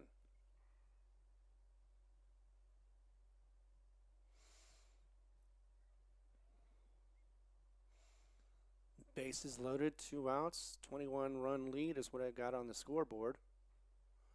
Bunt, as he perfectly does it, and it is not played well by Salinas. So that worked. He gets to first, and he gets the RBI to boot. 24-2. It has been a 10-run inning for this Coyotes team. Coming up next is going to be Eric Michael once again. Got walked last time, also had got on base with an error. Looked like he was going to bunt, but instead goes wild for the ball.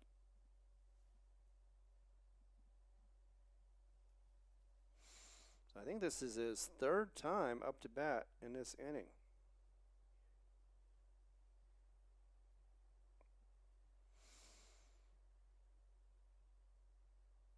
Another bunt show. Nope. Pull out of that one as it was low. Ball 2.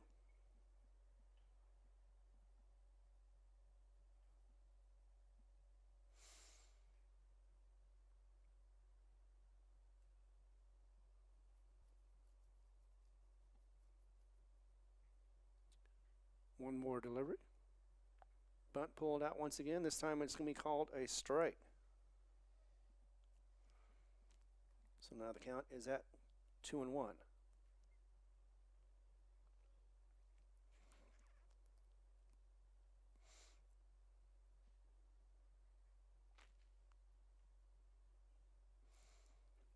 Another dribbler makes it 3-1.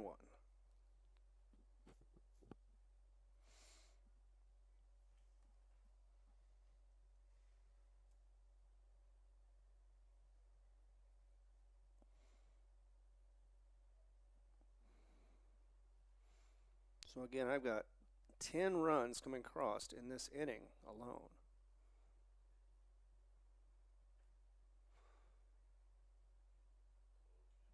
Yeah, I see that. I was thinking, oh yeah, that's right. Nope. Full count though, as that was called a strike, as it was watched. Did not swing at it. I was thinking it was strike 2, but no, I looked up again and I looked at my scoreboard and it showed the same thing, 1 strike. So full count now. Gets it across, strikes him out. Nicely done.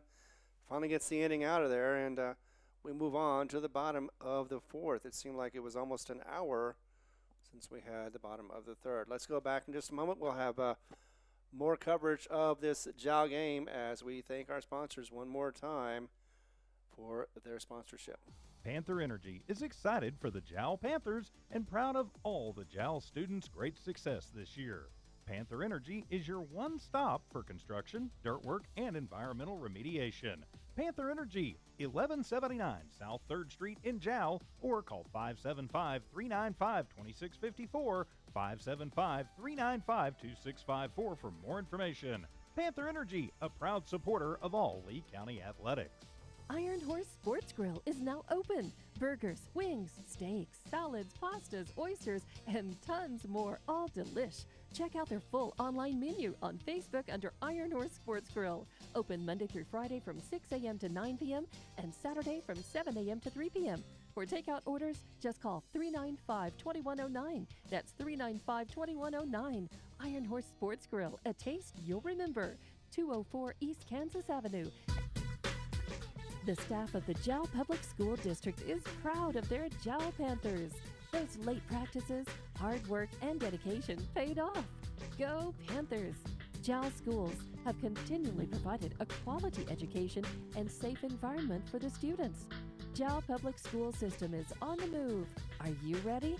JAL Public Schools, another proud sponsor of all Lee County athletics and academics. Welcome back. We are at the bottom of the 4th as we're about to get started. Looks like it'll be Miguel Ramirez coming up. He did not start in the first. He was a little late getting here, but nevertheless he did get here. He'll be the first batter up in the bottom of the fourth. He did get,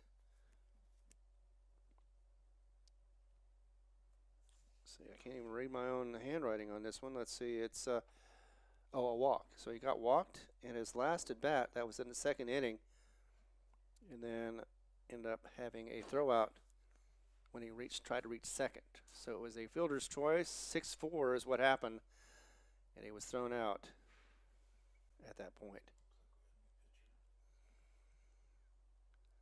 Let's see. All right, new pitcher. Let's see who it is. That will be Timmy Neal. So Timmy is going to change positions. He's going to go from third base to first. And so let's see if, sorry, for third, that's what I meant was third base to pitch. I was thinking number one, position number one. So is Jasso at third base? All right, so he is. So they just changed positions on that one. Easy peasy, lemon squeezy. So yeah, Tim Neal's going to take the mound. Let's see, do I have any numbers on him? Yes. He has 9 strikeouts coming into this game, 4 walks, and he's got an ERA, though, of 12. So does allow some runs to come in, but he's also had a few as the ball gets away, and Miguel is nice enough to go ahead and track it down and get it back to Timmy.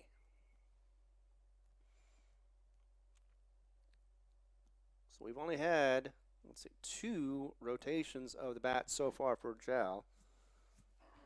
I think we had 3 in that inning alone for Dora. First pitch is going to go across. Strike. And we are underway for the bottom of the fourth. Ramirez setting up. Swing and a miss. Strike 2.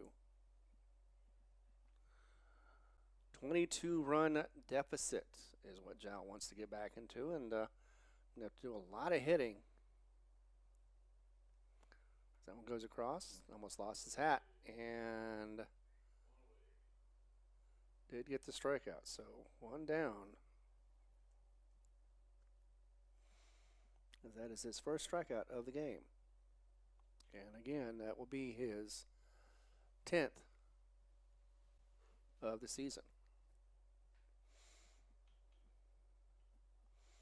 Coming up next is Xavier. He got on with an error. I'm going to call that one strike on the inside corner. Strike 1.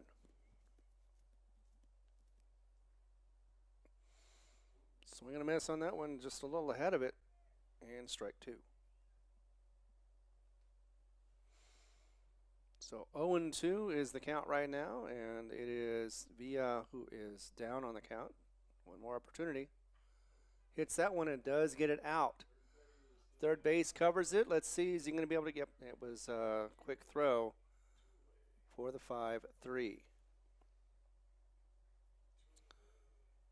So a shallow hit becomes an infield out, number 2.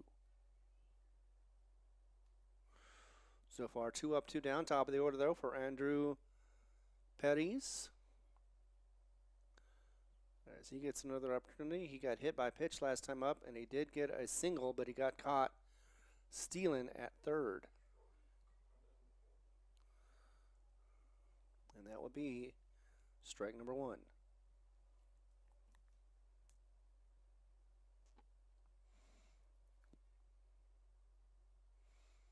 Swing and a miss.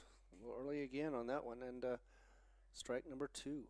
So 0-2 is the count once again. Another batter in the hole.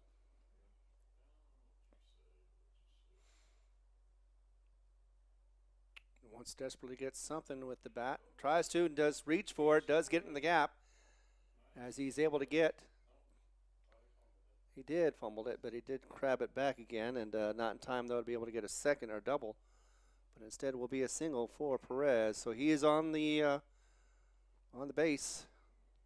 1 out, or 2 outs, 1 on. And coming up to bat will be Ben Moody.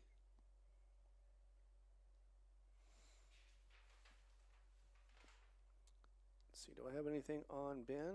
He had a .333 batting average coming into this game. He also has 3 strikeouts and 5 walks coming in.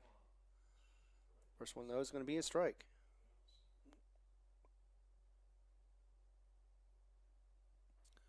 Swing and a miss on that one. Stolen base, and it's going to be gotten. He could have possibly gotten for 3, but instead, no, it's just take it 2 because we've done that before, and it didn't work out so well. But that pitch, strike.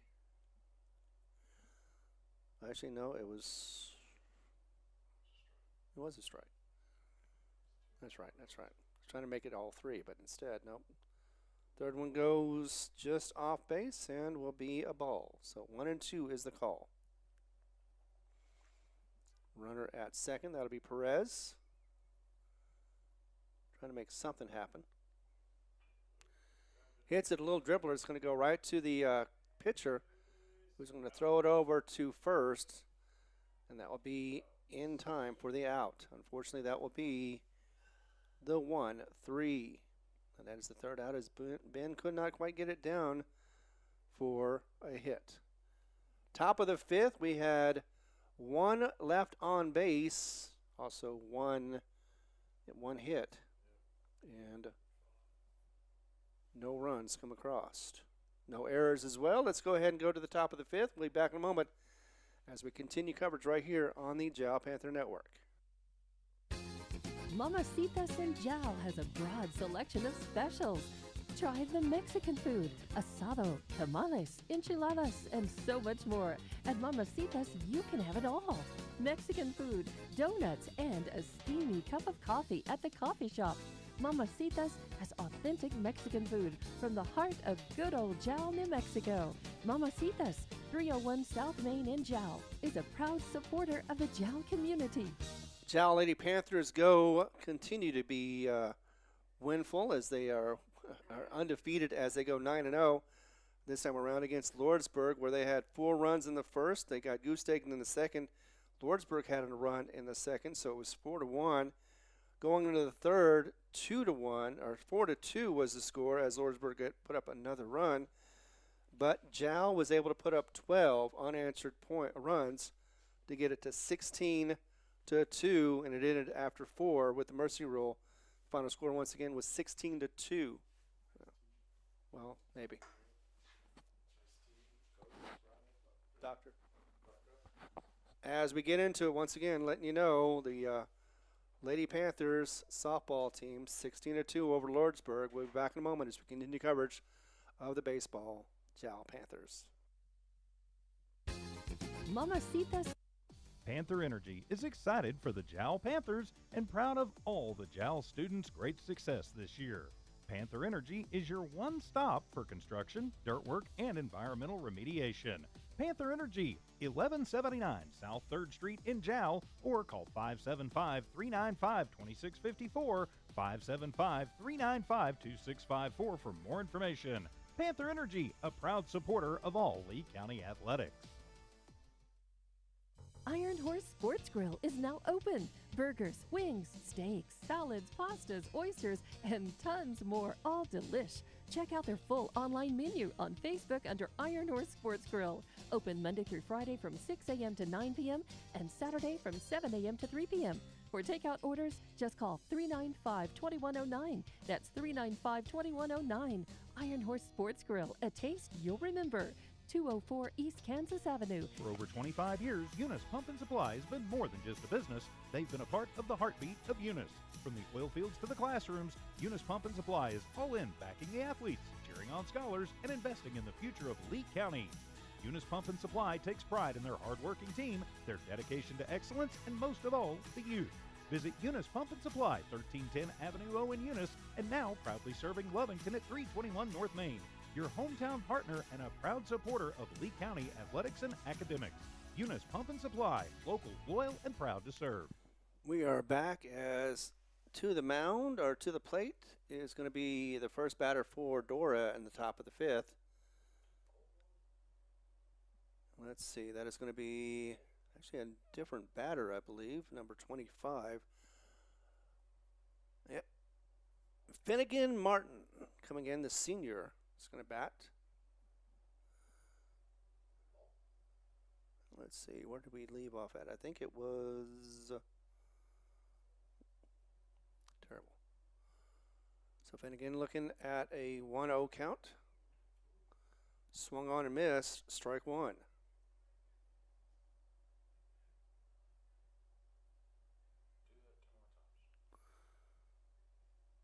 I think that was.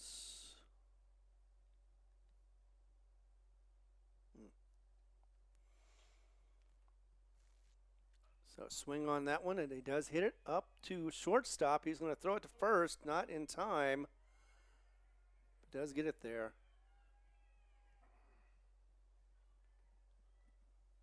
Coming up now, another new batter.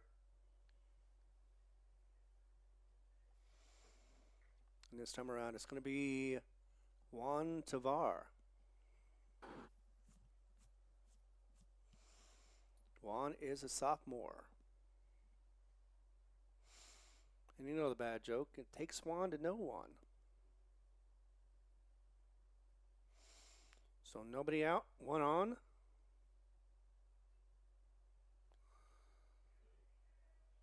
And it looked like he kicked that for a second, but nevertheless hit by pitch.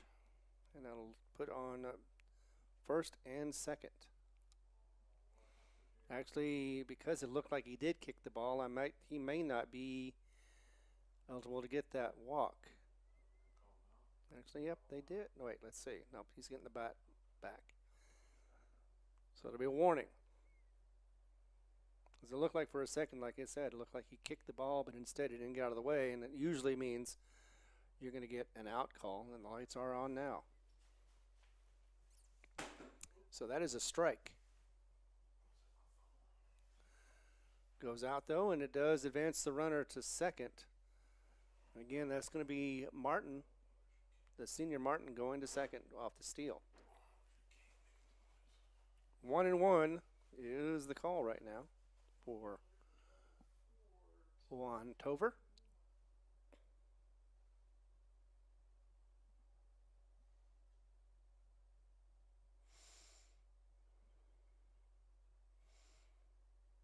Swing and a miss.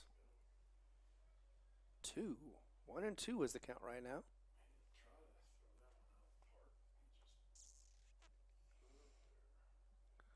So Tovar looking at 1-2 with one on, no outs. Salinas with the delivery on the mound. Just a little low, and that'll advance the runner to third. Something we haven't seen too much of was wild pitches, advancing runners. They did have the bases loaded several times. Could have scored, but did not. So Tovar now looking at a 2-2 count. 22-run lead for the Coyotes. Another one this time. He's not going to advance that one. Would have been all the way home. Yeah. Full count, though. Looks like he's going to get a little bit of an assist from Navarrete. 3-2 coming through. One on. No outs. Man on third. He is in scoring position. That bat is way back. He's got to get it forward. There he goes, but nope. Didn't swing it. Ball 4. Runners now on the corners, first and third. No outs. Coming up next is going to be top of the order. That'll be Carson.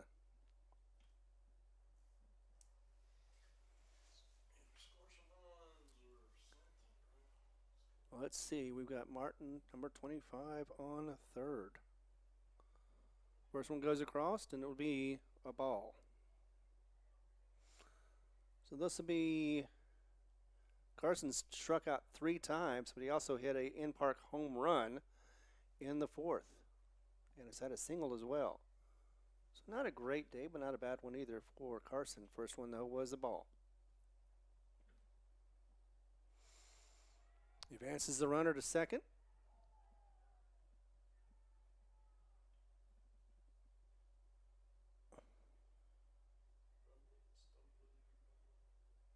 There it is. All right.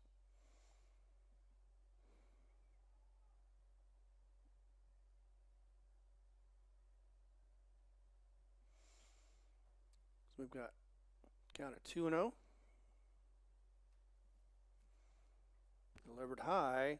Nobody advances, as that one is the least trap by Tripp. 3-0 is the call.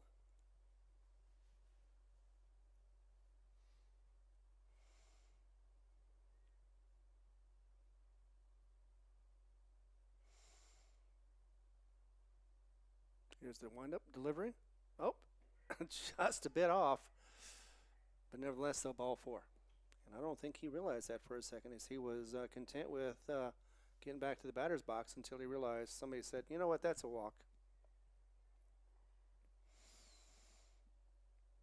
So after that being the top of the order, we're back again. Second one is going to be Isaac. Once again at bat. Last time walked. Actually, the last two times a walk.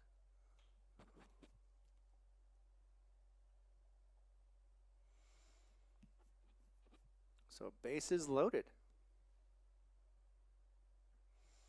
Just a bit outside, ball one.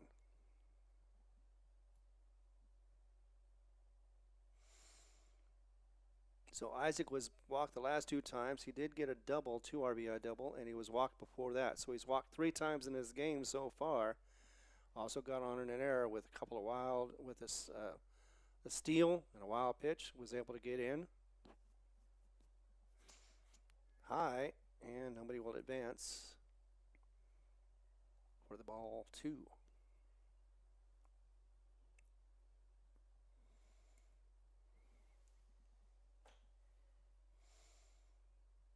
So 24-2, a 22-run lead still with the bases loaded, no outs.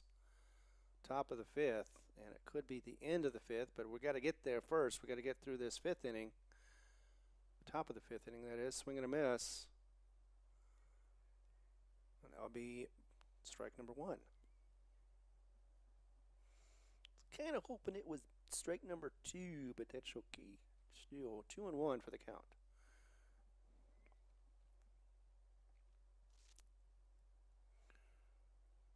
Getting on to 6:15. Swung on, and that's going to be hit shallow, and it's going to get, right into the mitt of second, over to first. And that'll be out because didn't have to tag him that time around. So pulled a double play. Nicely done as it got hit up to second base. I'll get it right. All these numbers. And back over to first with a walk. Carson out at first. So that's backwards, but Ryan Harris should be coming up next. He is. He's already at bat for the catcher. He's had a 2 RBI double as well, along with a fly out, but a sacrifice fly. Reaches on that one, gets over to short, and is it in time at first? Got him, and that'll be the 6-3 for the third out. So back to back to back outs on that one, gets them out of that inning, but they've got a lot of work to do as they've got 22 to come back from. And we're going to be changing sides here as we get a break. Be back in a moment as we continue coverage right here on the Jal Panther Network. The staff of the Jal Public School District is proud of their Jal Panthers. Those late practices, hard work, and dedication paid off. Go Panthers! Jal schools have continually provided a quality education and safe environment for the students. Jal Public School System is on the move. Are you ready? Jal Public Schools, another proud sponsor of all Lee County athletics and academics. Panther Energy is excited for the Jal Panthers and proud of all the Jal students' great success this year. Panther Energy is your one stop for construction, dirt work, and environmental remediation.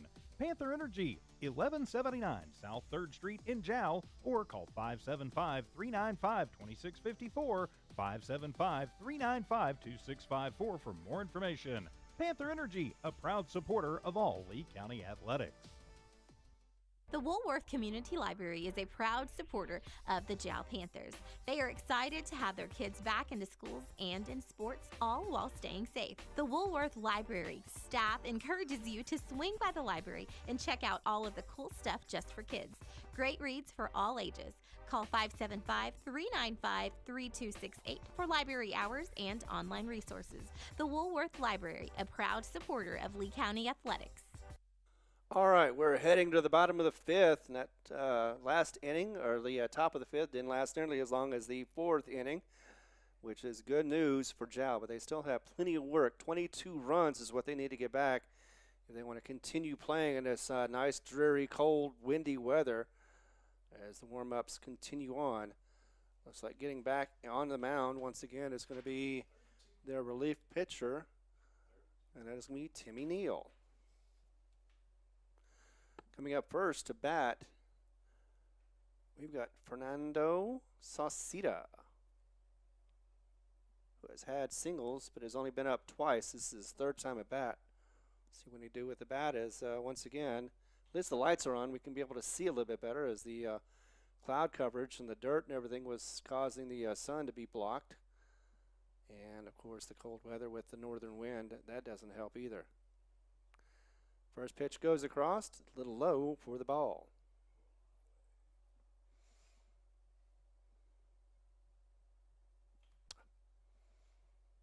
We are in the fifth. Second delivery. Did find the corner for the strike. I didn't expect that, but maybe I was too busy looking at the release of his delivery. Quickly, though, back into it. Throws again. Inside, hits the ball, goes to the left, and goes all the way out to the outfield. It'll be a single for certain as he gets back to first base. So Fernando with a hit. 3 base dingers. And I've seen this before. It's been last year. I remember seeing a game where Jal was able to get back into it. Looked like they were going to be losing. They played against Levington JV and were able to tie the game and even win it in the bottom of the seventh. I remember that game so vividly, but yeah, the sun was blocking a lot of that. Hit. It's going to go to third base, and it's going to be safe. So Jayton Butts with that hit and got to first. Advanced the runner to second. That'll be, of course, Sauceda. So we've got 2 hits so far, 2 on. Coming up next is going to be Tripp Helmer, the catcher. See what Tripp can do. Maybe take a trip up the line. But right now, you got to do it 1 base at a time. Going to steal the base and get it in there and also get third base. Butts is going to get to second, but it looks like it may have been the cost of an injury. He's going to go ahead. I think he may tough it out. He's going to walk it off for a moment as he didn't land right when he slid. So it looks like that'll be Fernando going to try to walk that one off, come back, and he's going to continue playing. But the count right now, 1-0. Again for Tripp. Hits the ball and be chopped up to first. He's going to be able to run that out. And the sacrifice is going to be on as it is going to be Tripp going to be out, but gets the RBI for his efforts. Sauceda, who landed awkwardly at third base, scores that run. Coming up next is going to be Navarrete, who had a strikeout in the last and was hit in the first inning. And we'll get the ball call, so don't have to worry about that. 1-0 for the count. Butts, who stole, got second, got to third with that hit. And that one is going to be a strike call. 1-1 is the call for Navarrete, who struck out once again in the last at bat. wants to get something going, and that's going to be a hit by pitch, so he's going to get hit the back of the leg in advance to first. So first and third now are what we've got. And one on, or one out. So runners on the corners once again, and up next is going to be Salinas, who is playing, or was, the shortstop, became pitcher. And was the third out in the last inning. Swung on, and that'll be just fouled as it goes left for the long strike. 0-1 is the count. Still runners on the corners, one out though. Panthers not stealing nearly as much as the Coyotes did, but this time around maybe he will as he hits that ball, goes up the middle, goes right to second. Safe at second, so couldn't do the double play, but does get a run to come across as the sacrifice gets to second. Did we have two outs already? Oh, wow. Oh, I thought he got, okay. So it was a double play after all. I thought he got the lead off just enough to be able to get there in time. But instead, it is out number 3, and I'm not sure why they're going out again. Yep, that's what they're doing. Okay, so they're shaking hands. The game is over with. The final score is going to be, I had it, okay, 24-3. So 21-point difference. And let's see.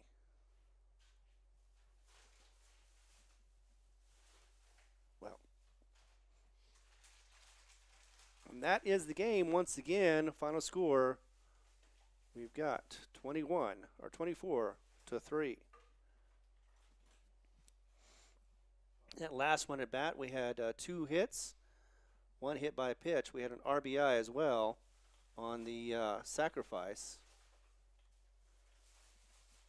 And I thought we had a good one there from Salinas, but instead he hits into a double play. And that is going to be 3 outs there. So looked like nobody was left. Actually, no, 1 was left on base. 1 run comes across. We had 1 hit, no errors. And unfortunately, that is the game. Thank you very much for being here. This is Ron Gunner with Jared Bear on the camera. Thank Evie Stuber back at the station for making sure that we get this on the air. And, of course, so you can enjoy it in the nice warmth like we did inside with the press box. And hopefully we'll be back here again. In the meantime, though, congratulations to the softball game, our team once again for getting their victory for the Jal Lady Panthers. And that final score once again was... Actually, they had a score of 24-1 for one of their games. And the other one, 16-2 was the final in that one as well. So for all of us at Nomar Broadcasting Network, you have yourself a great weekend. Keep warm. I know tomorrow will be better than today. Less wind, less cold. And we will be back again next week for more baseball, softball action right here on the HobbsAmerica.com. on YouTube, on the Jal Panther Network. Bye. Mamacitas in Jal has a broad selection of specials. Try the Mexican food, asado, tamales, enchiladas, and so much more at Mamacitas. Mexican food, donuts, and a steamy cup of coffee at the coffee shop. Mamacitas has authentic Mexican food from the heart of good old Jal, New Mexico. Mamacitas, 301